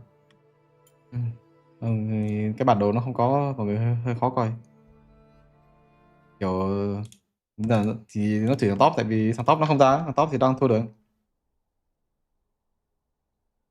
Nhưng mà coi lại cũng kiểu mình cũng chả cần lướt qua cái top nhìn tính chất mình cũng biết như nào. Nha rồi.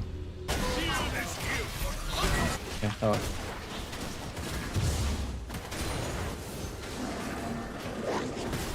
Cũng em mở cửa phòng có lát rồi thì có tầm nhìn hai bên rồi. Đấy, sau rồi này. Xong rồi lính như thế này. Đấy, đánh chết xong rồi mày sợ con cắc gì? Thế đúng không? Trong khi rõ ràng con Lee Sin có thể 1v2 được. Chứ làm gì có chuyện mọi người đánh Lee Sin rồi mọi người không 1v2 được pha này. Thế có thằng nào đánh Lee Sin không 1v2 được pha này không?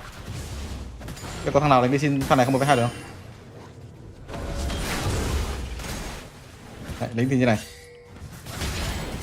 Đấy, đánh xong rồi thì xử lý lỗi chết ngu xong rồi mày sợ con cặc gì.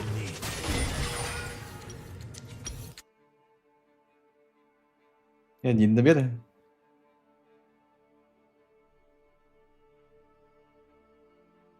Đấy, lỡ đi này.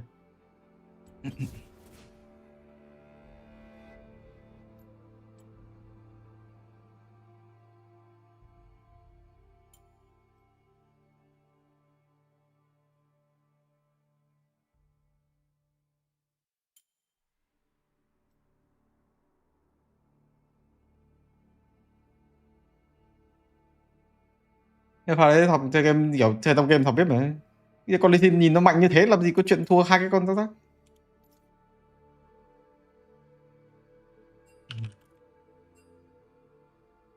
Tụi đánh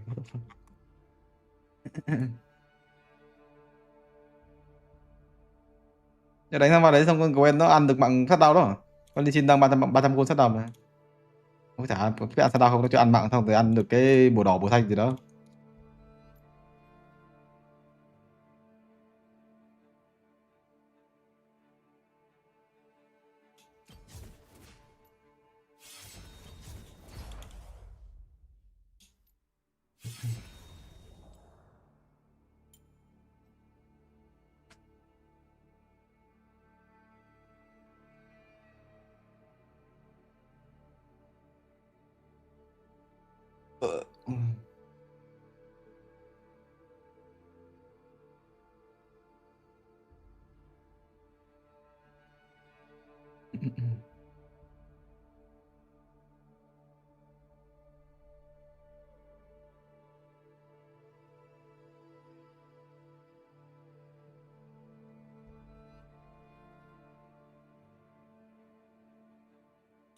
Kia hình như đủ.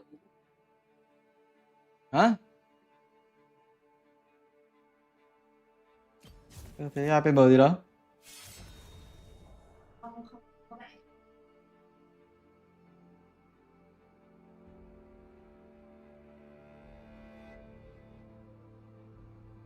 Đặng là ai rồi? Đặng là ai rồi? Cái anh đi cùng đoàn qua Pháp. Xong rồi thằng Guri nó mở nick lên thấy rồi đặng xong rồi PM nói chung là kiểu nói chuyện quá trời.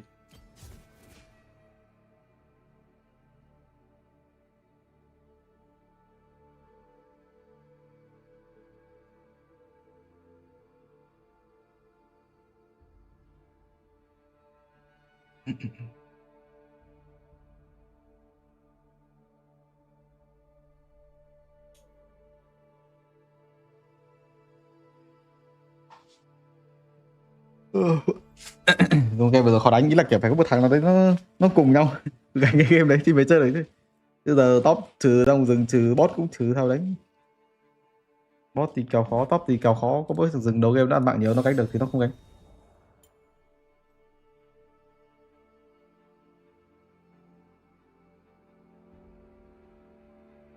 Phải gánh.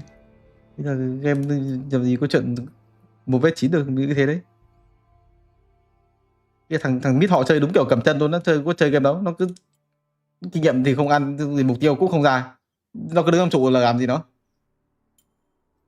Cái thằng rừng bị biết đánh thì mới ép nó ra được mục tiêu thì mới xích nó chứ. Chứ giờ nó đứng trong trụ hoài mà.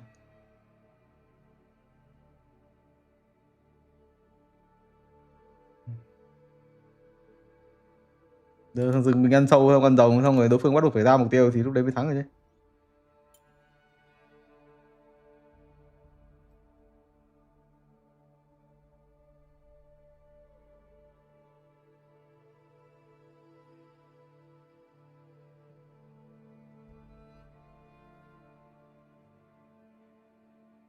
Nếu đánh Việt thì cứ chơi với con đấu sĩ thì dễ thắng. Ví dụ game này chơi salad, game Chintame nhìn đúng dễ vì luôn đó. Còn salad thì ok thì đi đường ok, chứ còn Chintame đi đường chả biết đi đường kiểu gì nữa. Chintame đi biết đi đường hơi khó. Game Z này thì cũng mạnh này nhưng mà mình không biết lên đồ toàn nép hết rồi. Sao chắc lên Z lên full sát lực.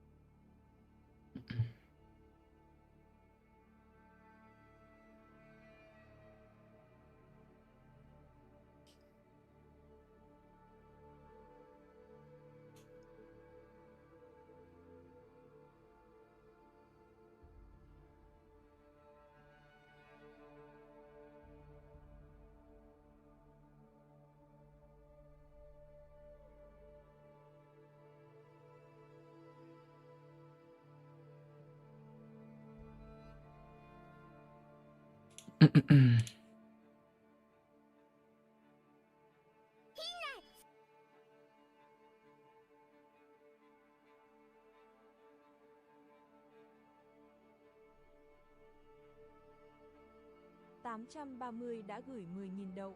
SofM ơi, skin Kurumi Khổ mới đẹp rồi. lắm. Thỉnh thoảng vào làm tí chém chém nha.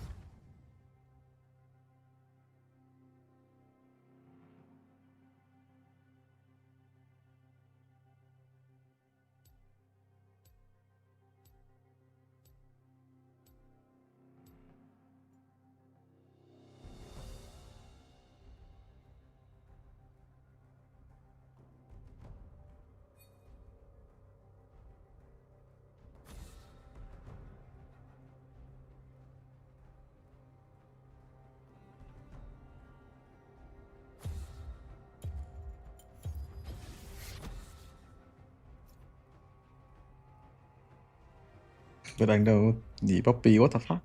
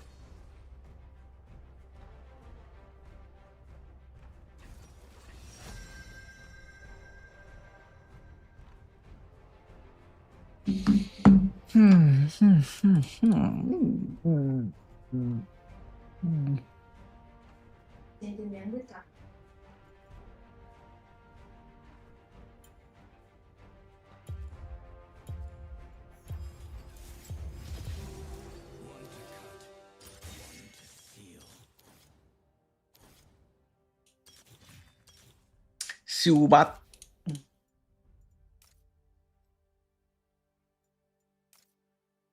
À, chưa gặp bằng này bao giờ ấy. Gặp cái kia chắc.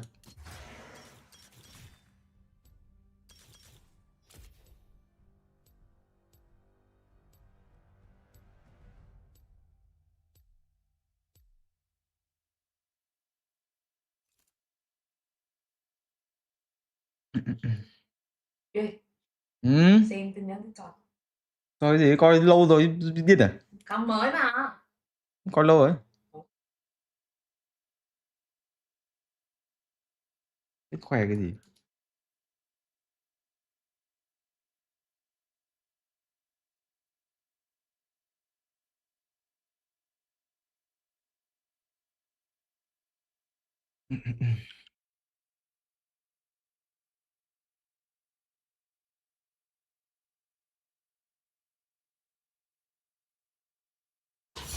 Mistake me for the nightmares I slay.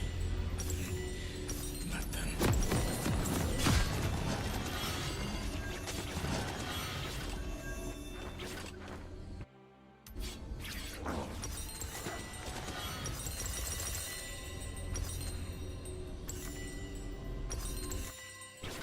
Chả biết là gì ạ. Đồ này lúc lên kiếm kiếm nó cũng giống cái quay 4 chết. Khiên 30 seconds until you spawn.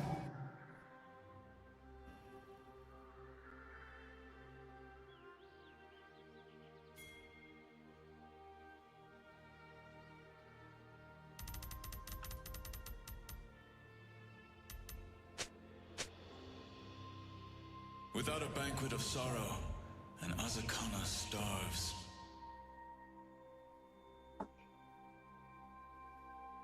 Minions have spawned. Azakana, once named, can be bound.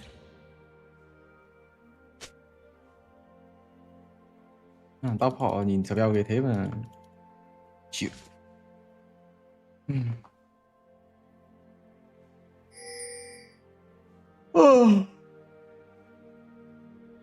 No fate, nor destiny.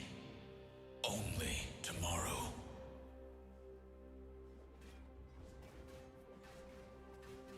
I will take no joy in cutting you down.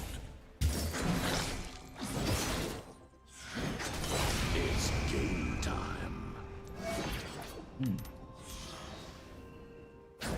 Storm of Blades. Steel Gale. They always resist redemption. Không nhau gì.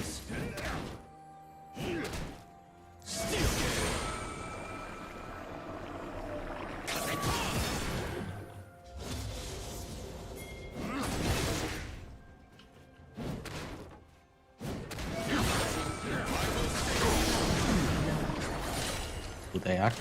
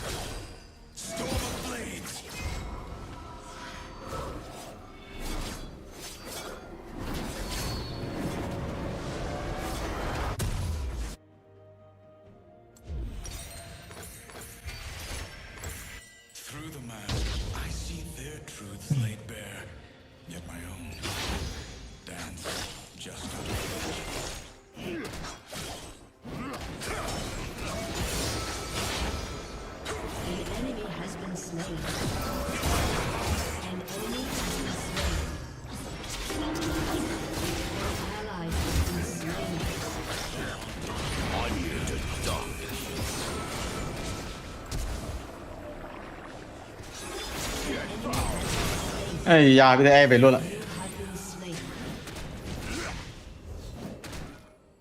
Mà đúng là không biết đi cào nhiều. E lên nó có giáp cốt. E đúng lúc nó có giáp cốt ạ. Mình sẽ bóc giáp cốt xong với E lên đấy. Trong này không E lên cả đến được. À trời, quên lọ.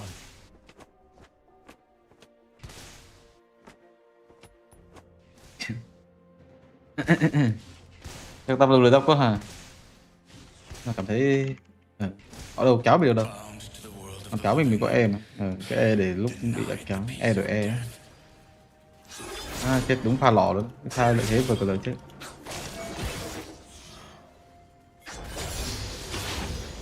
Kèo này chắc khỏi thay luôn á. E quy thì mình nghe thôi.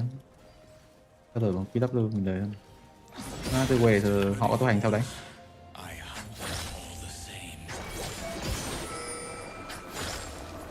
Đồng đội đánh.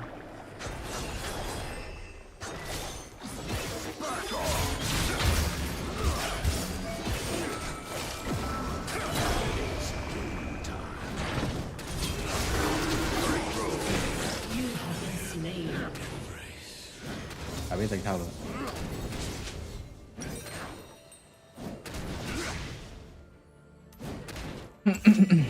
Giờ họ đẩy. Rồi xong mua kiếm á. Mà mua kiếm đánh kỹ cũng được á. Kiếm xong đánh lỗ á. Rồi họ level 6.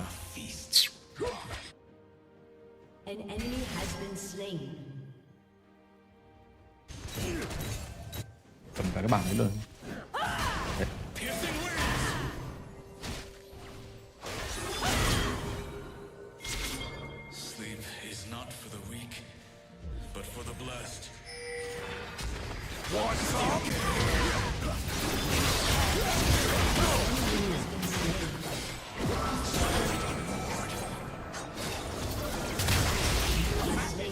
Một đội xuống mà quay hay lại.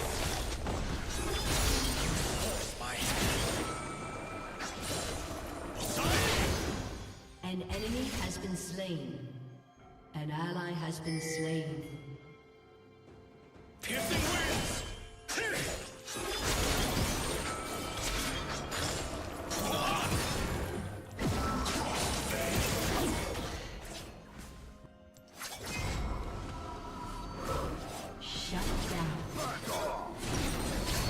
Sao? Dạo này đánh một lần sao biết đánh à?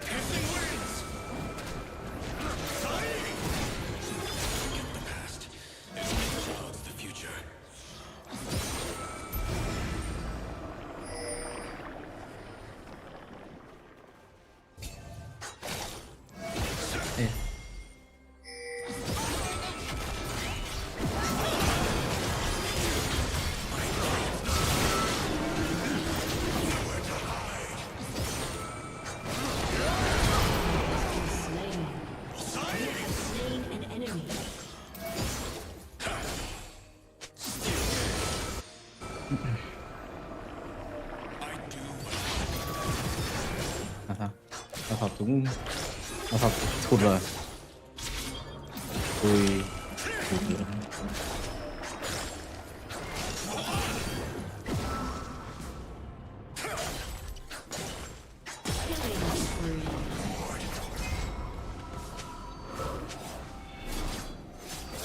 Là tôi hụt rồi.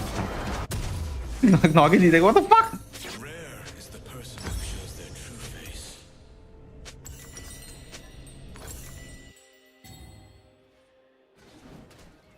Kìa gì không?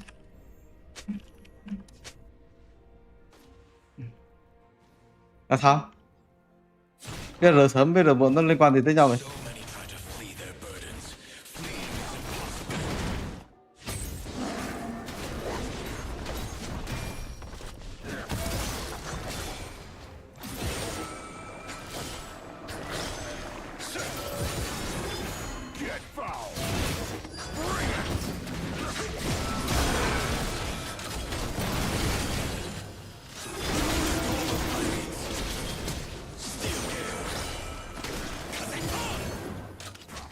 Đi được đâu? Thế?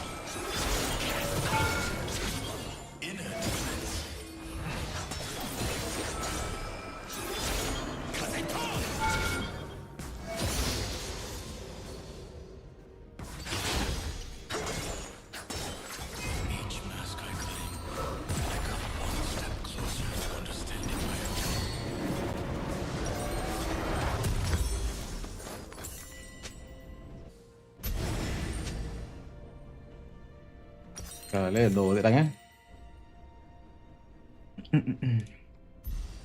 Kiểu cái đó rất ba nó làm phát chết khó. Tính thì nó cứ giữa được mà.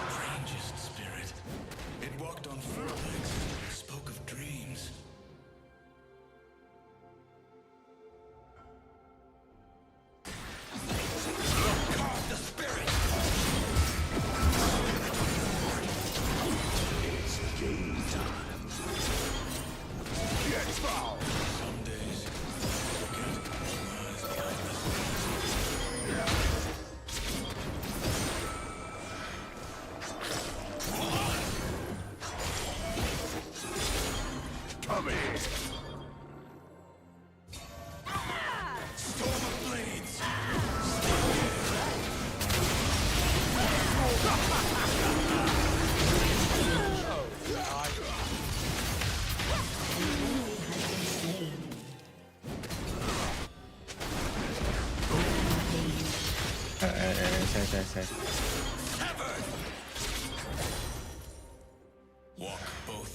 Không được ăn hết được cơ.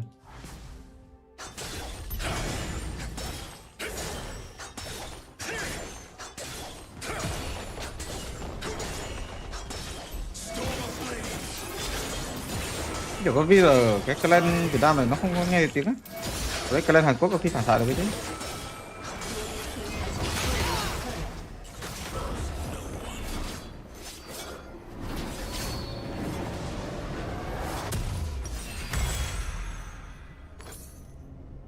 Đấy, nãy tao vừa mua 2 con chim à? Cứu.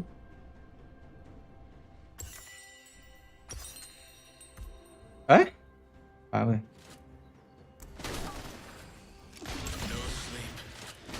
Nãy ấn kiểu gì thành 2 con chim. Thêm rồi cơ chế bộ đồ mới cho phải vào cái bộ danh thế là nó tự mua mảnh luôn này, chứ không phải ấn kích lích cả tập 8 mà.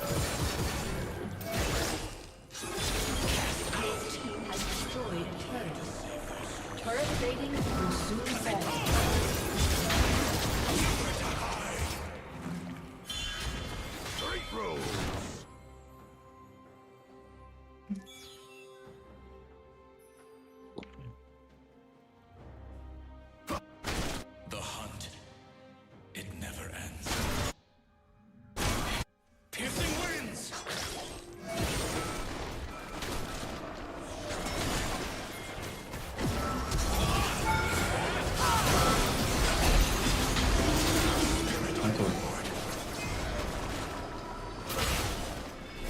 Nhiều đồ chơi đấy. Chỉ là thắng rồi. Rồi.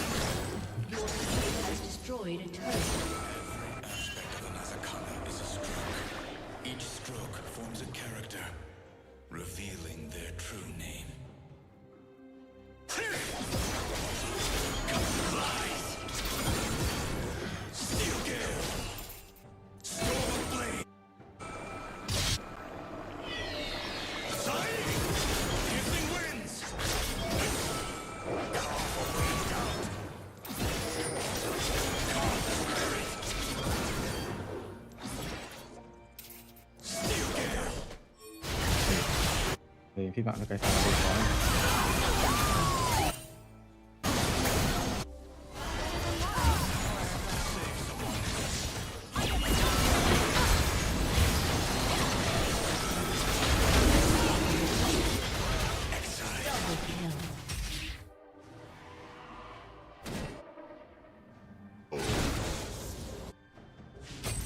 Cái trụ bom tí bắt rồi.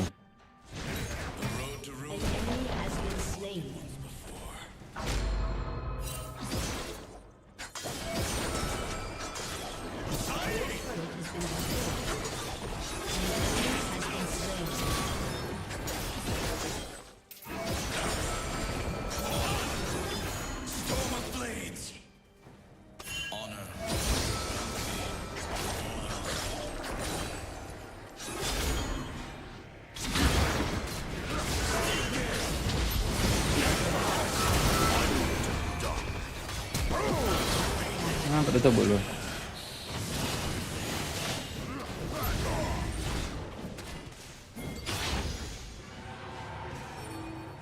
Cái quy trượt cái chết. Tham quy con đá đất. Quy của lính thì sống lâu rồi.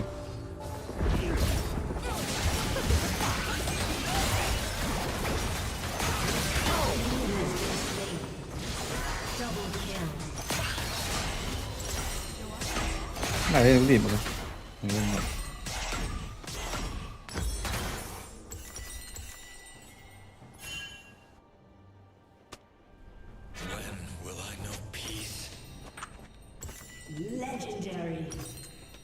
lên nọ với Navari luôn.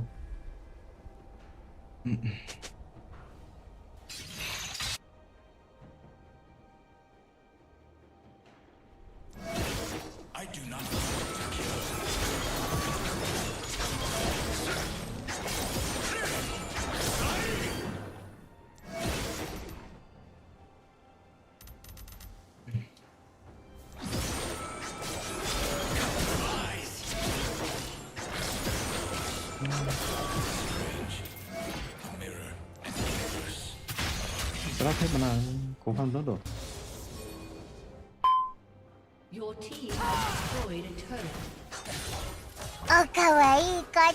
À, có biết mua áo LPL jersey ở đâu legit cô à? Nào với cái đấy chắc Google có mà.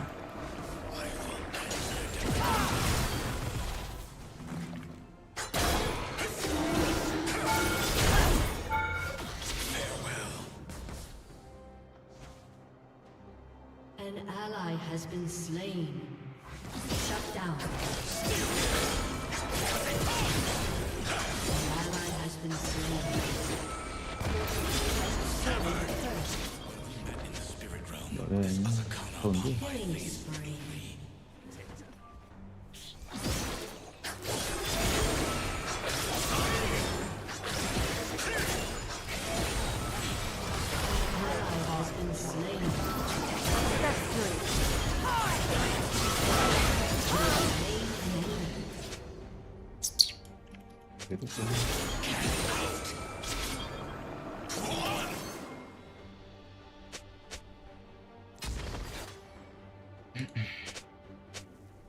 Without a banquet of sorrow, an Azakana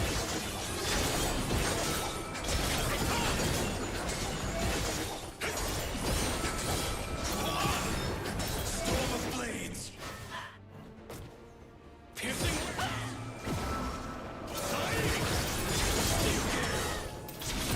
Nowhere to hide. No fate, nor destiny. Only tomorrow. Team mình hình như hơi sợ top hay sao?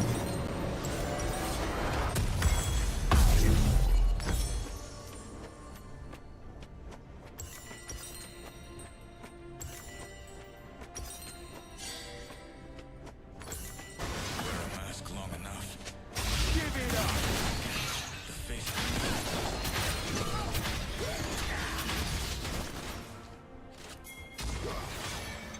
Want some?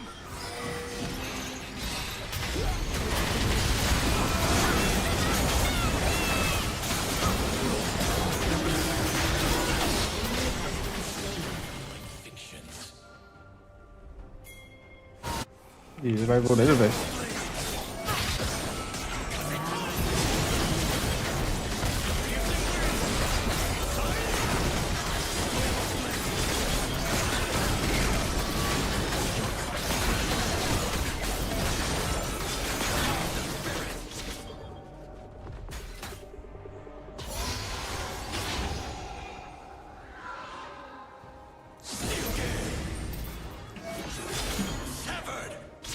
Từ con nào nó bị thay đổi.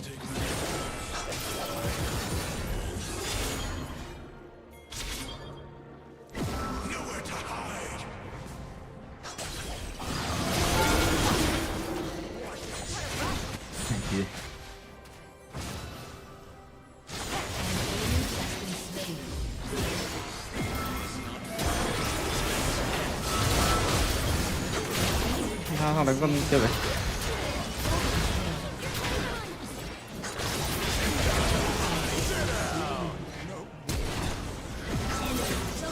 Ây da. Ai chạy được. Sao lại đánh con đi một bóng ấy?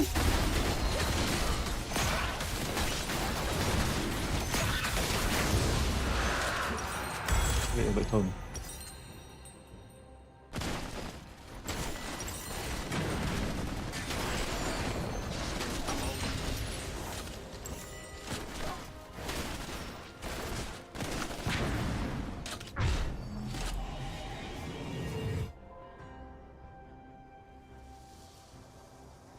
Cái thạc cũng lên đời luôn.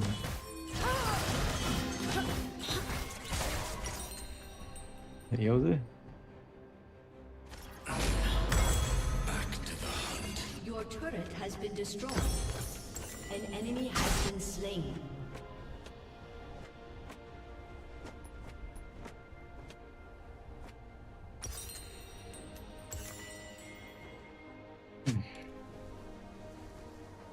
One blade carries the weight of my past. The other holds the key to my future.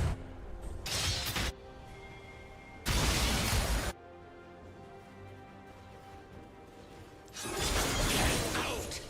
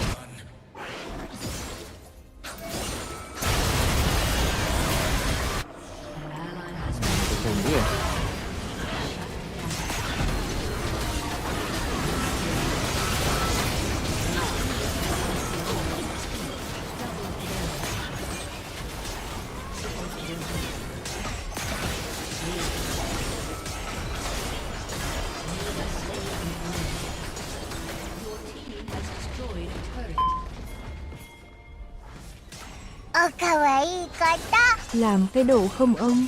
Nhắn tin qua Facebook tôi Trần Văn Cường. Hắn vẫn làm hết nhé.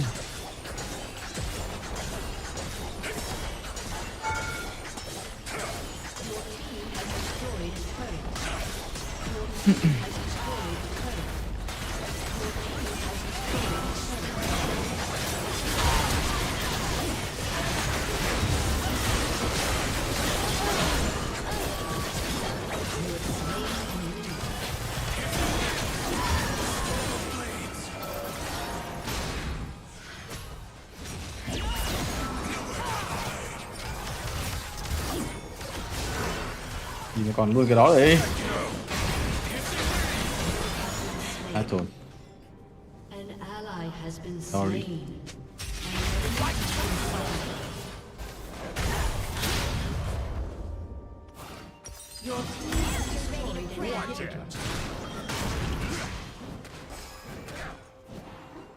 À hại à, đây quá. À đây kiểu nó nhà mình thì cứ đánh người ạ.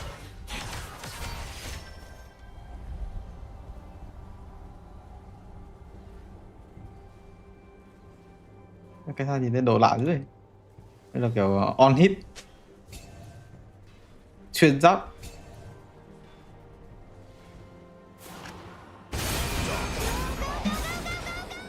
An ally has been slain. Not enough to stop me. Một chữ đấy nghe.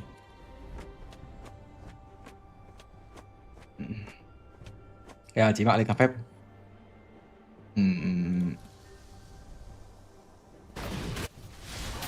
Phải lên giáp phải lên gì ta? Chắc lên cái kia.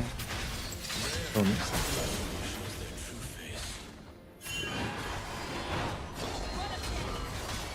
Gì thôi.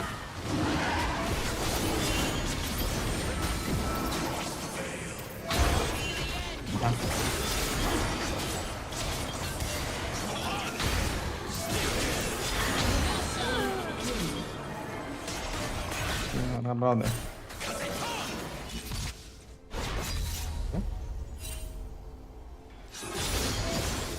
Đấy. Nó 5 round rồi.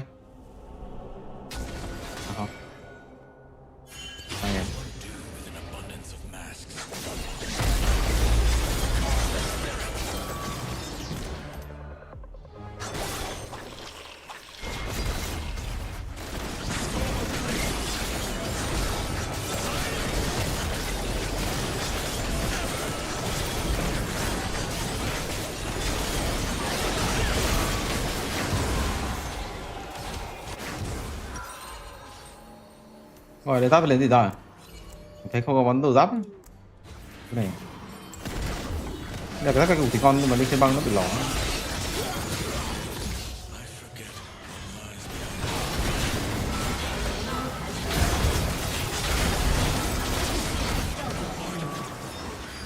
Vậy nó rồi.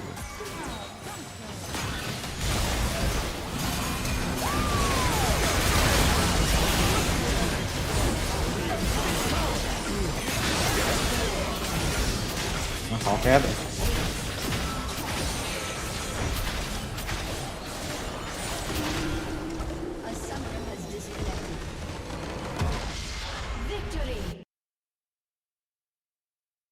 Kèo này không được E ấy. Quả đấy E càng lỏ nó cầm dấu cốt mà. Dấu cốt của E. Người ta bỏ qua cái E của mình, người ta đi thẳng lên luôn. Còn mình không có tốc biến bị E W đánh như con luôn.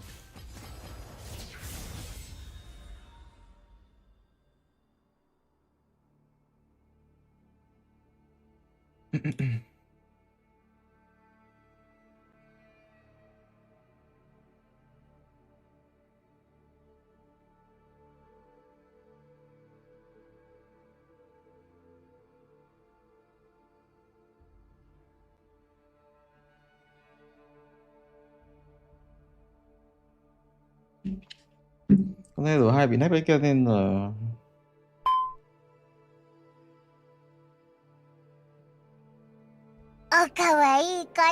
Không làm cái độ hả ông? cảm ơn anh Ly. Gì vậy?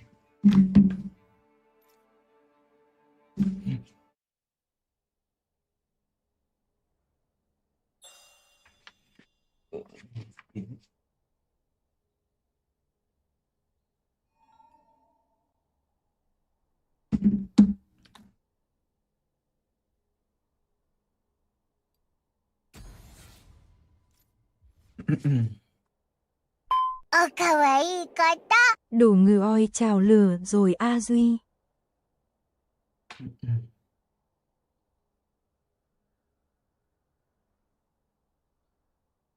Bây giờ Discord nói chuyện có cái tiếng nhỉ? Thì là vẫn không nghe tiếng cái sao, phải chỉnh cái phần Discord thì mới nghe được tiếng luôn.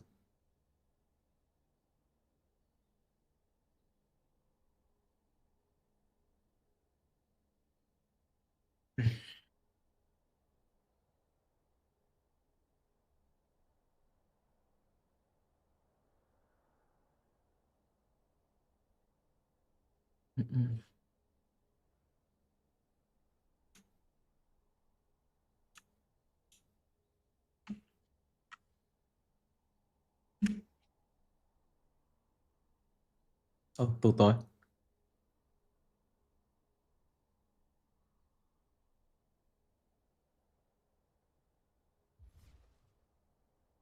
Thì không nghe tiếng thôi. Chỉnh phần Discord chỉnh kiểu gì ta?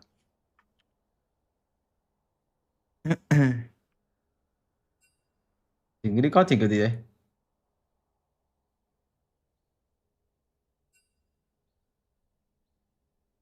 Discord chắc là chỉnh kiểu gì ta?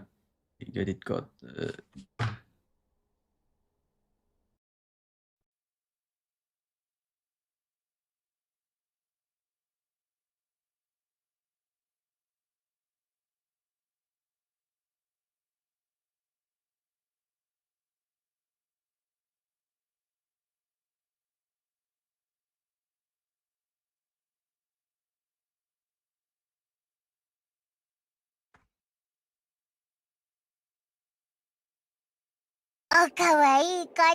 SofM đánh con Riz đi SofM.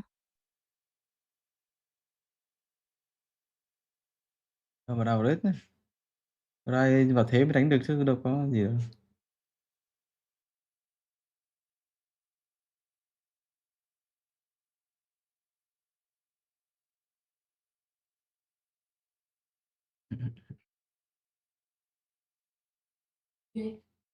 Như lần trước tiếp cọp này. Gì giờ thắng? Nhắn đấy. Vậy.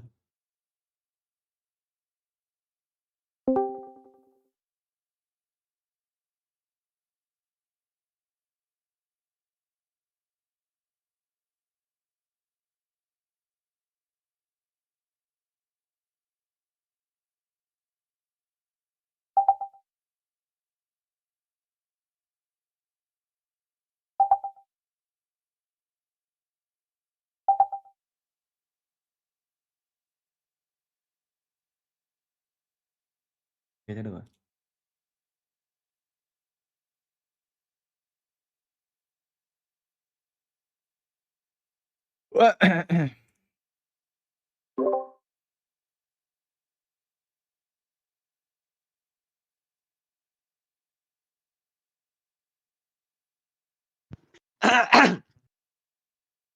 Rồi thôi, đủ rồi chứ. Đợi nãy giờ. Đây anh cũng đang đợi nãy giờ đây. Thiếu hai người à. Anh muội đâu? Cái ơi. Sao mình? Anh muội sắp xong nghe mình ba ơi. Rồi. Vậy đợi xíu đi Sập ơi. Em gấp ăn hành vậy sao? Anh ba nghe mấy bạn cảnh sát bảo 06 hôm qua cái gì? Không, hôm qua là tại vì anh đang mới thay đổi màn hình nữa. Anh không chơi cái anh không có chơi cái màn hình full được. Ok anh Thay ba. đổi nhẹ xíu.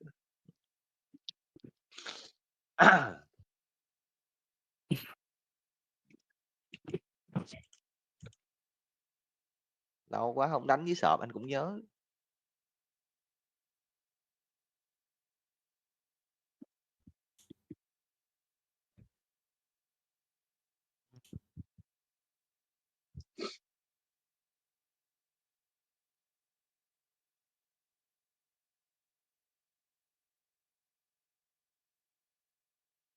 Đợi chút nha, bên kia nó chống cự quá.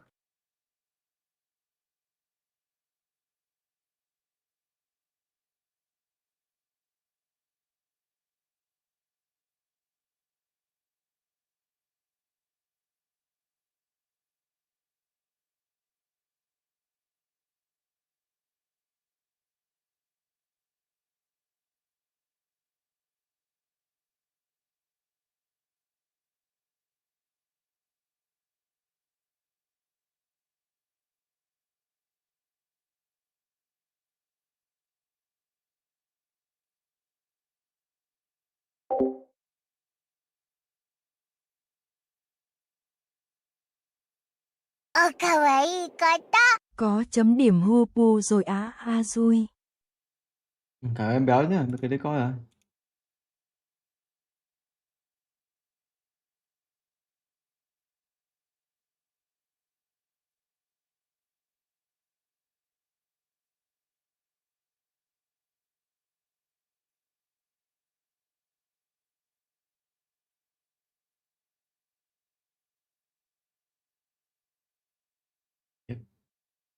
Tiếp thì hình như bao rồi 300 điểm. Nhà lấy đánh dễ mà. Này, đang cái đài đánh. Ê, nếu như mà gọi là còn muội là còn vẫn còn thiếu một người á. Có Su Hào nữa. À, có Su Su Hào Hào nữa. là Đại đô đốc một tí. đại chỉ sư đô đốc. Chu Du. Chu Du. Một tí đại đô đốc à. Chu Du lục tốn đồ.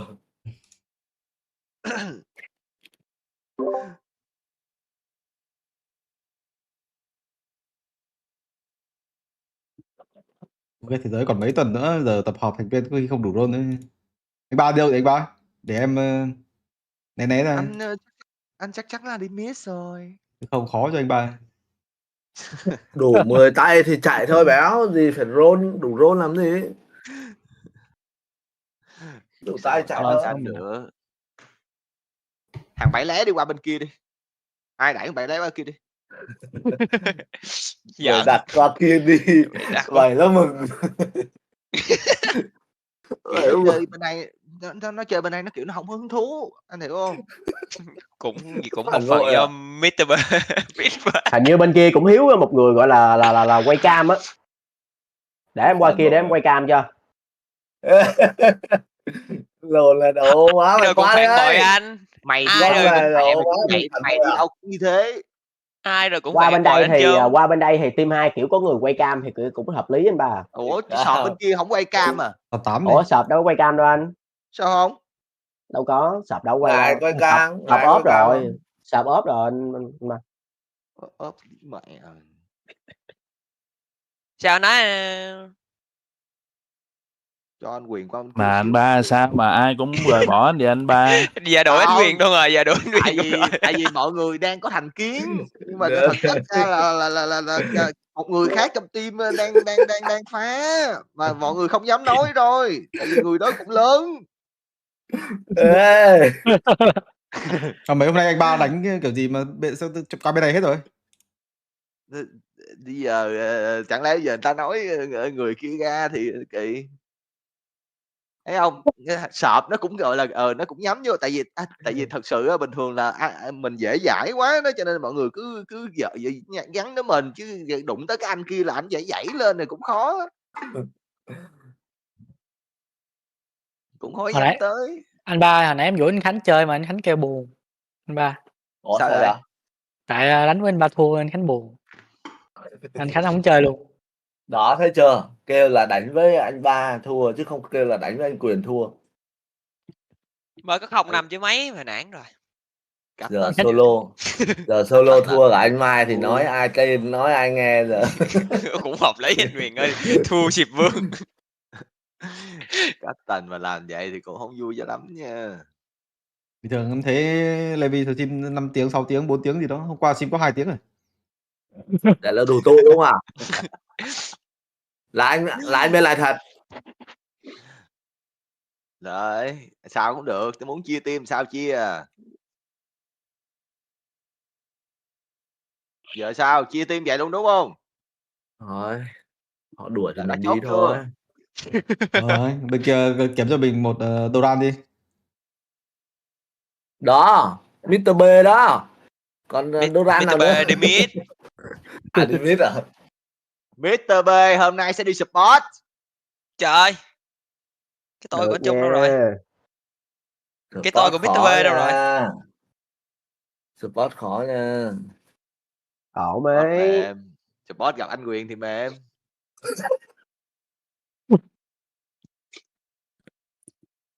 Rồi, tự nhiên thấy Mr. B không trốn ai hết. Mr. B chẳng qua là muốn cosplay Kyria thôi. Vậy à, Sky ơi, em tập trung vào nha. Gì anh Trung nha. Dạ. Tự nhiên thấy phấn Ủa chấn. Su Hào đâu? Su Hào có vô Discord chưa muội? Nó hỏi room nào. Đây Nói kéo lên cấp- này. kéo Kéo nó luôn lên, đi, kéo luôn cấp đi, đoàn lên. anh em mình chạy luôn. Đây nè. Đây phải đây đúng không nhỉ? Đúng rồi. Nhưng mà thằng Len, thằng Bảy với Celeb không ai muốn chung chiến tiến với anh Ba hết, không muốn chia sẻ cái ngọt bùi. Đâu có đâu anh Bụi, tại vì bên đây không ai quay cam hết nên là em mới sẵn lòng qua đây em quay cam anh Bụi ơi. Không ai quay cam cái đủ mẹ mày thấy sọp livestream bên YouTube không ai quay cam. Đâu sọp kêu sọp nói với em là sọp chuẩn bị ốp rồi. Mày chạy thì mày nói mày phản bội đúng không? Mày qua kia à?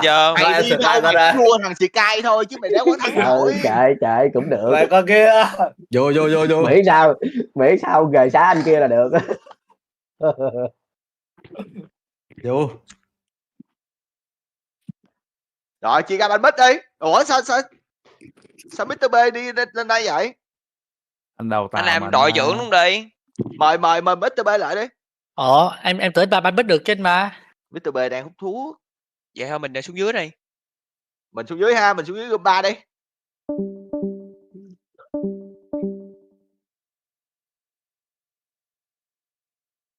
Rồi vô nha.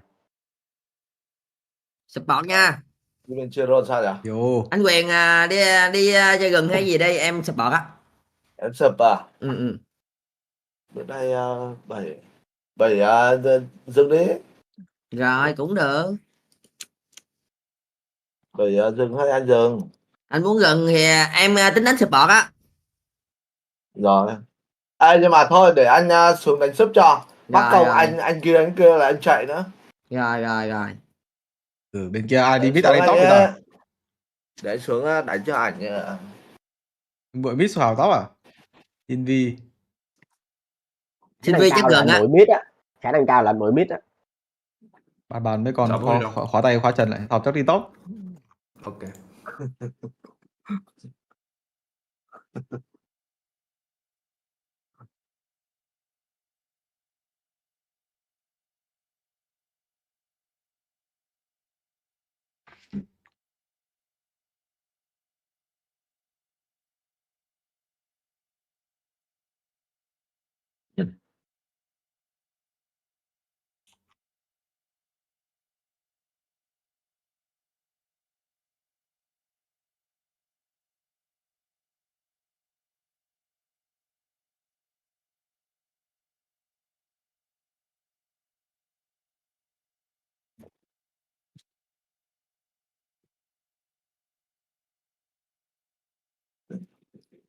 Giờ thì đánh cái gì, đánh rắc đổi đường cái gì đây? Lại xỉu áo à?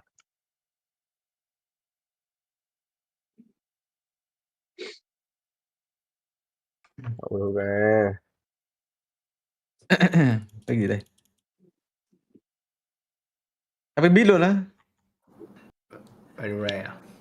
Đầu mid AD chẳng hạn. Top chắc phải slot 5. Đâu ra không biết gì đâu. AD kìa Hiệp. Rồi, lấy em còn Kathleen đi. Kathleen thì Bích Amomo luôn. Amu luôn. Amomo gần. Bên đó Silat sao? Vậy là tới Bích à? Không, Silat sợ đâu. Chơi đi. Aurora Silat. Aurora đẩy đi top. Silat mid. Có mỗi cái đội mua mà. Mid Fortune à? Mid Fortune thì Keria được nhá, bạn. Rồi. Bạn được. Vậy nó gì hin.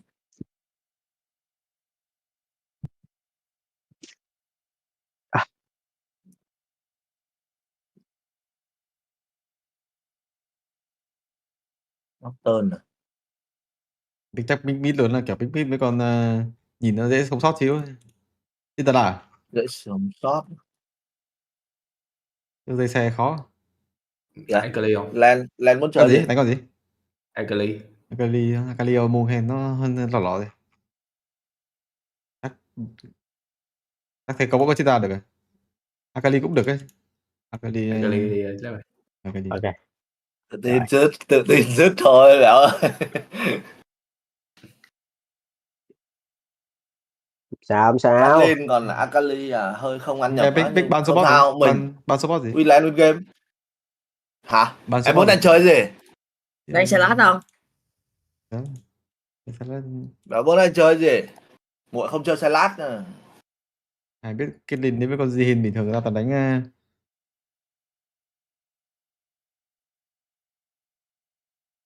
Muốn đang chơi gì Bích? Mình pick trước đó đúng không? Pick trước nó thì bạt thì sao?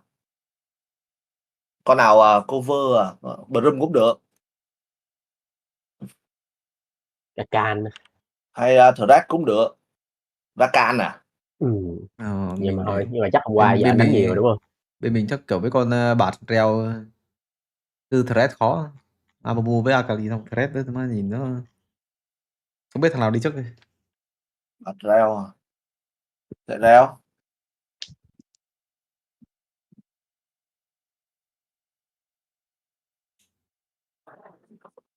Mình Rakan Akali là luôn. mình hai lên được mà. Chắc pick bạt được ấy. Mà Bạt tiểu đúng đầu tiên không? pick được Để ấy. bạt. Con reo team họ bò reo cái gì thằng này đó. Được, Gheo bạt luôn. được. Gheo luôn, tự tin thì gheo luôn. Béo thích bạt thì pick bạt. Bạt ngon hơn nữa. Bạn đi cứ đi đầu kia không? Đấy. Vậy bạn. Bạn team họ pick Naughty khó. Naughty thì bị kè lặng kia này bé đó. Chắc muốn dám lặng pick thôi. còn dám pick VK không? Anh đánh support hả? Đánh chơi đến chắc support là mà. chỉ chơi Nautilus dễ chơi thôi. Dám pick VK không? VK là kỹ năng đó nha. Đủ trình không? Team mình nhìn như cái mền này. Thì mình hơi mỏng. Có Amumu à. Thì với con nào là top phải pick tay dài không? Cái team họ Nocturne pick tay dài nghe nó lò. Tay dài. Thì mày cũng thấy đánh Nasus rồi. Thì mà ra top rồi đánh Nasus rồi. Nico. Dr. Nico à? Liquid à? Ui da. Bên kia còn mỏng. Nghĩ này ok. Thì Nasus thì nghe lọ quốc này. Chắc Nasus đấy. Con gì? Nasus á? Thì pick được con gì mà pick với con tay dài đi với nó Nocturne rồi. Ra pick được chơi gì? Nasus rồi. Nasus đúng không? Rồi. Dạ, Yến ơi. Con này tự chơi thế được. Cái Nasus được, Nasus ăn sâu mấy thứ được. Về sau hơi khó đánh xíu ấy.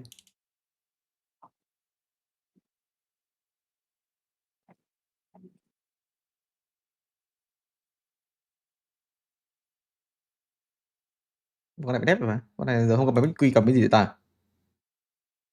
Trốn VN rồi. Cứ bánh quy. Hay là anh cầm kiệt sức à? Hiệp có sợ con nóc không? Không. Hay cầm hiêu? Có cầm thì cầm hiêu, còn không thì thiêu đốt. Hiêu thua à? Cứ cầm thiêu đốt đi. Bên kia có thằng nào kiệt sức đâu.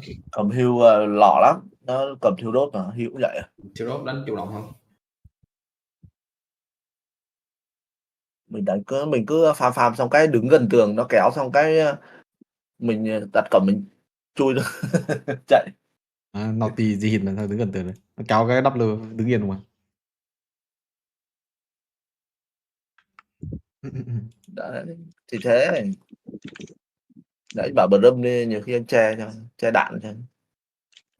Đấy. Không sao vẫn được. Hỏi này T1 mà. Mẹ.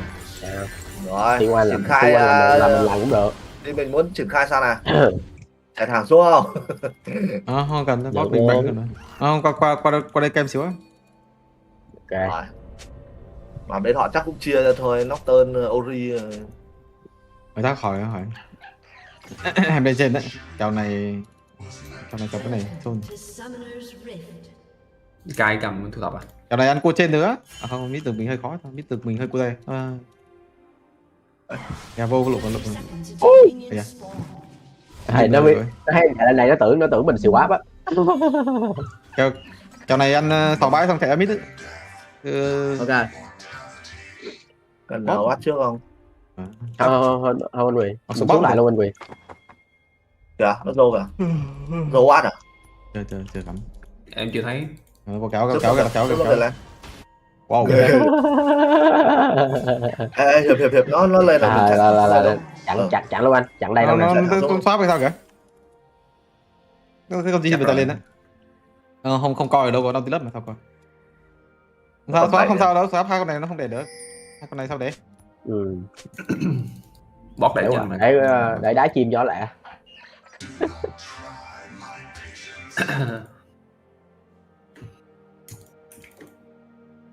Anh lên quy hả? Ok anh. Đầu tiên lên quy nha.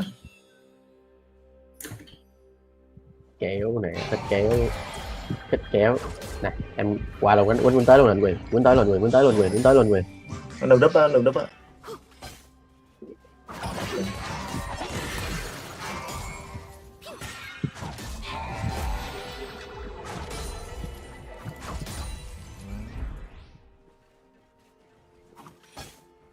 Anh lúc. Ủa. Viên đỡ bún đau nha. Nó có mắt đây. Cầm cái thu thập.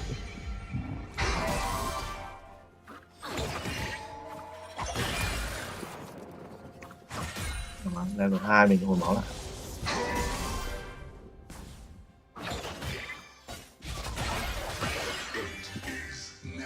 Không có sồn.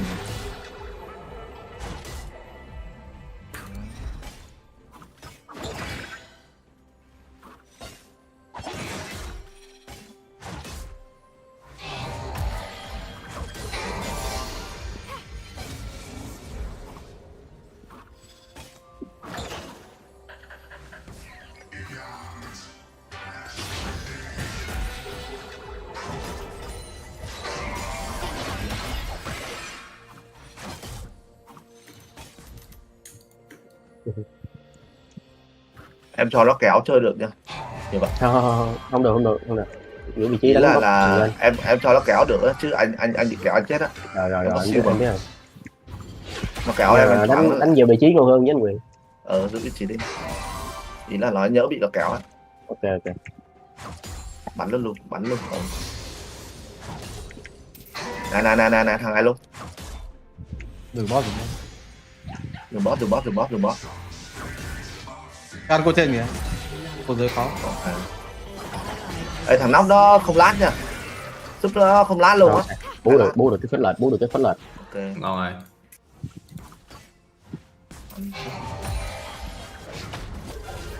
Cô luôn các bạn. Đó họ khó lắm. Ai cô được á. Tập giữ tele để sao? Biết lâu mà nè. Cái chừng chạy ra Nautilus em mid á. Rồi anh ra luôn này. Nautilus em mid là anh ra này. Không lát. Mình chặn nó đường về boss chơi được nha. Rồi nó đi đường này. Em không theo. Nó này. Em phải đẩy. Top họ đang khó nhưng mà đều bắt rồi. Canh sâu đánh sâu đi. Nó về boss rồi đó. Canh đánh sâu là top họ khó lắm. Rồi. Nó ra mid rồi, vòng ra mid này. Ra này.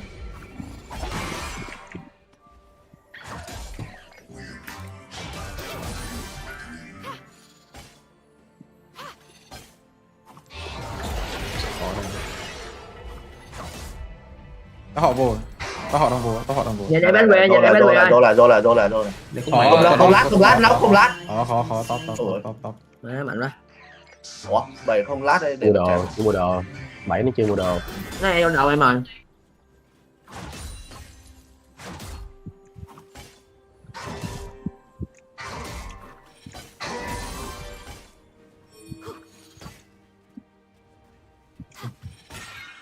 Đánh sau được không? Top mạnh hơn đấy. Mà con rừng họ có nhìn nó mạnh đấy. Dạ họ bỏ đi. Bỏ đi được mà. Bỏ đi đánh boss được mà. Boss họ là tí có sao vào đánh. Con nè. Được ra nè.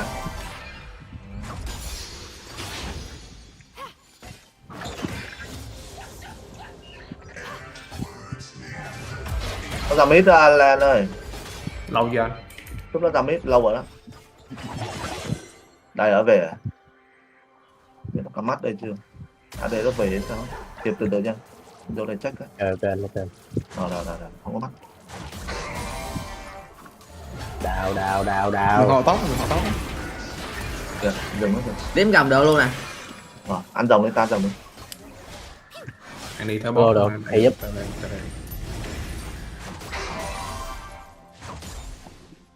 Giúp không? Giúp được. Giúp không đụng được trụ. Đừng ăn sâu. Đừng nó hơi xanh. Chạy trụ.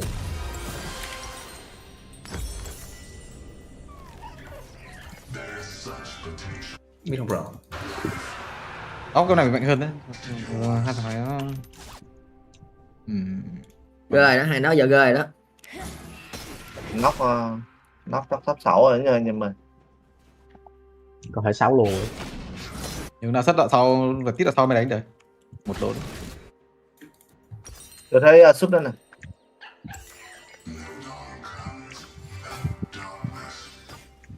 Súp đó đây nha, nó mới regan.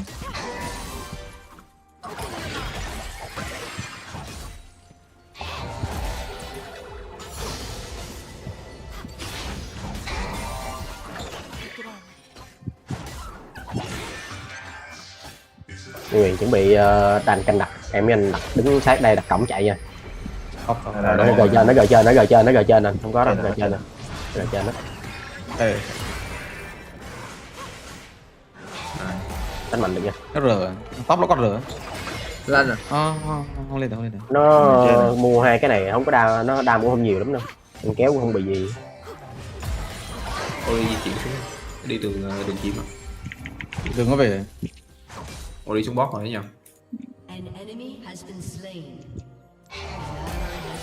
Lúc đó AD nó không lát à? Đây có mắt. Dùng nước à, bú vậy.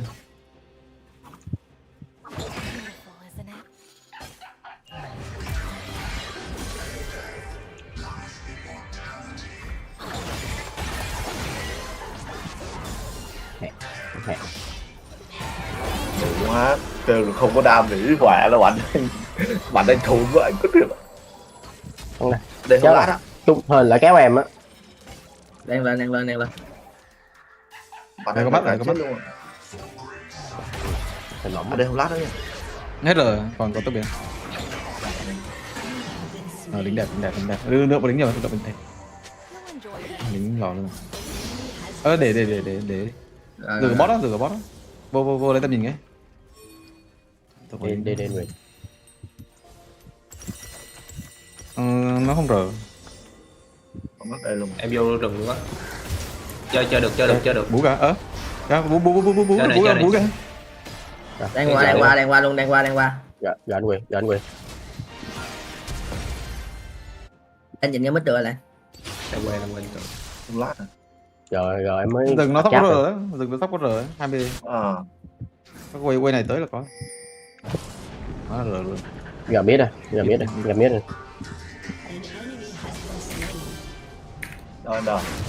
Đây. Giờ biết rồi. Mít thôi. 2 giây này. Này, anh ra này.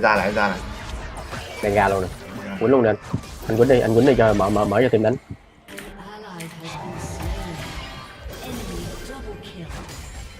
Qua đây anh Quyền. Sập ăn double kill.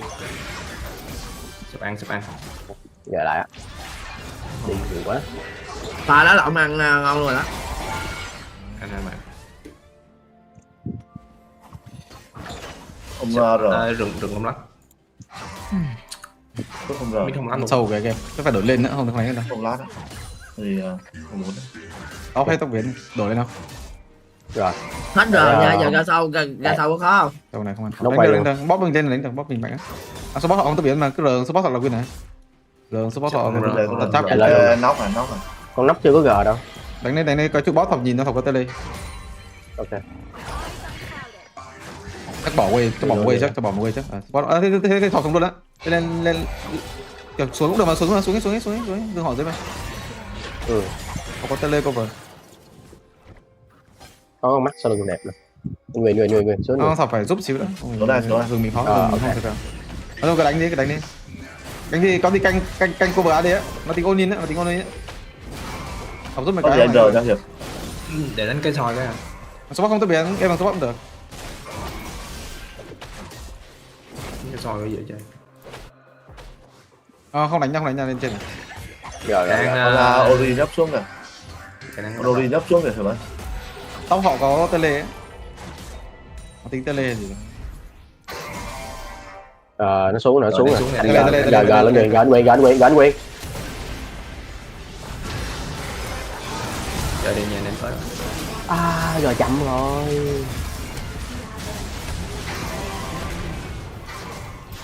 Đó bắt tele luôn nha. Mà không tự biến, lục. Ủa hết mạng. Để quên tóc, tóc họ tele ấy. Ở đây không lát. Tóc họ tele kìa. Anh Quyền rồi sớm là em sống rồi anh Quyền.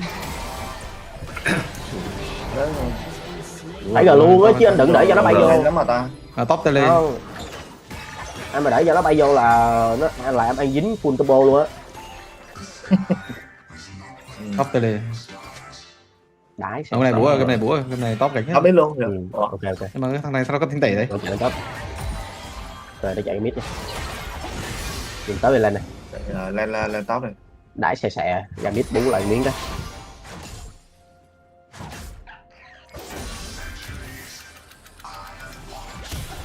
Nó có thể thử cân nữa. Bot không tốc biến không rồi. Kể cả đồ sớm em có sống luôn. Đi đường mới trong này.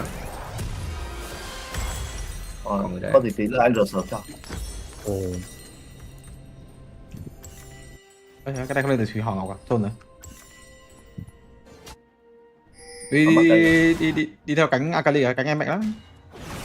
Cánh em chắc phải mấy thằng nó sống biết chưa được. 4 thằng ấy. 4 thằng này hiện tại hơi mạnh à? Ra canh ra đi cùng Amo lấy spell nó. Nó kiểm soát hết cả ở đây luôn. Do này. Nó có biến. Đang do này. Có em lùi hả? Có cái gì hả? Gì đó đi. Phải số bot. Ok, số lên. Gặp luôn nha. Dòng phải đợi dìu AD ra đã mới ăn dòng rồi chứ, thằng kia nó đứng ở dưới mà. AD mình dễ bị top rừng nó giết không? Ori của trên này không biết có tele. Nhìn nó để quay rồi. Mất rồi. Ổn, không sao. Ăn được. Có tele. Nó bỏ, chắc nó lên trên đấy. Back về lên trên kìa, back về lên trên đi. Dạ phụ mình. Em tele nhanh hơn nó nhiều luôn á, 50 giây á. Kiểu cái quay sau nữa là em tele được. Anh để mắt tele nó lên trên chắc rồi. Nó đang trong rừng mình này. 4 giây tele. Anh sẽ mắt tele đánh được. Nó tới lớp hồi tôi biết không? Khúc trên nó nhỏ nè. Em đáp xíu, đợi kiếp tham đợi bãi đó, nhiều bãi. Các bỏ sứ giả ha. Bỏ được á. Bỏ sứ giả. Đấy chắc nó ăn rồi. Để mid chạy xuống dưới G được có sao anh? Thằng này không làm gì nó. 20 tele, em cười đây, nó tần R á. Rồi R kết rồi. Năng. Đấy là con nóc nó đang ăn sứ giả. Đánh cánh Akali đấy, cầm mắt tele các kiểu. Mà nó đông quá, bởi lẽ đang ở dưới sao anh cắm mắt được, phải chờ chứ. Ý là con Naughty ở đây anh cắm ở trên rồi mà. Đó, đụng trụ quýt được. Ép rồi. Canh nó lỗi đánh được á, canh nó lỗi mở đánh luôn. Bắn nhiều lắm, bởi phải lên đây kiểm soát chung với anh. Không nó quét hết mắt. Không đi mày. Bắt về. Ở đây bắt được rồi, di chuyển đi. Ở đây nó bắt rồi.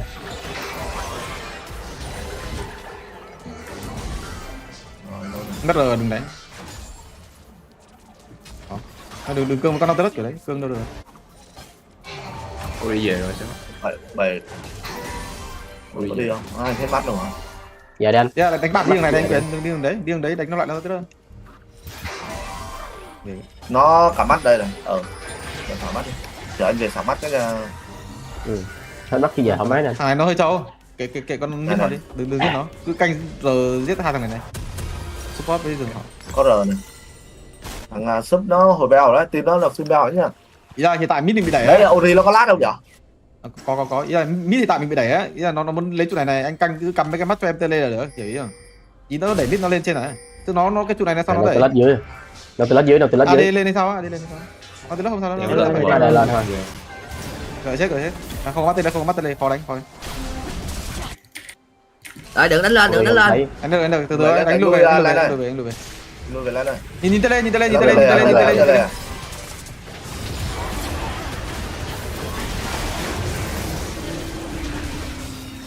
Ao đi sâu lắm, ao đi có cái viện trợ. Đánh cái từ đấy.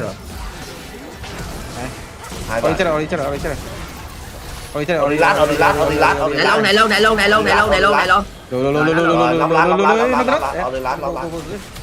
Các bỏ ha. Có bao giờ được á?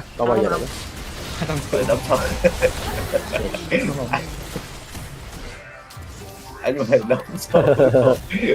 Anh phải chớ rồi. Chờ. Rồi lộn. Em phải về. Thằng này nó full spell mạnh lắm. Đây có mắt này. Đánh lên đi. Này lên này có rồi á. Anh đang lên này từ từ nha. Anh đang lên. Có tầm nhìn cái. Này nóc này. Này. Tele canh tele. Rồi mình lát. Canh tele. Canh đép về đấy. Nó không lát à. Anh nhìn cái boss tele. Có định về. Con luôn em tính con luôn đổ phải bỏ đi. Ngóc tường có rồi. Chạy xuống. Canh xe tóc lưu gì. Ngóc lên dưới này. Xuống. Ở trên nó kia, cách xuống dưới. Ngóc tường hồi rồi đó, nhanh. Sức không rồng ra là 10 giây tele. Em hơn tele 2 thằng luôn á, 2 thằng đều hơn tele à, nên đánh dễ lắm. Kiểu nó không đép được cụ này đâu. Kiểu có gì mình bỏ rồng để em để chỗ 2 cũng được. Thế đẹp rồi. Support chân ngon nữa. Support mid top.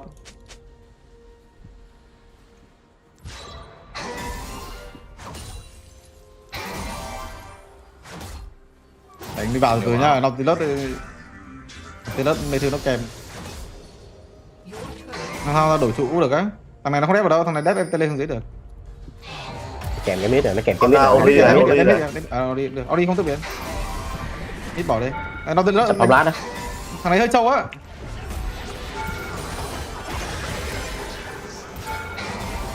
Đỡ tao luôn kết. Anh đang vòng về là. Đỡ tao kết. Anh đang vòng về là hai mày này, con nâu. Anh đang tới lại. Bị gì thôi. Mày một máu chứ là nó rồi. Ori ra mid rồi. Ra mid này. Nó hết rồi nha, nó tay hết rồi á. Sắp ông ở đây không tẩy.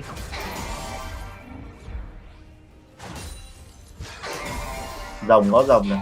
Rồng khó. Cứ đợi về đây đã. Để bóp. Ori còn rời nha. Hết. Mới xây dưới mà. Nó rờ người boss rồi thì ba. Em hơn tele kìa, rồng đi kìa. 2 thằng này đều không có tele luôn á. Đâm luôn. Cái thằng này không có tele. Đâm luôn nữa. AD với AD sập với con gừng nó chưa có rờ đâu. Em tự ăn được không? Không muốn tele gì nào. Được. Chưa đâu nha. Mấy anh em mình đánh được. 10 giây tele. Đâu? 10 giây tele được. 10 giây tele được. Rồi ok. Canh cương lên quyền nó mất rờ phát. Khó em về. Anh ấy ông phải được mà. Nó chưa có rờ đâu. Thằng tóc họ không rời nhá, tóc họ không rời đừng sợ. Đây khó là anh em tự đánh. Đủ vấn đề luôn. Thôi rờ lại. Anh Quyền gờ hẳn đầu nó anh Quyền. Đây này. Nóc lại nè. Thì họ đánh đâu có lại được thôi rồi. Em mèo á. Đánh lại kiểu gì? Tóc họ không rời.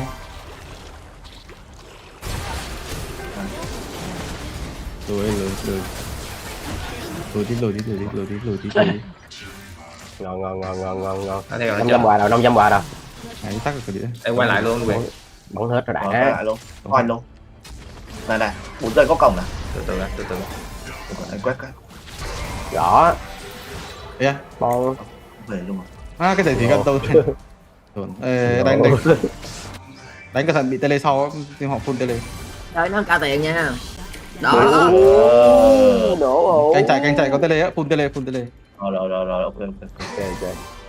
Nổ cái hũ. Kìa.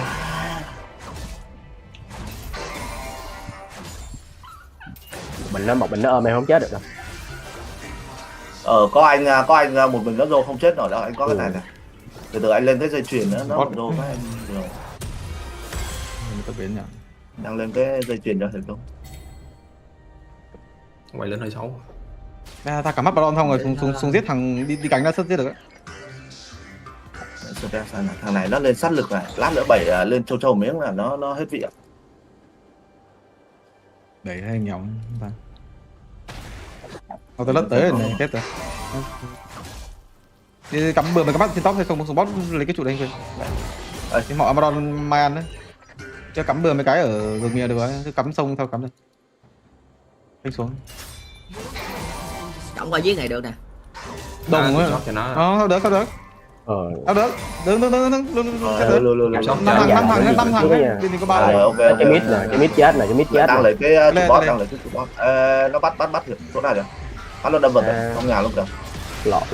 Lộ vị trí ở trên á. Lộ hết. Đi thành cánh của con Ori đấy, con Ori nó mạnh mà. Làm gì nó? Chạy mày. Đép Baron. Cứ chạy.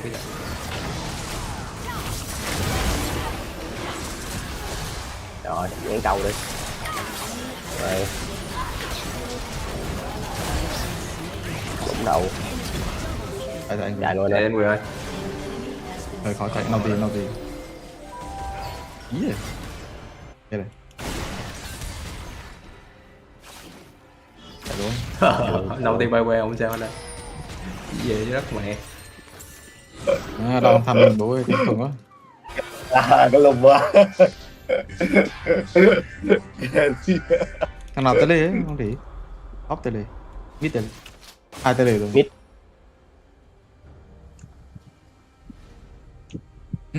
Nó đánh theo Akali bên nào thôi rồi, đừng đánh theo con Oriana, con này nó nhìn đồ nó đi. 3 thằng AP đánh theo nó, what the fuck.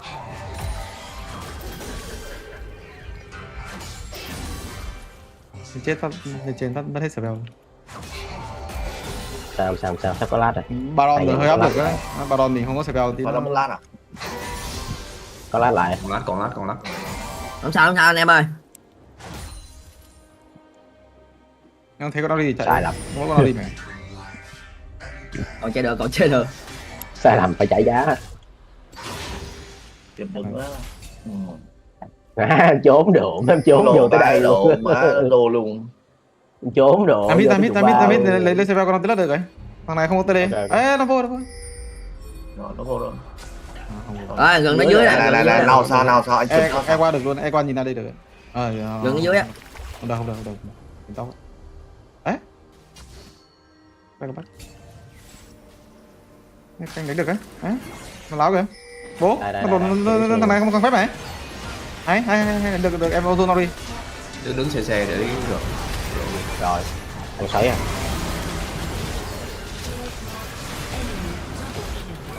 Má giờ nó combo đi thì đang. Thằng Nguyễn combo đêm mà.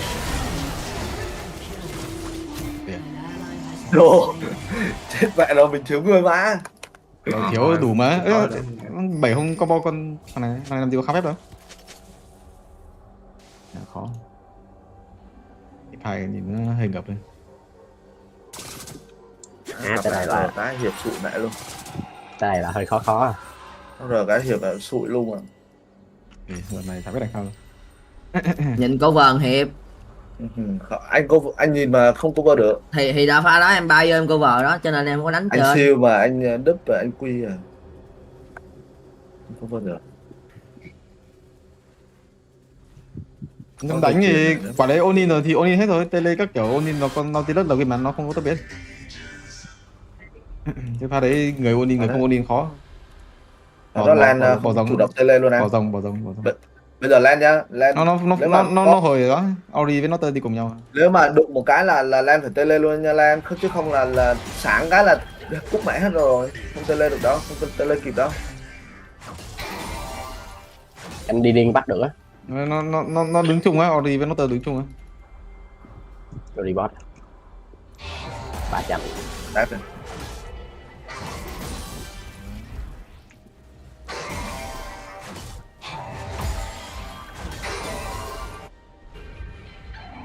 Bot đồng nhiều. Nó vô luôn đấy, nó vô tới đây luôn đấy. Nói chung nó vô em tele ấy, anh đứng em trụ đánh đi, đứng em trụ đánh, xong out play cái rồi. Quyền nó hơi cao.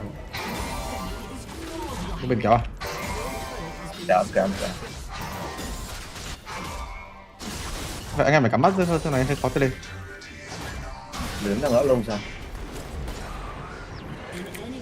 Đánh cái từ. Bỏ. 20 giây này. Đấy, từ từ lên được nha. Thằng là top nó không biết nó còn tele không phải, còn Tham cả. Được chơi game thì nó đi.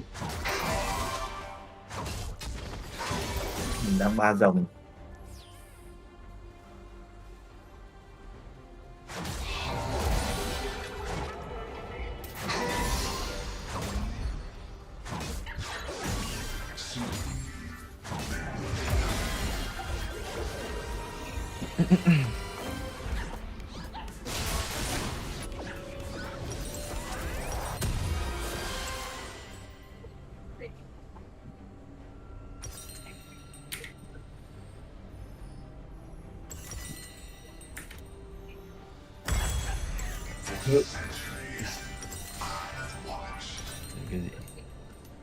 Ủa nó nhiều trụ quá nhờ. Không nổ mục tiêu.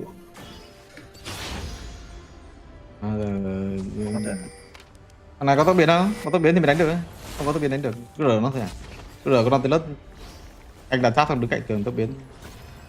Này, canh đỡ này, nó vô đầu luôn đấy. Đợi cái đi. Này, nó trao này. Khó, đứng nó up được. Đúng AD phi sót ra. Em tầm kết đi mà.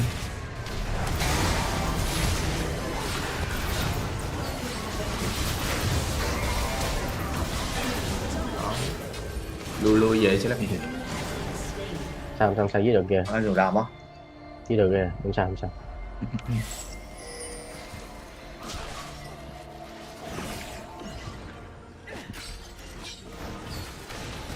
Bây giờ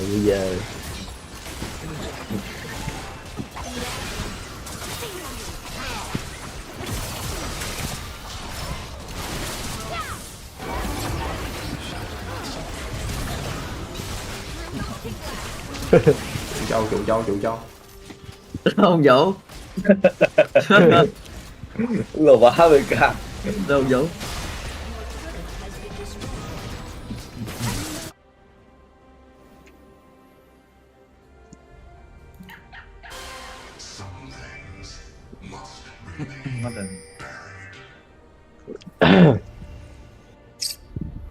Khó ra ngoài. cái đây hơi khoai.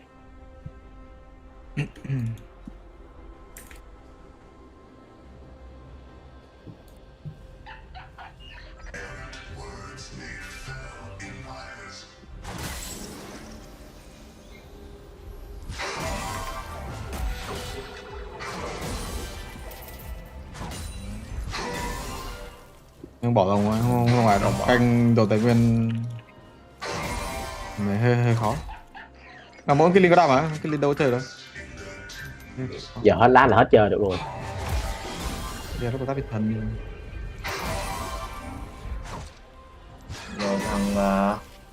Giờ thằng Duy Hi nó bắn nó xuyên tăng luôn ạ. Giờ Mega là mở giết luôn này thì được nè.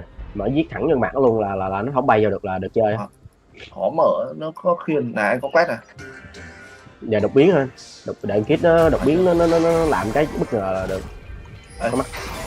Khó đánh không đánh đâu. Em không tê lên. Bỏ hết. Nó rồi bỏ. Cái đẩy đi. Không đánh được. Nó đang chờ 5 thằng dưới sao? 5 thằng rồi ạ. 200 nữa.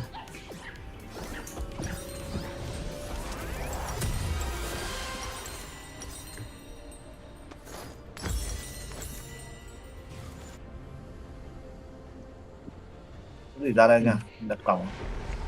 Này. Đấy, tê lê. Tê lê. Đây đi mít à. Sơn này. 27. Anh Quyền.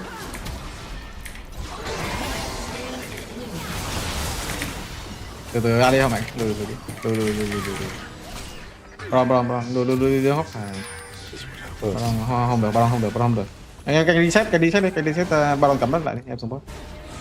Dài nha. Rồi về đây. Cứ mở như vậy là được chơi game. Canh ra liếm luôn sao? Anh nhưng mà khó. Nó được không? Nó lại nó giữ rồi, nó nhìn. Bây giờ hai thằng kia nó mạnh quá. Mình đâu có đâm đâu. Ok. Đó, mình cứ làm như vậy luôn nha, Hiệp nha, cứ đừng sát cái chui cổng cái. Rồi. Có phát đó lại em có mất lát không? Em đâu có lát đâu. Đúng không? Em đâu có lát đâu. Nhưng mà Ori pha đó nó không sấy em á. Chết nó Baron á. Thì họ Baron chắc á, thằng kia nó không tele đâu, nó kiểu ăn Baron luôn đó, mình canh cướp được á. Canh cướp là win đấy. Xuất ra này. Nó đi nó kiểm soát hết này. Anh cướp nhanh em, cướp đầu win đấy. Anh giữ mắt tím lại cái tham mình 5.000 6.000 máu rồi đó thì cướp. Nó đi Baron chắc á, Đi này kìa. Ở tay lề, từ từ nha. Để em cắm nha. Cứ từ từ. Canh cướp nhanh em. Chạy đây kìa, canh nó chạy đây kìa. Đỡ đường để tôi đỡ đường tôi di chuyển. Tăng ăn. Giữ mắt tím, mình còn 2 mắt tím này. Đổ vào đây. Mình còn 2 mắt tím này.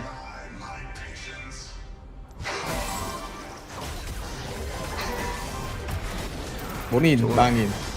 Này. Nào, về đép. Chơi được nha. Ở đấy. Ok hết sấy à. Mấy thằng đằng sau của nó mạnh đó, em để chỗ á. Thằng đằng sau nó phun máu rồi. Cái giờ hết rồi. Không rờ cản nó anh luôn. Không kịp. Nó về. Ở đây không lát nó phay sau cũng chơi được á.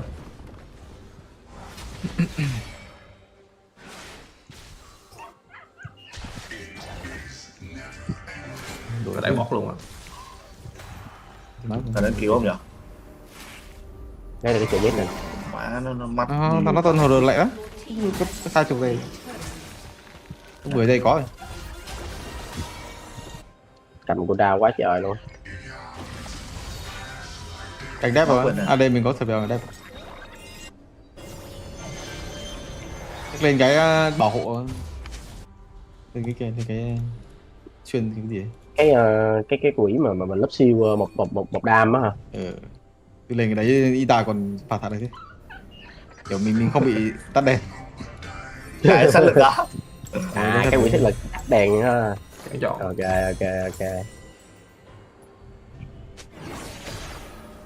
Khó đánh nhỉ, nó vô.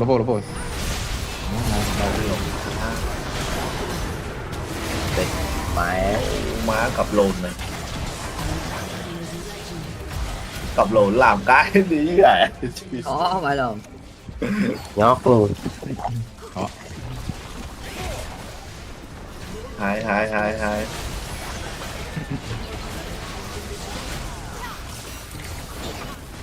Khó thì. Đủ mỗi ngày chơi vậy. Ai mà muốn mai quay cuồng cứ dữ chứ. Má chầu Nguyễn trong bộ đêm độ bất tỉnh luôn.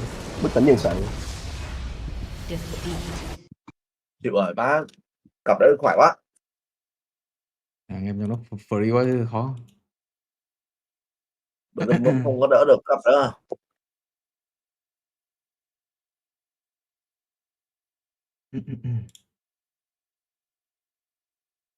Nó rờ cái cúc rồi, nó bắn đéo được.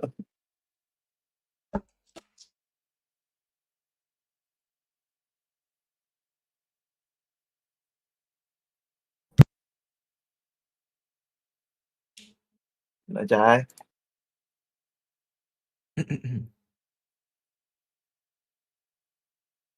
Tóc cầm chân quá.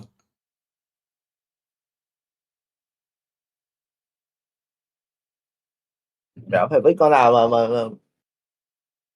lăn xả thế, con đấy farm chiêu quá. Chỉ đi đường thắng mà đâu liên quan đâu, biết từng mình thua nặng quá. Giờ sâu một em kiểu hơn nó chắc 2.000 tiền. Mà biết được mình bị quẹt cụt hết rồi. Ý là lăn xả rồi, PK nhiều rồi á, em chủ lực.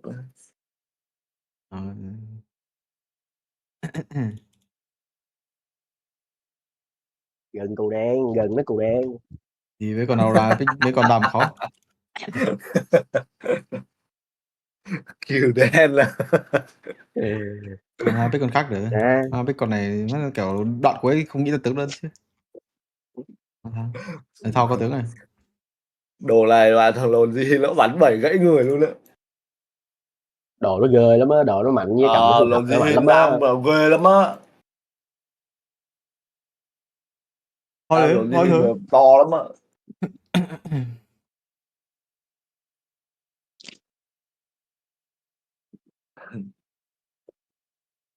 Trai.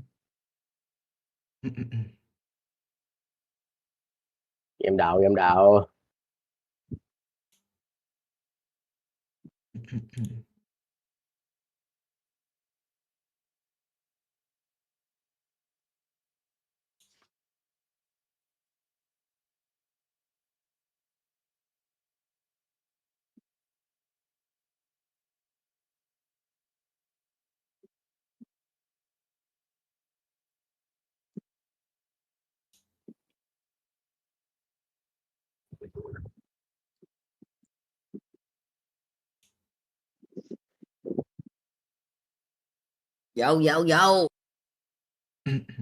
Nãy trai. Nãy giờ team phân tích quá trời mày đi đâu.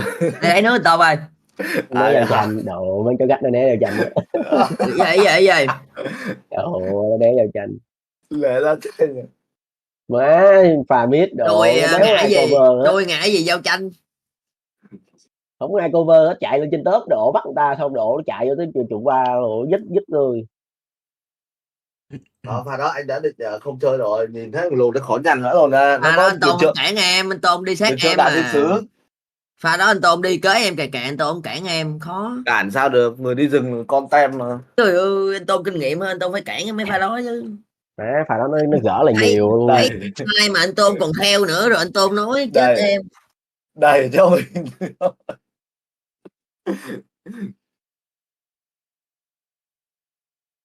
Nghe có tình đi, có tình bên mình kêu là lên cắm mắt thôi. Bay cổng đồ các kiểu lộ tầm nhìn cái nó dứt được đen luôn. Nói thế kêu cầu lên cắm bay cái bắt xong chạy xuống bot là vỡ trụ 2 rồi, anh em không thấy anh em đâu. Đứng ở dưới đợi mãi không thấy nào luôn. Lúc đó là chui cổng sang. Chui cổng sang xong cái là thôi. Chứ pha đó nhiều khi mình chơi là mình vẫn giết được con Ori á, nhưng mà mình mất nhiều thôi. Anh Tôn nha. Sao thế đấy? Lỗi anh Tôn. Pha đó nó để mid nó. Lỗi anh. Con Ori nó có tốc biến dày thủy ngân với cái gì nó câu kéo được 3 thằng phải tới 30 giây. Xong rồi team nó lên rồi. AD mình thì trụ 3. Nha khó thế à? Akali nó theo đâu, Akali bị nó tơn rồi. Cái pha đấy đang đánh hồi tiền mất bao lâu luôn, chả biết đánh sao. Thì anh thấy nó trâu mà. Nó có quyền trượng đại thiên sứ rồi, nó có gì mặt nạ nữa đúng không? Khỏe vậy liền. Nó lên tầng thì kệ thôi, đâu có vấn đề gì đâu. Ý là còn đấy cái thế em đang lấy chỗ 2, mà em thì em mà bộc phát mất bao lâu rồi. Thì đó. Bảy không có nhìn. Đang. Bảy cứ gặp là chơi không. Anh em ai cũng thích nhau, anh em quên nhìn thằng Lan kìa, Lan im quá. Vào con lên. Lan chơi game nó im quá. Lan thì nghe cát thôi. Chơi thì chơi đúng không Lan? Lan thì chơi thôi. Cái bát chưa nổ chết rồi sao chết. Có chưa nổ. Lổ bát tắt đèn cái thứ AD mình mất dạng rồi.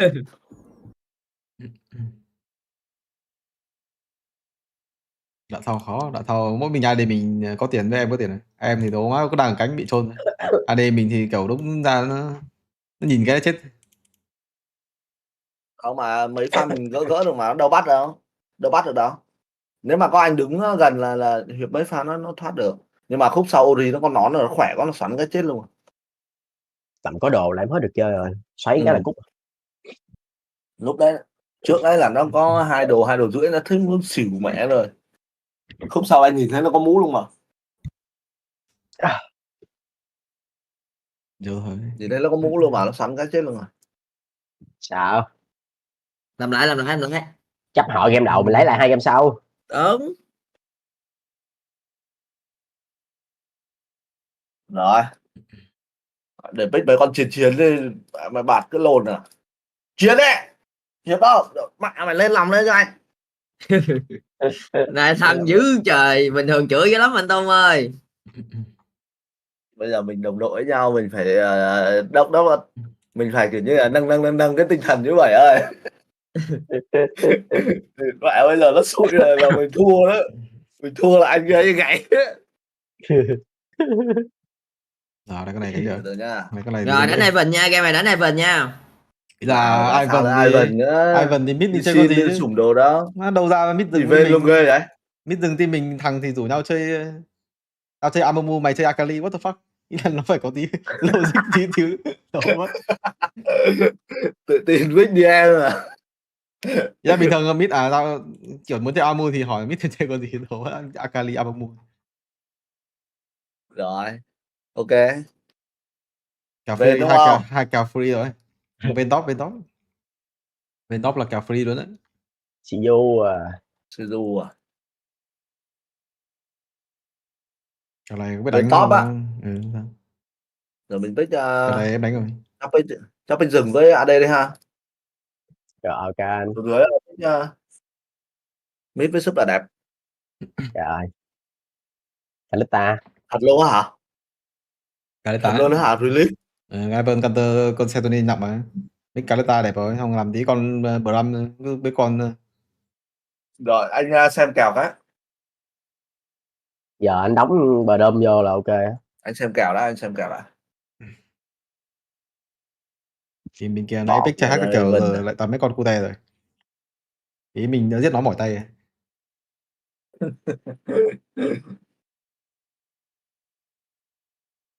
Béo ơi đừng có gieo vội nha, team mình còn có mấy con cừu đen. Đủ má đổi đường. Team mình có cừu đen nữa nha, không có nói trước được. Em mình làm một miếng đổi đường cho con né cút luôn. Đổi đường đủ má thứ cái cào bot cũng không thầm. Rồi này là reo Poppy. Sao? Vậy anh em mình giúp không? Đổi không hay là đánh bình thường? Đổi. Rồi ok. Đổi được rồi đó anh Quyền ơi. Mình cho con Vene này nó cho nó đi bụi đi. Ủa sao từ ca ban bật râm vậy? Hóa nó ASEM nó bật râm à? Nó bích trước rồi, nó bích trước rồi. Nó bật râm à? Đổi rồi, con này đánh giùm gần sao? Hả? Em cứ farm như bình thường thôi. Năm có một canh đai trụ đồ các thứ thôi, anh vô trước cho. có đấy phải coi clip á, có đấy nó check ăn nhanh lắm, quy này nọ. Là nguyên dòng của mình là hết luôn đúng không? Còn anh em làm sao swap làm sao anh em làm à? Check quy liên tục để nó di chuyển. Quy để bay qua tường ấy bảy, để trồng đúng không? 100. Bình thường mình đánh theo ai thì mình đặt vòng rừng ở đấy trước. Đó đặt vòng rừng ngược lại trước. Đổ đường dạy chắc Bobby. Ba này. Ê lên cô à. Team nó dạy thì chơi con gì nhỉ? Cái nào thì nào Reo hay Rakan đồ ha? Reo là xong rồi. Reo đi. Được không vậy anh Quyền ơi? Đó. Hơi lạ đó nha. Nói chung là chơi không có hay thôi mà biết chơi. Biết combo là được. Biết combo là được. Quy lát đồ là đúp r đồ. Cứ dứt thôi.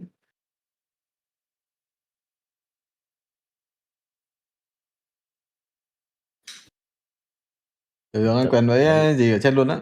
Em thực tế mình. Em cầm cái quỷ hồi spell á. Chứ Béo không lên đánh lấy độ à? Đường kiểu em ở dưới mình. Xong rồi mọi người đứng ở trên quay một nó băng lính luôn á. Kiểu quay một mọi người đứng ở cái bụi đầu tiên nó băng lính luôn á, hiểu gì không? Kiểu setup đứng nó băng lính luôn. Thế là quay một mình nó băng lính luôn. Xong rồi mình hai đứa cứ đứng ở đấy chơi hoài thôi. Con Ivan xuống dưới với em. Con Ivan kiểu đặt bãi chim với đặt bùa đỏ mình trước, xong rồi ăn ở trên xuống. Xong rồi cái thế Ivan với Gna ở dưới ba người, còn Kalista ở trên đóng băng lính á. Nhưng mà nhớ đóng băng lính á, tại vì đẩy vô không có thằng rừng không đai được đâu. Nhưng mà khả năng là bọn nó cũng biết ra, khả năng nó đi lên 5 thằng nữa đó. Để ý cái thế đóng băng lính á, cái thế đóng băng lính quan trọng, kiểu là một mình kéo lính luôn á. Còn chứ mình đẩy vô không có đai được. Nó nghĩ là mình cũng đổi đường thôi, lên nó kéo 5 thằng lên nhá. Đi mọ đổi đường hơi mạnh qua xem. Xe với bên này đổi đường mạnh ác. Chết rồi, lâu quá không đóng băng lính giờ. Hên Trong xui ấy rồi. là sợ đưa toàn là giao án chung kết thế giới không là trong nái đó. Sao mà quên được Hiếu? Sao vẫn làm được. Quên là sao vậy Hiếu ơi? Chạy thẳng lên cho mấy con nó gom lại xong cách chạy giật vào bụi. Giao án hơi quợt nha, giao án hơi quợt. Kèo này chắc là lên trên cắm mắt. Mà nó cầm nhầm đáng rồi. À đừng gây luôn đấy. Nhưng mà đừng đi thở, nó cái này nó cắm mắt à? Cái này nó cắm mắt trên đó. Nó cắm. Cái này nó lên trên cắm mắt. Đứng ở chắc Ok. Đừng lên chỗ này. Xong rồi tí nó vô. Rồi. Đây. Ấy. Anh em chuẩn bị ra bếp đi. Hứng ơi, hứng đứng vô thế hứng đi chứ đứng đấy nó lộ. Nó nằm thẳng đấy nha, nó cũng kiểu như áo đòn á. Nhiều khi nó nằm thẳng trên này nó chờ sẵn rồi. Đắp luôn vô cái bộ kìa. Khỏi đi. Bình thường đi. Đập vào đây à? Ông em xuống em phải dưới. Má đập vào đây 3-4 thằng nó chờ. Quyền đi theo nè anh. Phải đi theo xong rồi quét bắt từ á, không thì lộ. Rồi từ anh đi trước anh có quét. Rồi. Nếu mà nó 2-2 nó đánh không lại đâu. Ok. Cái hết luôn. Hai cái tóc cốt rồi. Mắt của Renata. Rồi, đóng băng hay là anh đóng băng cho? Em đóng xuống dưới mà. Anh dưới anh lên đúng không? Là vòng dừng đặt ở dưới trước thì mới xuống dưới được chứ. Sao? Như nào cũng được mà. Rồi. Ý ra phải đặt từ trên trước nha, xong. Lên trên xuống dưới được à? Tự xử lý thôi.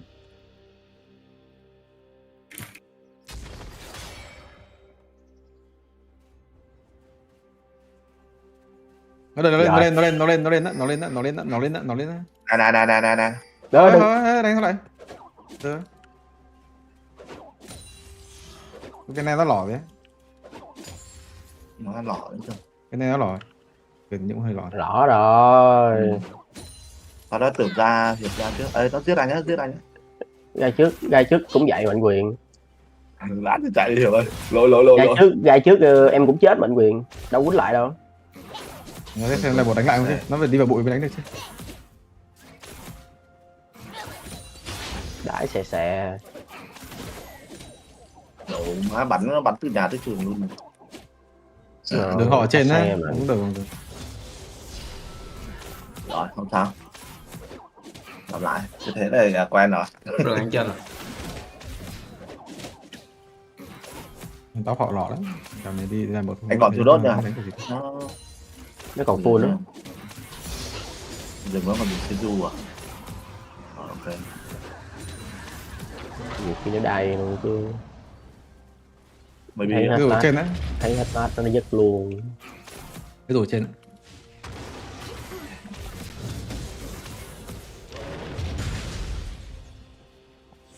Đủ má nó đai con này chết luôn. Nhưng mà phải chơi á.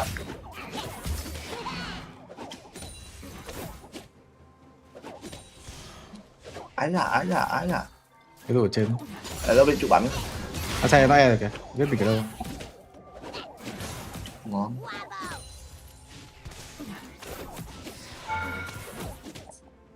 Ngon. Tóc nó lỏ lắm rồi. Khỏi xuống. Dừng họ không xuống, họ không thể rồi. Cả mắt à? Rồi, đỡ lại được. Làm hết này. Nhìn tóc họ lỏ.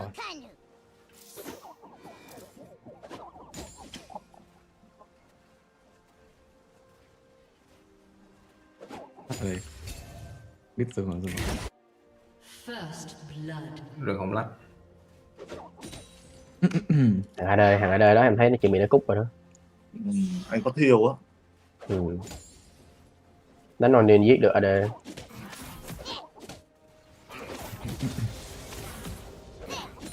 Anh vô bụng ra. Từ từ anh nè, phải gần lên nè. Phải gần đang lên lên đến 33 win được á. Đang lên á. On nên AD để giết được nha. Hết máu.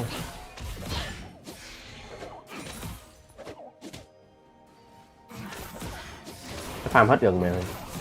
Tao không cứu hết của nó rồi. Rừng không lắc. Anh nó dài. Nó dài, gần nó dài, quýnh đi, gần dài.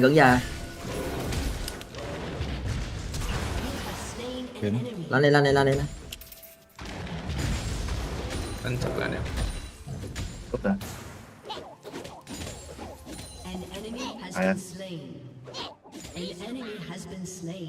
Còn chim à? Rồi ăn chim à? Anh hết máu anh về đấy. Ok. Để ăn kinh nghiệm này. Rồi. Có mắt đây. Đúng giờ đây. Nó có mắt đây này. Hết quát rồi. Ok. Sao? Giữ luôn mà đánh sâu nha.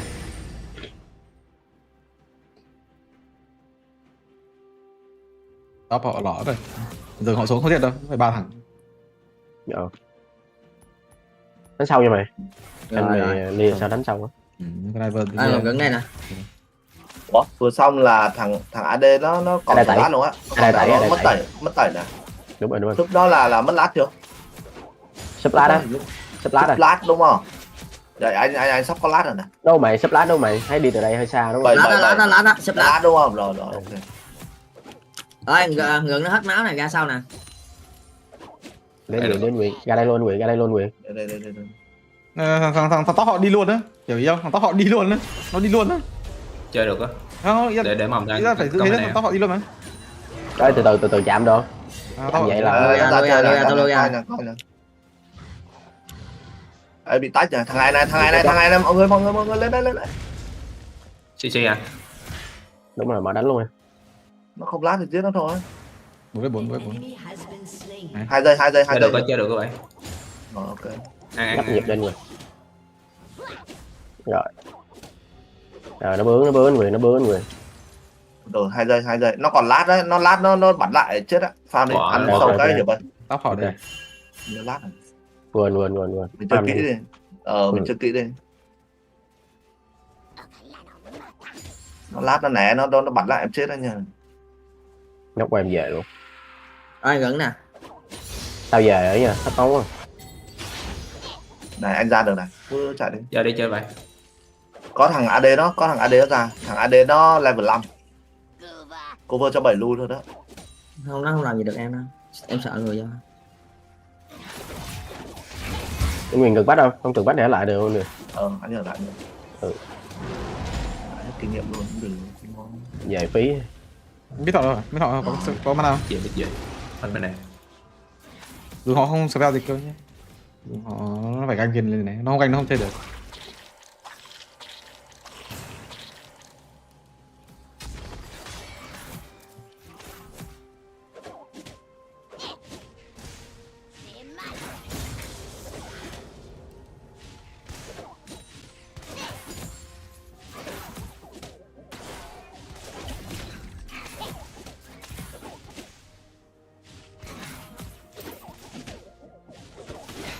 Vô luôn Quyền.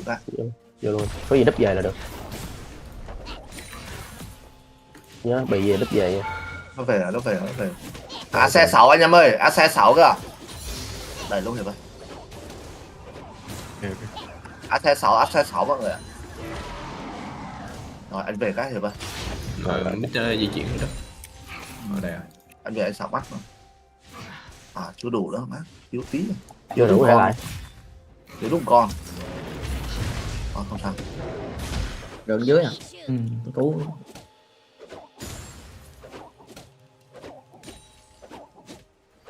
Team vẫn đang ổn đúng không? Đừng có bú chứ. Đứng ở dưới. Đứng kìa. Em nó rờ mic kìa. Nó rờ mic kìa.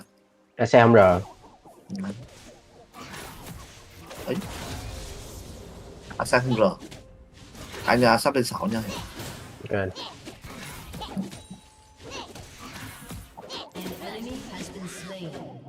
Nó chết luôn kìa. Anh trai làm gì chết luôn chứ. Thế về được rồi mà. Hai lắm đó. Rồi. Sao theo em? 2R hay là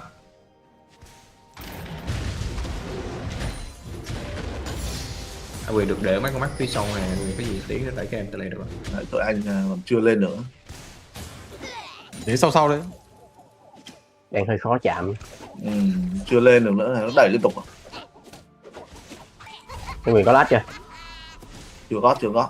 Lại anh lát anh riêng sức lắm mà.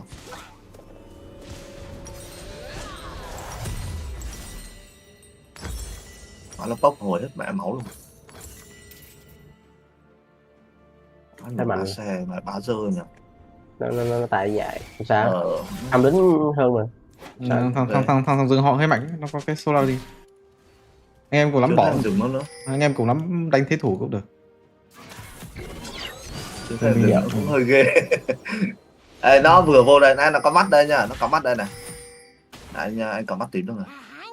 Sâu như hơi khó thôi chứ. Sâu hơi khó là tụi anh hơi lâu nha. Ăn 2 con rồi. Quay lên sau đi. Chuồn lâu á. Quay lên sau đi. Này có lát. Gán ra mình liếm con mình chạy được không? Được. Anh có lát rồi. Những cái thế hơi khó rồi. Ở đây sau. Nó cái mid rồi nó đi rồi hay sao này? Ở đây sau. Em về. Anh em thế hơi lỏ á, em không muốn đánh á. Mặc dù có mắt tay lên đẹp. Đánh vô đi hơi lỏ nha, đang hết máu á. Rồi em lấy cái trụ. Hết máu á. Dừng họ đấy. Nếu mà béo đang đè được nó thì mình bỏ cũng được. À đây mình vẫn tham ok á. Đang ổn lắm.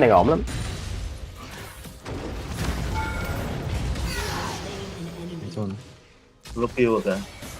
Thôi mình từ từ mắt tới đây sau á, mình biết thò. Đi em. Chết lên. Sợ quá. Giờ mình có lát mà nó đứng ngông như nhảy là. Anh có R nè. Ủa má mình đi luôn á. Chứ nãy giờ nó nhiều lắm rồi đó. Đứng láo rồi mình bung lên chơi nha, là win đó. Nó không làm gì được em đâu. Con heo có rỡ nha. Người chạy lên đây bắt ở đây anh người. Phải xa anh người, bỏ. Có cái dây chuyền cho mày á, Ra không bắt lại rồi. Đây nó ra biết kìa. Ô cái lục má nữa. Ra đây, nó rờ luôn. Giết đi, dùng cái bồn mít á anh Huy ơi. Đấy. Đang ra mid nè. Chết rồi. Chơi lại luôn. Sập đi. Này anh hút nó. Hiểu bạn đây chưa bạn? Ở đây chùa là. Nhìn em biết. Đồng không? Đây cái tele. Bèo. Ê, nó không lát. Anh tới với 7 luôn. Có chói không? Hết rồi. Ok. Hiệp. Kêu vậy. Hòa luôn chứ ngại gì bít bẩn. Bên đây một nó về. Có gì bèo ngó qua đây tí này. Đây một nó về. Là top. Ngọt liệm. Không đã biết. Đang ăn rồng. Rồi, ăn được rồi. Ăn được rồi. Mày miết luôn người ơi. Sao không lát nha. Sao không lát được không? Tụi tôi tìm vuốt, làm gì cũng làm cùng nhau, đúng không? Anh bé về đây tóc kìa. Tôi không cái tụ tóc mình con rợm. Sắp mấy con rợm kết. Hết. Quên. Bách về lên top đi, ngày chết mày rồi. Nó đông. Nên là tao với lận. Nó 3 sao nha. Anh lên có khi vẫn cúp á. Sao nó mới chặn ở đây nó căng em mà. Nó mới cắm mắt đây là này. Cái thế ăn tầm cùng nhau rồi. To. Lợn nó chân lộ này. Nó đánh xung quanh hàng xin ra à? Sao đâu? Mấy cái lane khác đánh mạnh lên là được rồi. Mid. Nó mới lại này.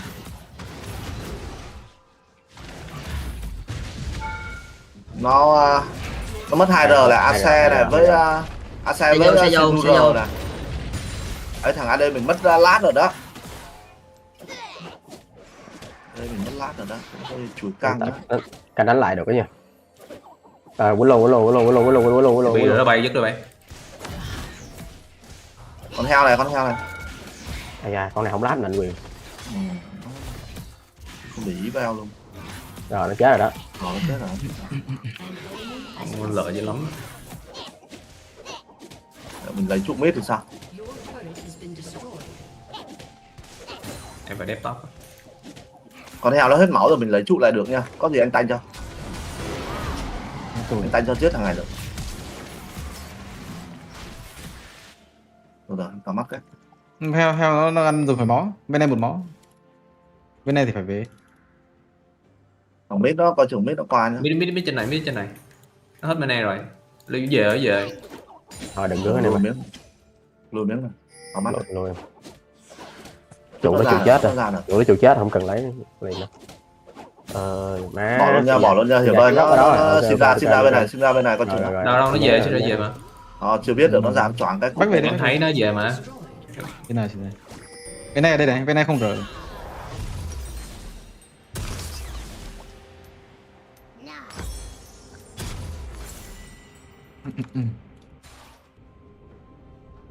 Có tele á, support đi bên này.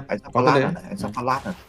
Ê, nó ăn gì láo kìa. Đi này như gì có tele. Anh mới revenge sao nó ăn thằng AD mình cầm nhiều đồ rồi lắm rồi sao bỏ không nhận tiền cũng đang ăn AC không giờ lâu rồi AC không giờ kệ đi anh em để ý tempo đẩy quay này là tụ top rồi này mà tụ top hơi khó rồi xin tele hơi mạnh em giữ lính á lãnh kiểu giữ lính đi tiếp tục tiêu rồi em đứng tháp người rồi em đứng tháp người rồi hết bèo rồi. Không lát thì giữ lính luôn thằng súp nó qua đây nha có thể nó xuống lên á anh cầm mắt cho lên này để em để canh support đấy cái trụ dưới em có tele đẹp đấy rồi ok này nó phá mắt của anh này cầu cắm cái mắt ở đây này cắm mắt ở đây được này tại vì mít mạnh mà cắm ở đây được lợi ra ở dưới nha em không được em không tele được phải đợi có AC đó có AC nó đồng phải đợi có nộ kia tele em được cái chứ rồi nó mới cắm mắt đây à nó soi lợn với ra tao rồi cái chết thằng này cũng được rồi xuống lúc không mình VD ở trên này. Thằng heo nó ở đây nè chưa được nhá em cho chúng mày này anh đi trước rồi chơi này bắt sập luôn anh để em ngáo này rồi xuống giết tụi kia luôn rồi nó mất ra nó mất ra R con heo rồi ạ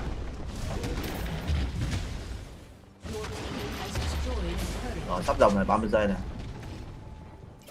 chết nhiều lắm đéo người chắc có tiền luôn rồi kèm cả 2 game mát lậu nguyên hệ đường dưới em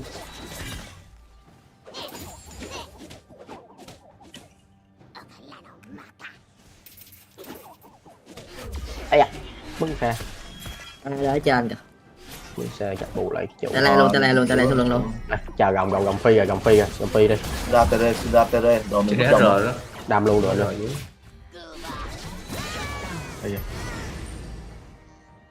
sao gồng phi mắt tele đẹp thứ tổn sao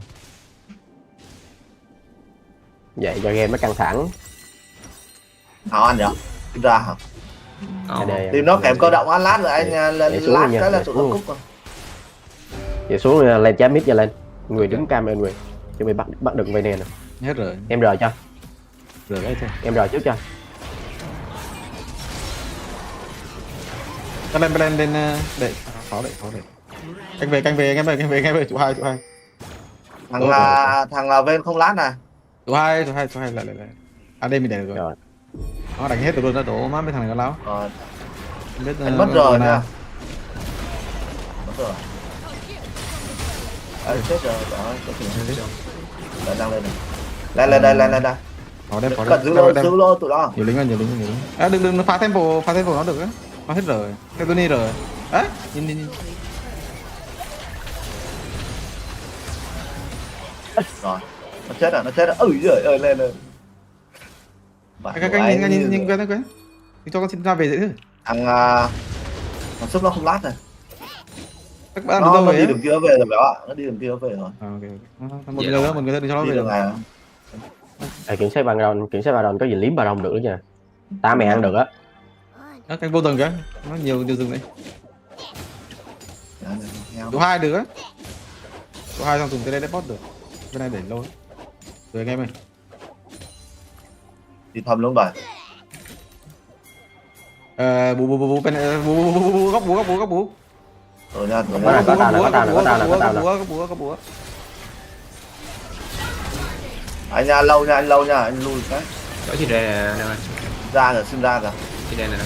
Sinh ra rồi. Anh đang tới là Hiệp ơi, anh đang tới là Hiệp bắn đi. Rồi xin ra chết rồi, xin ra chết rồi. Dạ. Ok, đồ cái xô bị. Hai. Bắt đông không? Bắt đông đi. Bắt đông không? Được không? Có Calista. Bởi vì mà không đủ tăng đâu, chắc lấy mà chậu nó có hơn. Chắc lấy chậu đi. Nè. Em chơi lên tới rồi. Không có đâu. Cần cứu. Đéo có đâu. Hiệp. Thằng kia có tên gì? Em đi lên là sao á? Bên này không chơi bị. Má không nghĩ nó dám dồ luôn á. Tốt tên lê á. Thằng bên này không có nhưng mà thằng kia có. Căng tiền. Tên lê bắt mình nó sẽ lên tất này. Ăn để chúng ta nhìn tên lê.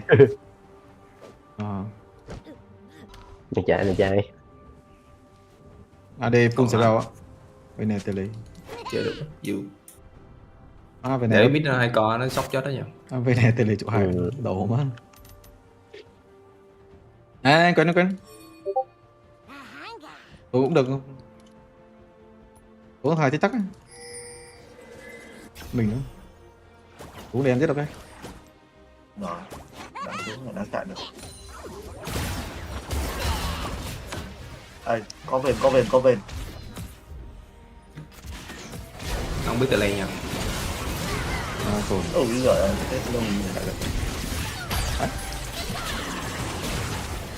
cái này kiểu nó 1 giây 2 giây ấy. Chạy qua Baron luôn hả? Baron dễ lắm á.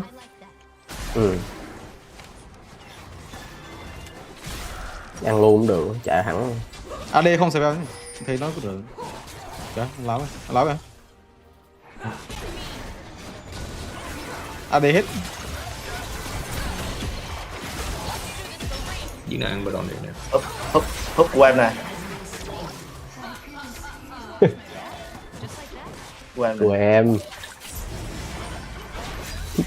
Của em ba đồ mập.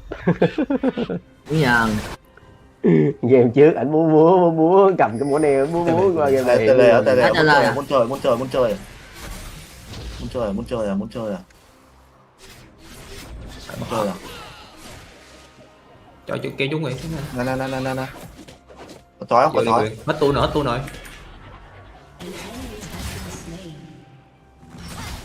Hết xì mai nha, không có xì mai đâu. Mai rồi. Sạp câu được đúng không? Sạp câu được. Ây da. Ăn được chọn góc cho nó đây tôi mở rồi vậy ra. Mở đánh được nha, mở đánh đi. Mở đánh được. Nó tồn lắm. Nè anh nha. Anh từ.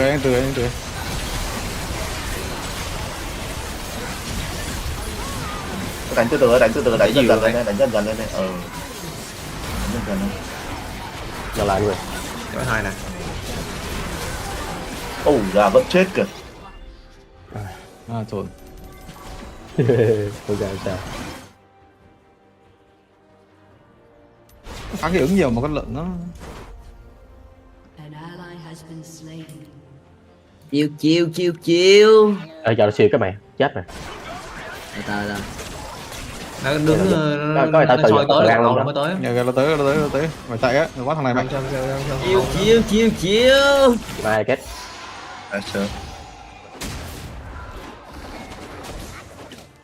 Rồi có chung như mày luôn. Nó rồng lại nha. Nói chung là bất tử. Nói chung là nhảy tới thôi.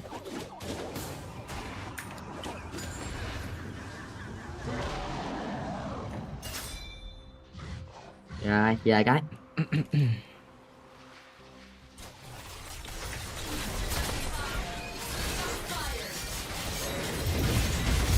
Hết rồi đó.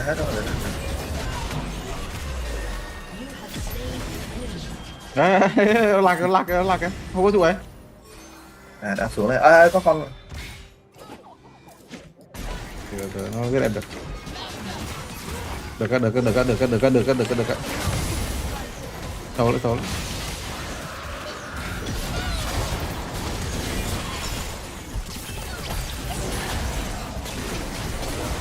Đủ. Tốt tầm nhìn ta. Trâu lắm. Mid đi. Hắn lính sao quá. 10 giây có rồi anh Quyền.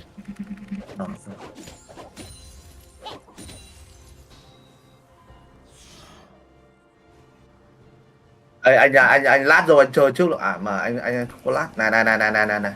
Anh nhấp đây là sợ, anh nhấp đây là sợ. Lấy trụ đi. Có gì anh phê hiệp kéo anh về. Rồi. Lên rồi. Nó mất ai rồi, sinh ra không ai á. lính hơi bự đồ. Lính bự á. Có mấy đồ nó dễ không sao đâu. Không sao. À dạ đi, cứ như vậy đi. Hãy khác à. Câu đó. Này, 20 giây anh có rồi. Rồi đầm trụ anh em, đầm trụ được anh em. Canh giải nha. Cái đụng trụ ấy. Rồi, không thả hết. AC mất rồi. Có gì cứ để anh che cho lên này. Rồi. Ní cái rồi anh em. Kéo anh. Không thả hết. Đấy. Rồi AC không lát anh em ơi, AC không lát là lát lên bắn chết nó. AC không lát. Hai bên không lát luôn, lấy nó lát rồi, giết hết. Này, còn sinh ra sao này? Để bên tè các anh em tele boss anh em ơi. Tele boss. Anh ta. Tele boss. Pentakill. Wow.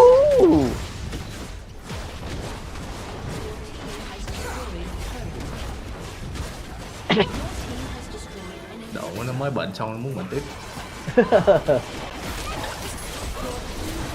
Đầu mà nói to nói đéo nổi.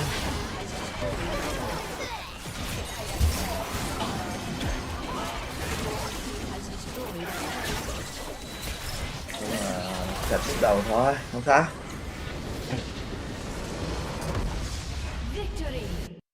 Lúc đầu biết sao anh nhảy thằng đó không? Anh tưởng thằng AC đi thẳng đường kia, anh đấm thằng sức. Anh đấm thằng sức nó lấy máu.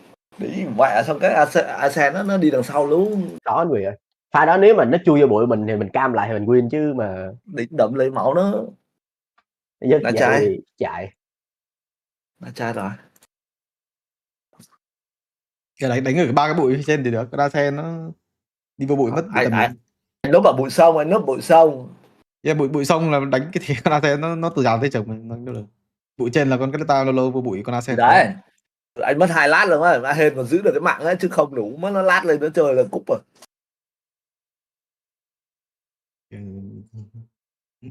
Thế là flash nãy được cái kéo con Renata đấy. Nghe một tăng kéo rồi. Nó tăng kéo luôn. Flash nãy cái kéo mới sống. Game này anh Quyền đánh con gheo như delay luôn á. Anh lúc đầu anh chưa làm tốt. Nếu mà delay 9 điểm là anh Quyền cỡ 8 điểm rưỡi á. Anh chưa là delay thì xách vali lên. Anh Quyền nay kiểu khiêm tốn quá. Tìm kiểu không nói gì vô luôn căng này.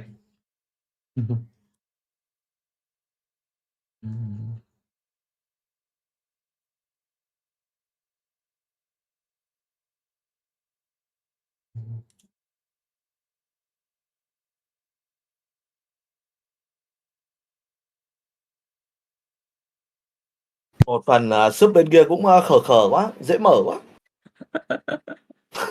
Cả mềm. Hay mềm. Sub bên kia khở quá. Kiểu sub bên kia nhìn mấy cái nhìn đánh kiểu đi có cứ ngáo sao á, dễ bắt lắm. Đô dễ. Không mà trận đó con Reo nó ghê mà, Syndra rồi AC rồi toàn mấy con kém cơ động không à. Anh chắc đi liên tục cho nên em mới thua. Kém cơ động không à. Nó buộc anh mà lát nữa buộc phải mất lát rồi. Dễ chơi.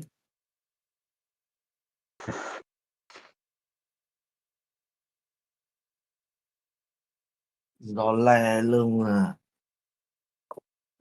Do le bên kia ai đánh nhỉ? Chắc nguội là không có rồi đó. Nguội là ít chơi con này lắm. Hay là đổi ở Su Hào nhỉ? Hay là Silve rồi. Em Vũ con cả chơi.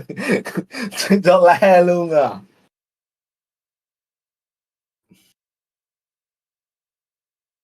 Cái gì nè năm ơi. Xe du đi. Thấy đồ hình thấy cũng cứng á, trên thấy cứng đó nha. Camille à, rớt à. Bé sấm. Dạ, chị bé sấm. Xe Làm vô. miếng xe vô à. Cái cặp này là cái cặp của Di với Stack đó nha anh Quyền ơi. Stack Di à? Nó lên bị lên bị Minh Lộc giết hại. OL với bé sấm. Cái kèo của Evot của anh Quyền á nha.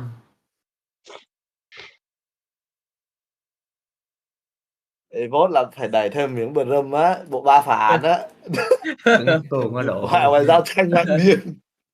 Giao tranh là mạnh điên luôn á. Phá án vậy chắc Slay là Slay chắc là SRIL rồi. Đúng rồi. Vô này đi mid kilo đi. Đây à? Má Evot thật luôn à? Quân do luôn nè, một miếng quân do luôn nè. Thật luôn. Sao đó, má team họ pick thằng pick Galio được em. Galio 2 lăng được, Béo ơi, cứ bình tĩnh. Dạ, pick thằng con Camille có thắng được đâu. Mình xoay chuyển được. Phải mà làm miếng xe và râm nữa là dô luôn á. Mình biết con nào mình thắng được chứ nhìn là thấy cái cò kèo đấy hơi khó. Rồi. Mình đa dạng tướng mà, từ từ thông thạo. Kèo mid win đó. Kèo mid win à. Kèo rừng thôi. Thế kết linh lúc đầu thôi chứ nó có đồ nó chém ngại ít người. Lúc nó có đồ lúc nó thua rồi. Rồi, thế kết linh rồi. Kết linh hay là cái gì? Cắt tiêu cũng được. Được vậy. Say da. Say da á? Nó sợ đá về team bên kia mà say da. Dạ thì chắc bị Rakan trước ấy. Say da Rakan. Quên. Hay vậy Valor đi ha. Valor đi ha. Có hiệp miếng CC. Valor à? Nó xong em nó lỏ thì đố má sống được. Miếng tôi được. Được không? Nó thích tụi đi chơi. Được thì được. Bắt từ lên tốc đánh à? Đâu lên tốc đánh rồi đó. Lên tốc đánh. Tốc đánh luôn. Tốc đánh có nhịp độ mà. Tại hiệp Celeb nó chỉ chơi được tốc đánh thôi Béo ạ, nó không có chơi tốc được. Nó chơi kém.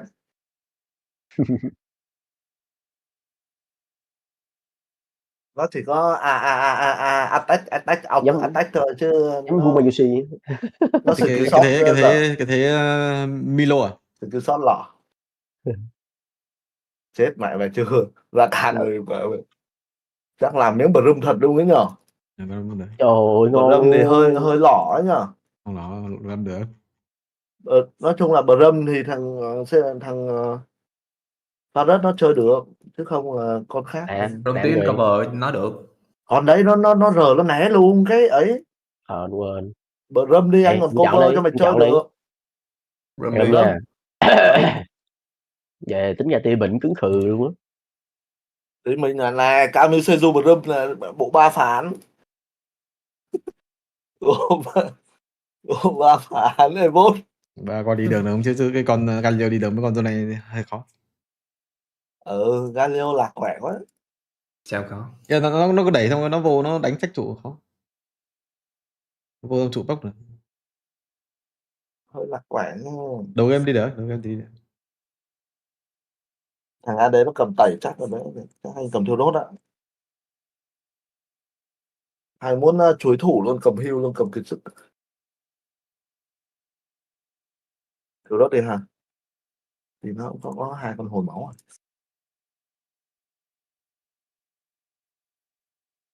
Mình đánh win luôn được nha. Rakan mà nó bay lão là dứt đấy.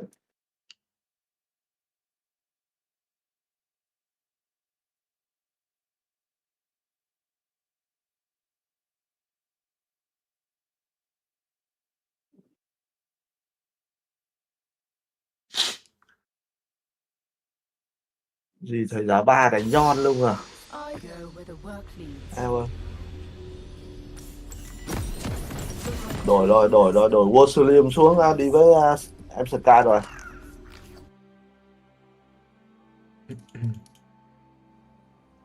Kiểu này tóc đầu game phải ăn cua trên đấy. Rồi họ lên cua trên khó đánh. Rồi trên này ta dưới cũng được. Ta dưới à? Đầu game đẩy mà, đầu game auto đẩy. Rồi đánh cái gì cũng được. Tôi đẩy hoặc 30 seconds until minions spawn. If you don't have the talent to fight, at least have the Bước chân thần tốc. Anh đi với Galileo anh lấy bước chân thần tốc. Chạy ra này. Miếng có miếng gì game. Bước thần tốc đầu game khó luôn chứ. Là một khó luôn đi. Cái gì có khi anh ảnh lên kiếm ấy, nó là một tăng nghe là lỏ luôn.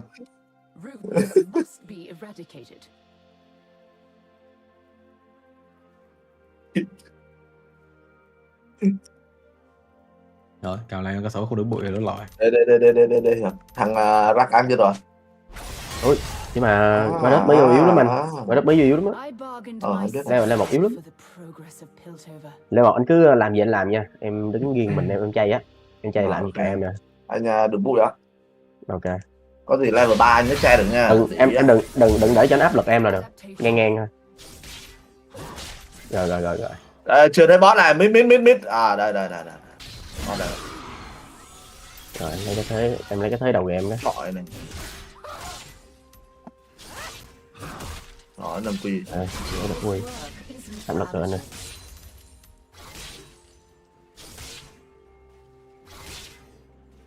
Nằm quỳ á, tức nằm quỳ. Ok.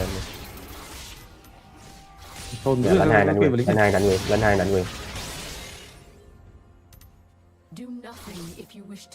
Lội nó xa quá. Mình đừng đứt vùng đó. Ok.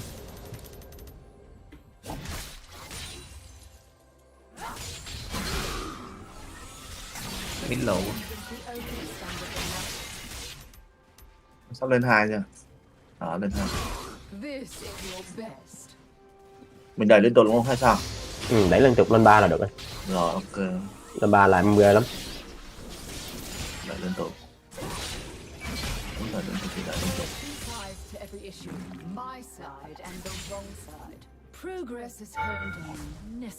Đủ. Tụi bắn 2 cái. Rồi. Đừng để cho nó quy anh, đang lời á. Nó chỗ không chết đam rồi. Nó sau lính là sao nó quy được?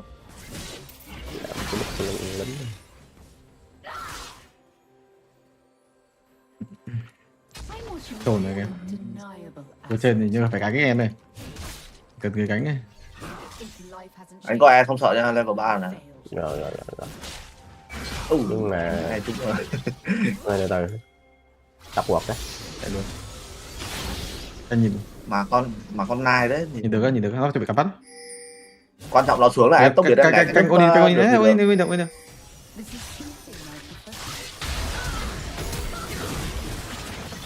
Ấy da, cái tốc biến này. Nhấp cái gì này. Hết bèo được. Nói sột quá. Vừa được á. Về đi. Chăng quýnh lời luôn. Tôi có bắt à? Tiêu miếng luôn. Mắt cô cha này. Nó có thể đốt lên trên.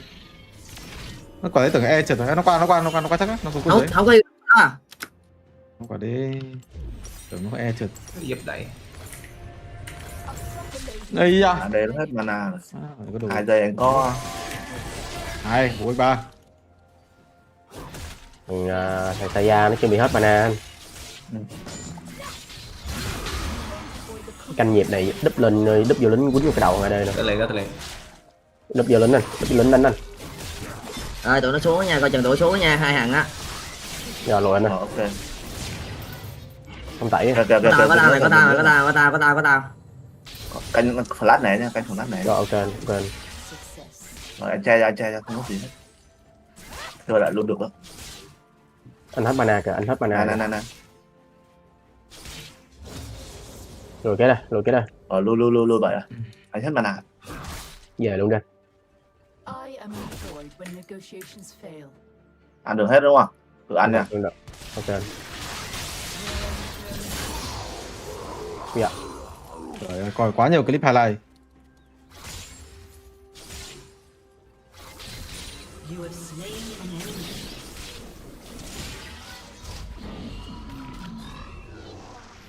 Trồn quá nhưng mà win.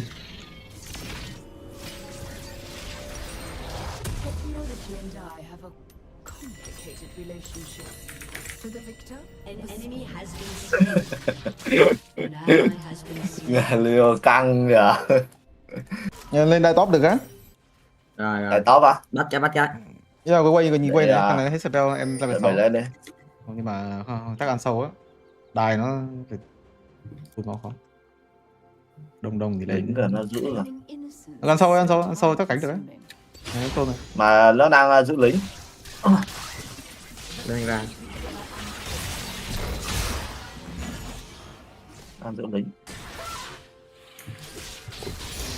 Bị thủng được ạ. Đằng sau được có rờ này. Đang để. Dừng họ có tốc biến á. Tí ủ chụp tờ đó. Rừng nó hình như còn á. Cả 6 level 6 là phải chạy nha, nhưng mà nó bị kẹt quay. Cái thắc khỏi ra này. Phần ra. Vâng. Đây. Có rờ. Nhìn biết ạ, nhìn biết ạ. Ok. Không sao đâu. Này, nó kia này. Ok. Này sướng. Cũng nhiều đốt chuyện. Đây. Đi các bạn. Dễ Quyền. Không còn rờ. Dễ quá chấp hả Quyền. Ui vậy mà anh đúp vào thế đéo là anh nhảy có mẹ lắm vào đây.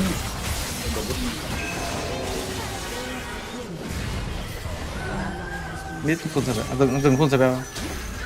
Có mầm không? Không có mầm. Rồi phải đến đất. Ui, bay sau đẹp rồi. Thằng sốc nó mất heal á. Sốc nó mất heal. Mất hết rồi. Dừng mất hết rồi. Heal nó mất từ trước rồi. Cái nhìn rừng nó chả còn cái gì nữa, nó không còn cái gì. Mà nó mạnh á. Anh ra được. Này nó vẫn hồi được cái nhà. Mà nó mạnh. Qua đây. Nó can mạnh. Chạy. Chúng mày chết. Rồi mà dính cái đất. Em hết rồi không ghi cover được một gì nữa. Vậy thôi đó, hết. Không còn là chưa 6 rồi. Này em xuống rồi. Ra cam. Để em farm lại cái. Lê dưới đi lên. Anh đúp cái. Đừng hỏi hết tốc biến. Ông sợ. Bú kìa đây. Vô. Có rồi nha. Đấy, hết spell rồi. Lục chắc rồi. Rồi. Học CC chết được đấy. Được. Đánh được cái nhanh Quyền. Em rờ hẳn vô con gia can luôn á. Đánh dưới luôn. Nó dừng họ. Bây giờ được. Lấy được 2 tích. Lỗ qua đây. Không rờ, nó không rờ trúng cái ấy chưa? Một lát rồi. Hai bể này. Ok. Trời ơi độ mới đúp ra luôn. Giữ không? Như hết giữ rồi. Giữ mà. Giữ rồi. Đây, cũng được. Thằng AD nó không tẩy nữa. Nó mất rờ luôn. Không bèo anh, AD không tẩy không. Nó lát luôn đúng không? Nó lát hả? Đúng rồi, lát. Nó lát tẩy luôn.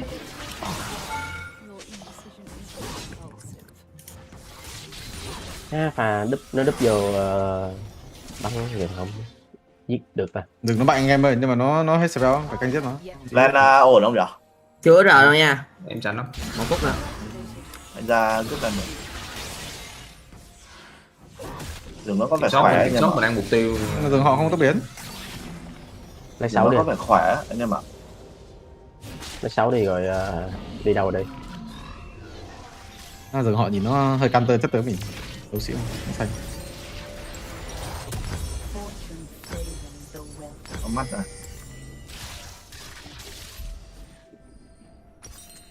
Đổ hơi trôn. Sắp 6 giờ, anh sắp 6 chưa? Nửa cây, hết quay này ạ.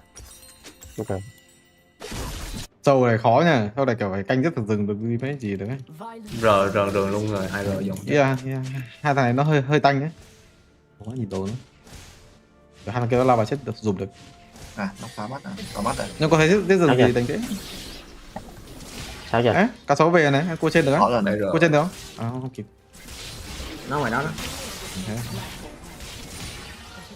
Anh chuẩn bị em gờ ở đây nè. Anh từ từ anh gờ thôi nha. Ok. Anh cứ quy trước thôi.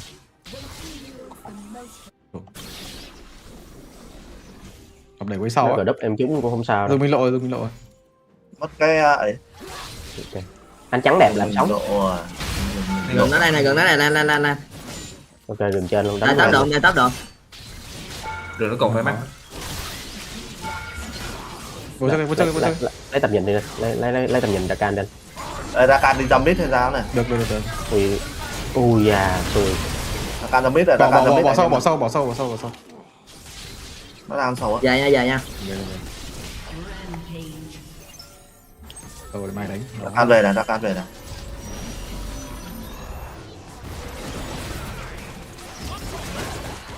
Rồi ok. Thằng súp không lát nha.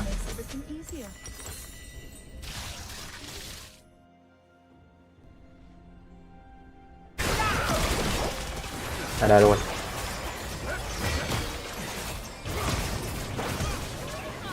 Không có quy không?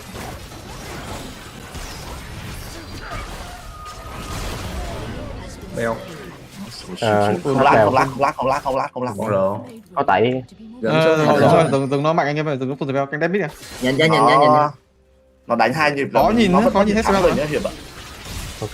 Đánh 2 nhịp đó nó đánh nó mất. Dài hai bóng dài thôi vậy thôi. Anh mất cái là nó là đánh lại là. Ra can không rờ. Nó không có lên rồi, không nhìn kỹ. Chịu. Phải đấy, đây là con rờ đúng không? Nó muốn gần nó sao kìa. Giờ hết rờ. Ok. Đang chạy xuống. Anh gót rồi. Vô này tên lè. Rồng này trễ rồi. Có mình nó ngoài đó kìa. Này, đi ra này. Thằng ra can không rờ. Đợi em có rồi với tele đợi lên luôn. Anh biết từng nó pha lắm. Dạ, nó đã ăn đâu. Nó sao ăn được. Có từng ra can nữa được. Sao lưng lên. Rồi nha, chưa thấy boss nữa này. Rồi em đang xuống. Đây, hiệp. Kiếm em mà. Viên này luôn.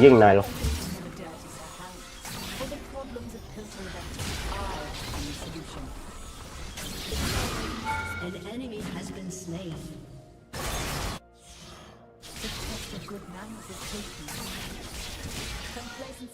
Ây da má, sao em bị trắng ta? Chết luôn kìa. Hai hiệp. Sao em bị anh trắng vậy? Lùn quá rồi là chân ngắn là chạy chậm. Chắn đéo đâu chắn. Kia bị chết à? Nó quẹt nó chết luôn. Hãy dịu chết. Nó xuống nó phun máu kìa. Còn rờ. Nó lão trời. Hết lát. Rồi nó dạo làm gì? Thả chị thôi.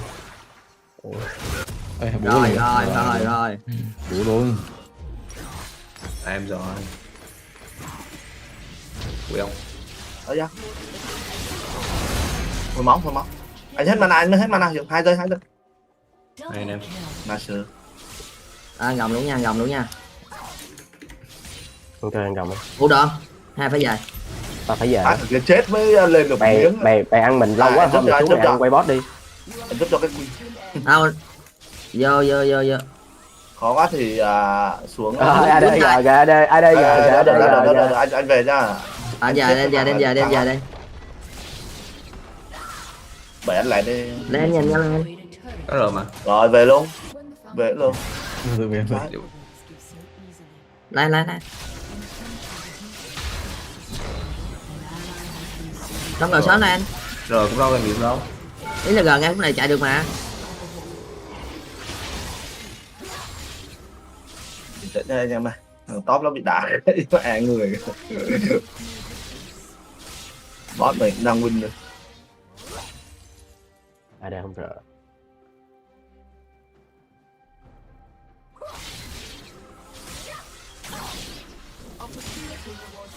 Này.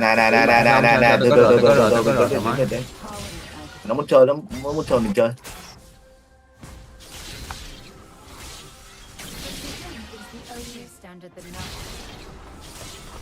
Anh chắn thằng AD không? Không sợ. AD này. Giết nào cũng được. Giết nào để hồi máu được. Không rờ đâu, giết ra đi, không rờ đâu. Giờ lại hồi chiêu quá. Còn lát không? Ủa cái gì? Không biết nữa nha, không biết nữa nha. Lát.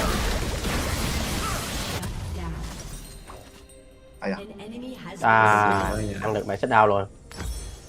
Thầy cho con mày set down rồi. Lui ra nha mày. Còn chơi được mà. Không rỡ vô này, không rỡ.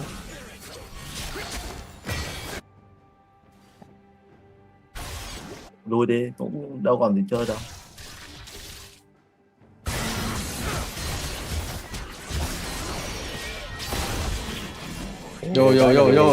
Vô. Chém độ má, chém ghê vậy. Đó Chém rồi. dữ rồi. Tiếp một tiếp rồi. Anh tóc đi. Không có gì à? Ủa? Do cái gì? Chém thêm bên lực sĩ hết rồi. Đi chơi cậu. Chết. Quýnh là liên tục.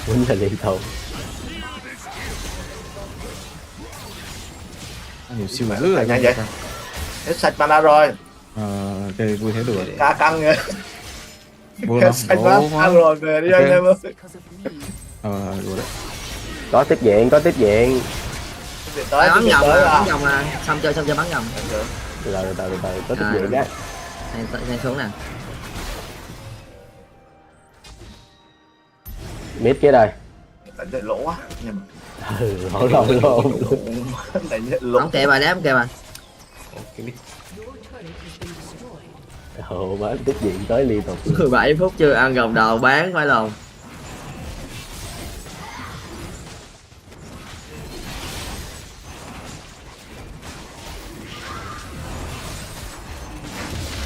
Cảm nhận khả phép hơn là giáp hay sao? Ủa, thằng kia nó hơi yếu. Chắc kháng phép đi chứ thằng này nó mạnh nè. Mày vô ghét đi, ở đây ăn chim mà, đây ăn chim. Rồi. Để đây. Để trước cho. Nó có tên đây nhưng mà 15 giây rồi. Cảm bắt thành tình bắn máu. Đấy, nó ăn nhé, không đánh à? Đánh được mà. Thôi nè. Anh cô AD mình hơi dễ lỏm. Thằng này điên tôi ăn lắm rồi ấy. Ăn sách đào. Sách đào quá đẹp. Do lè mới hức sức đào. Nó vừa cầm cái mảnh gì mà đồ dễ. nãy đang sách đào 7 xị á. Nó xuống anh em này. Xuống đông lắm á. Chờ anh xuống chứ dễ rồi mình đánh. Phải xuống trước bây giờ khó xuống trước rồi đánh rồi. Anh đang xuống.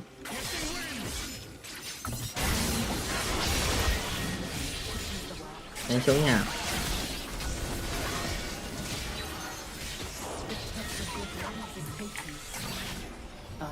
Tới tầm á. Đánh được. Vô. Rồi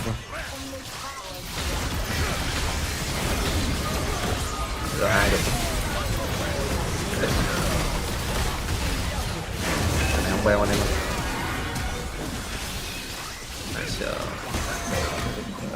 Evo rồi choáng là liên tục. Rồi tại là liên tục rồi.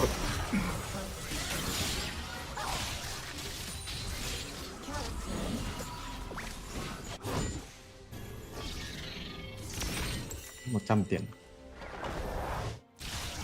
Đội hình nó bên kia mà nhiều cận chiến là gặp team này khó thua lắm. Tham đi lên. Liên tục. Chán rồi. Hai cái này đấu mà cứu. Cái này đấu mà cứu. Hai cái luôn á. Rồi đẩy luôn. Khó cứu. Cái không tốt được rồi. Cứu đâu. Nó ao vào này. Đi vô đẩy chứ. Nó nát rồi. Đam bà đồng à. Kiểu 100 vàng thì lấy cái đây. Baron à. Bà đồng đỡ kết. Được nha bảy ơi. Cái thằng đấy khó chết nó gì nữa. Đồng nữa. Lại. Có nghe em gần hết máu rồi. Dừng nó Baron này, nó qua Baron này. Dừng không tới bến, đánh đi. Tìm thiếu 2 người mà, có 3 thằng rồi. Là cái Damron xong rồi thằng nào vào cái tầm này chứ nó. Tầm AD chứ. Thằng nào vào thì chơi thôi, thằng nào vào chơi thôi. 10 tên lên. Vào tầm chơi rồi. Cái Damron đi. Tìm họ không đánh cái đó, hết chết chiêu rồi. Dừng không rờ. Chết nỉ mẹ. Tới đây sau Lila. Đánh cái Lila được không? AD mình lỏng rồi. Không sao. Hơi khó thôi. Có rửa. Để khó nha anh em ơi. Nhìn.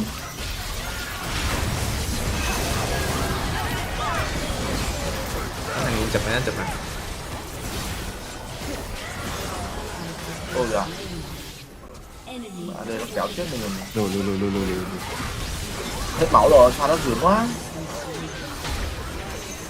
Tụi anh Đứng trên mắt. nửa cây hết rồi. Có đoạn được cái sao? Nãy đứng trên mắt. Tụi anh nửa cây hết ở trên này. Lê ra lại nhá. Đây. Mà có đi ra phun máu. Cái giết cái thằng kia thôi. À đây chắc hết rồi đúng không? AD không lách. AD không lách. Ngàn máu, 1200 máu. Chết luôn. Anh đấu quá thua luôn mà. Anh sao kỳ vậy ta? Chưa nè. Không thua được. Sao nó có đồng hồ khó. Ý anh Quyền đứng gần cho em bắn cái. Nó tham cái thăm bằng cút luôn. Chưa. Sao không lát. Nãy hết máu sẵn. Cái đầu tím thì đánh được.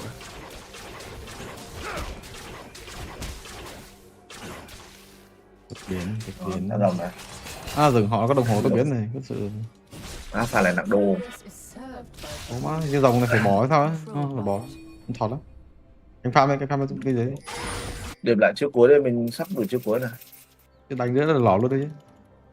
Nó đồng hồ tốc biến các kiểu đủ hết này. Không tốc biến. Sắp rồi. Để bỏ đây. Mẹ đây. Chơi đấy, đầu mắt nó có ra ca. Thì nãy giờ Gaga nó do này mà. Rồi mấy kêu anh đứng gần em lại miếng. Nó vô xì nó dứt luôn. Tại anh cũng không giúp được gì nhiều em đâu mà. Nó tay ngắn rồi.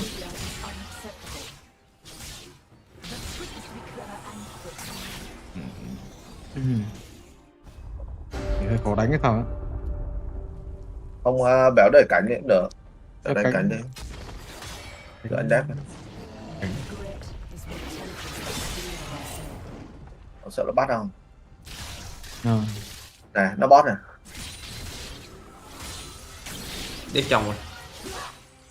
Chắc là cũng có để tiếp để ăn red cái.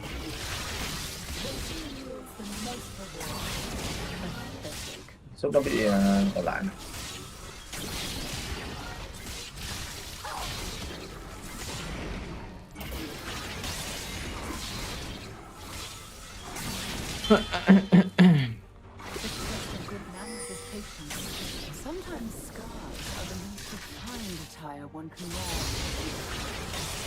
Lên.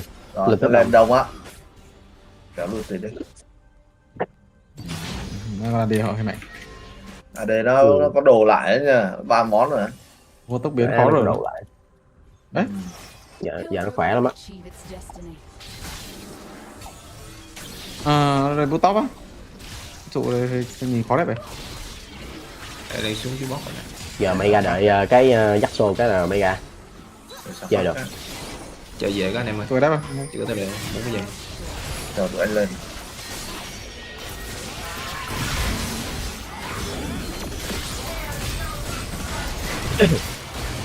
Giờ luôn em ơi. Chờ tụi anh lên. Lên. Dạ mới ra đi. Nó quay này chắc đủ. Ăn rồi.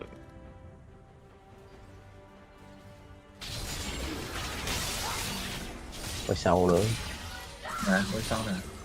Anh đẩy cho. Cái càng không rồi. Mà khó đánh á, đây mình không bắn được rồi. Hết chưa? Đang cầm tiền nhiều lắm á. Đừng đánh. Cho đi. Sợ tí nữa nó lát vô, nó thấy không cầm khăn nó lát vô nách em á. Chắc rồi á.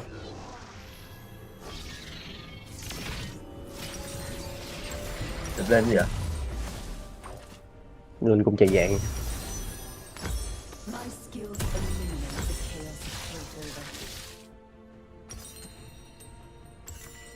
Dắt xô.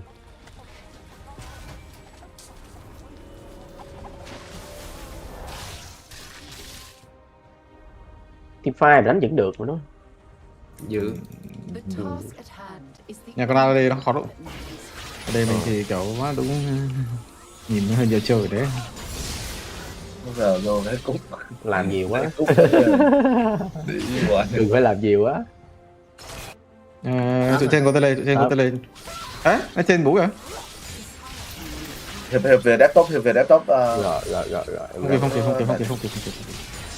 Khả năng mất rồi. Nó không dám bị. Nó chưa dám phút. Cùng mà. Ê, đánh nhau to Tim ơi. Chơi được, thoải mái. Này, anh tới.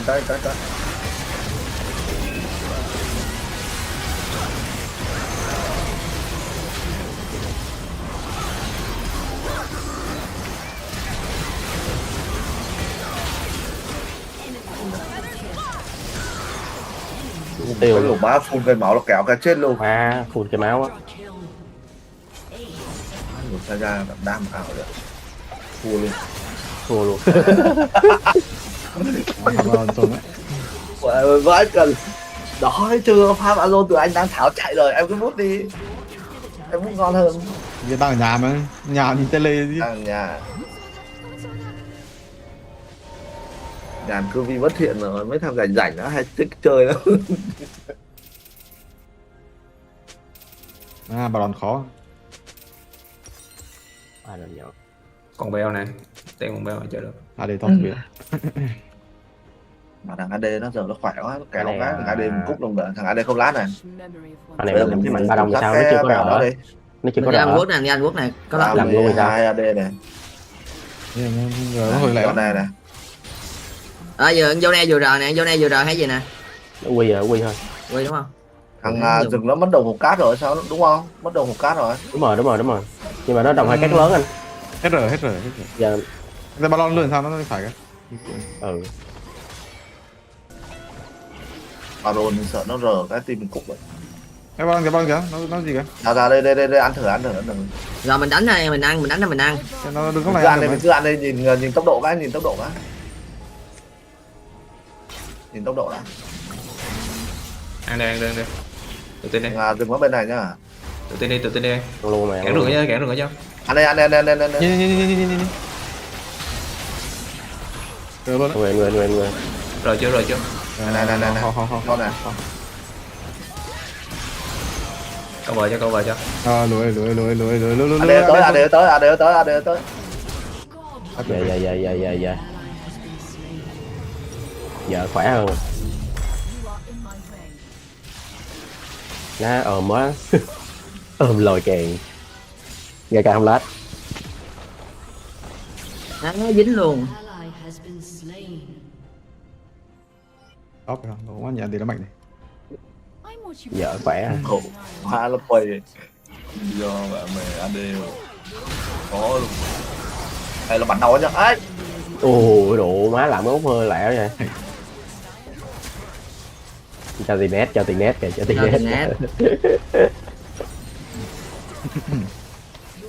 Còn từ đát giờ cũng khó, má AD nó bắn thằng nào thằng nó sụi người rồi. Từ từ nha.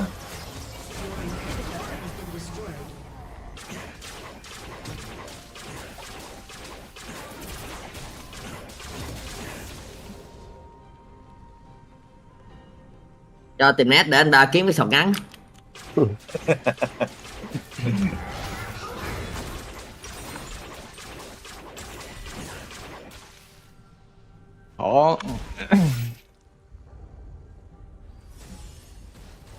Hết cứu à.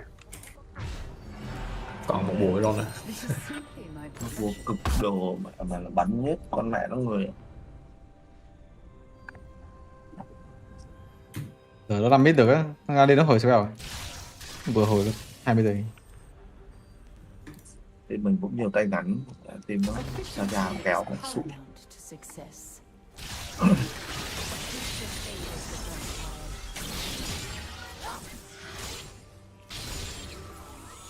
Đấy, mới có 2 dòng à? Chơi được, thêm đồ đấy. Bot rồi.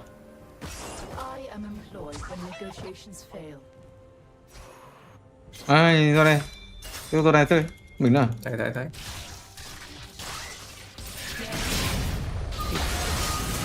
Mà nó đảm bảo. Cái bầm rồi. Làm gọn quá hả?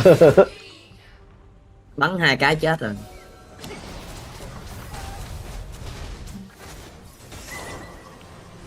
Có lỗi. Rồi, còn trụ này mình dựa lưng vào nhau thôi. Hai đây là có tốc biến này. Rồi. Giờ can có tốc biến này. Ra canh chưa, ra canh chưa.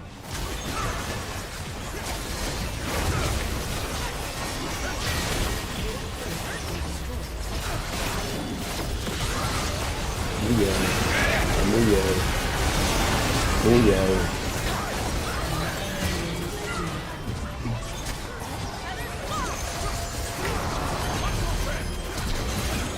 trời ơi, đậu má, cái gì mà hết thằng này đến thằng kia nó ôm.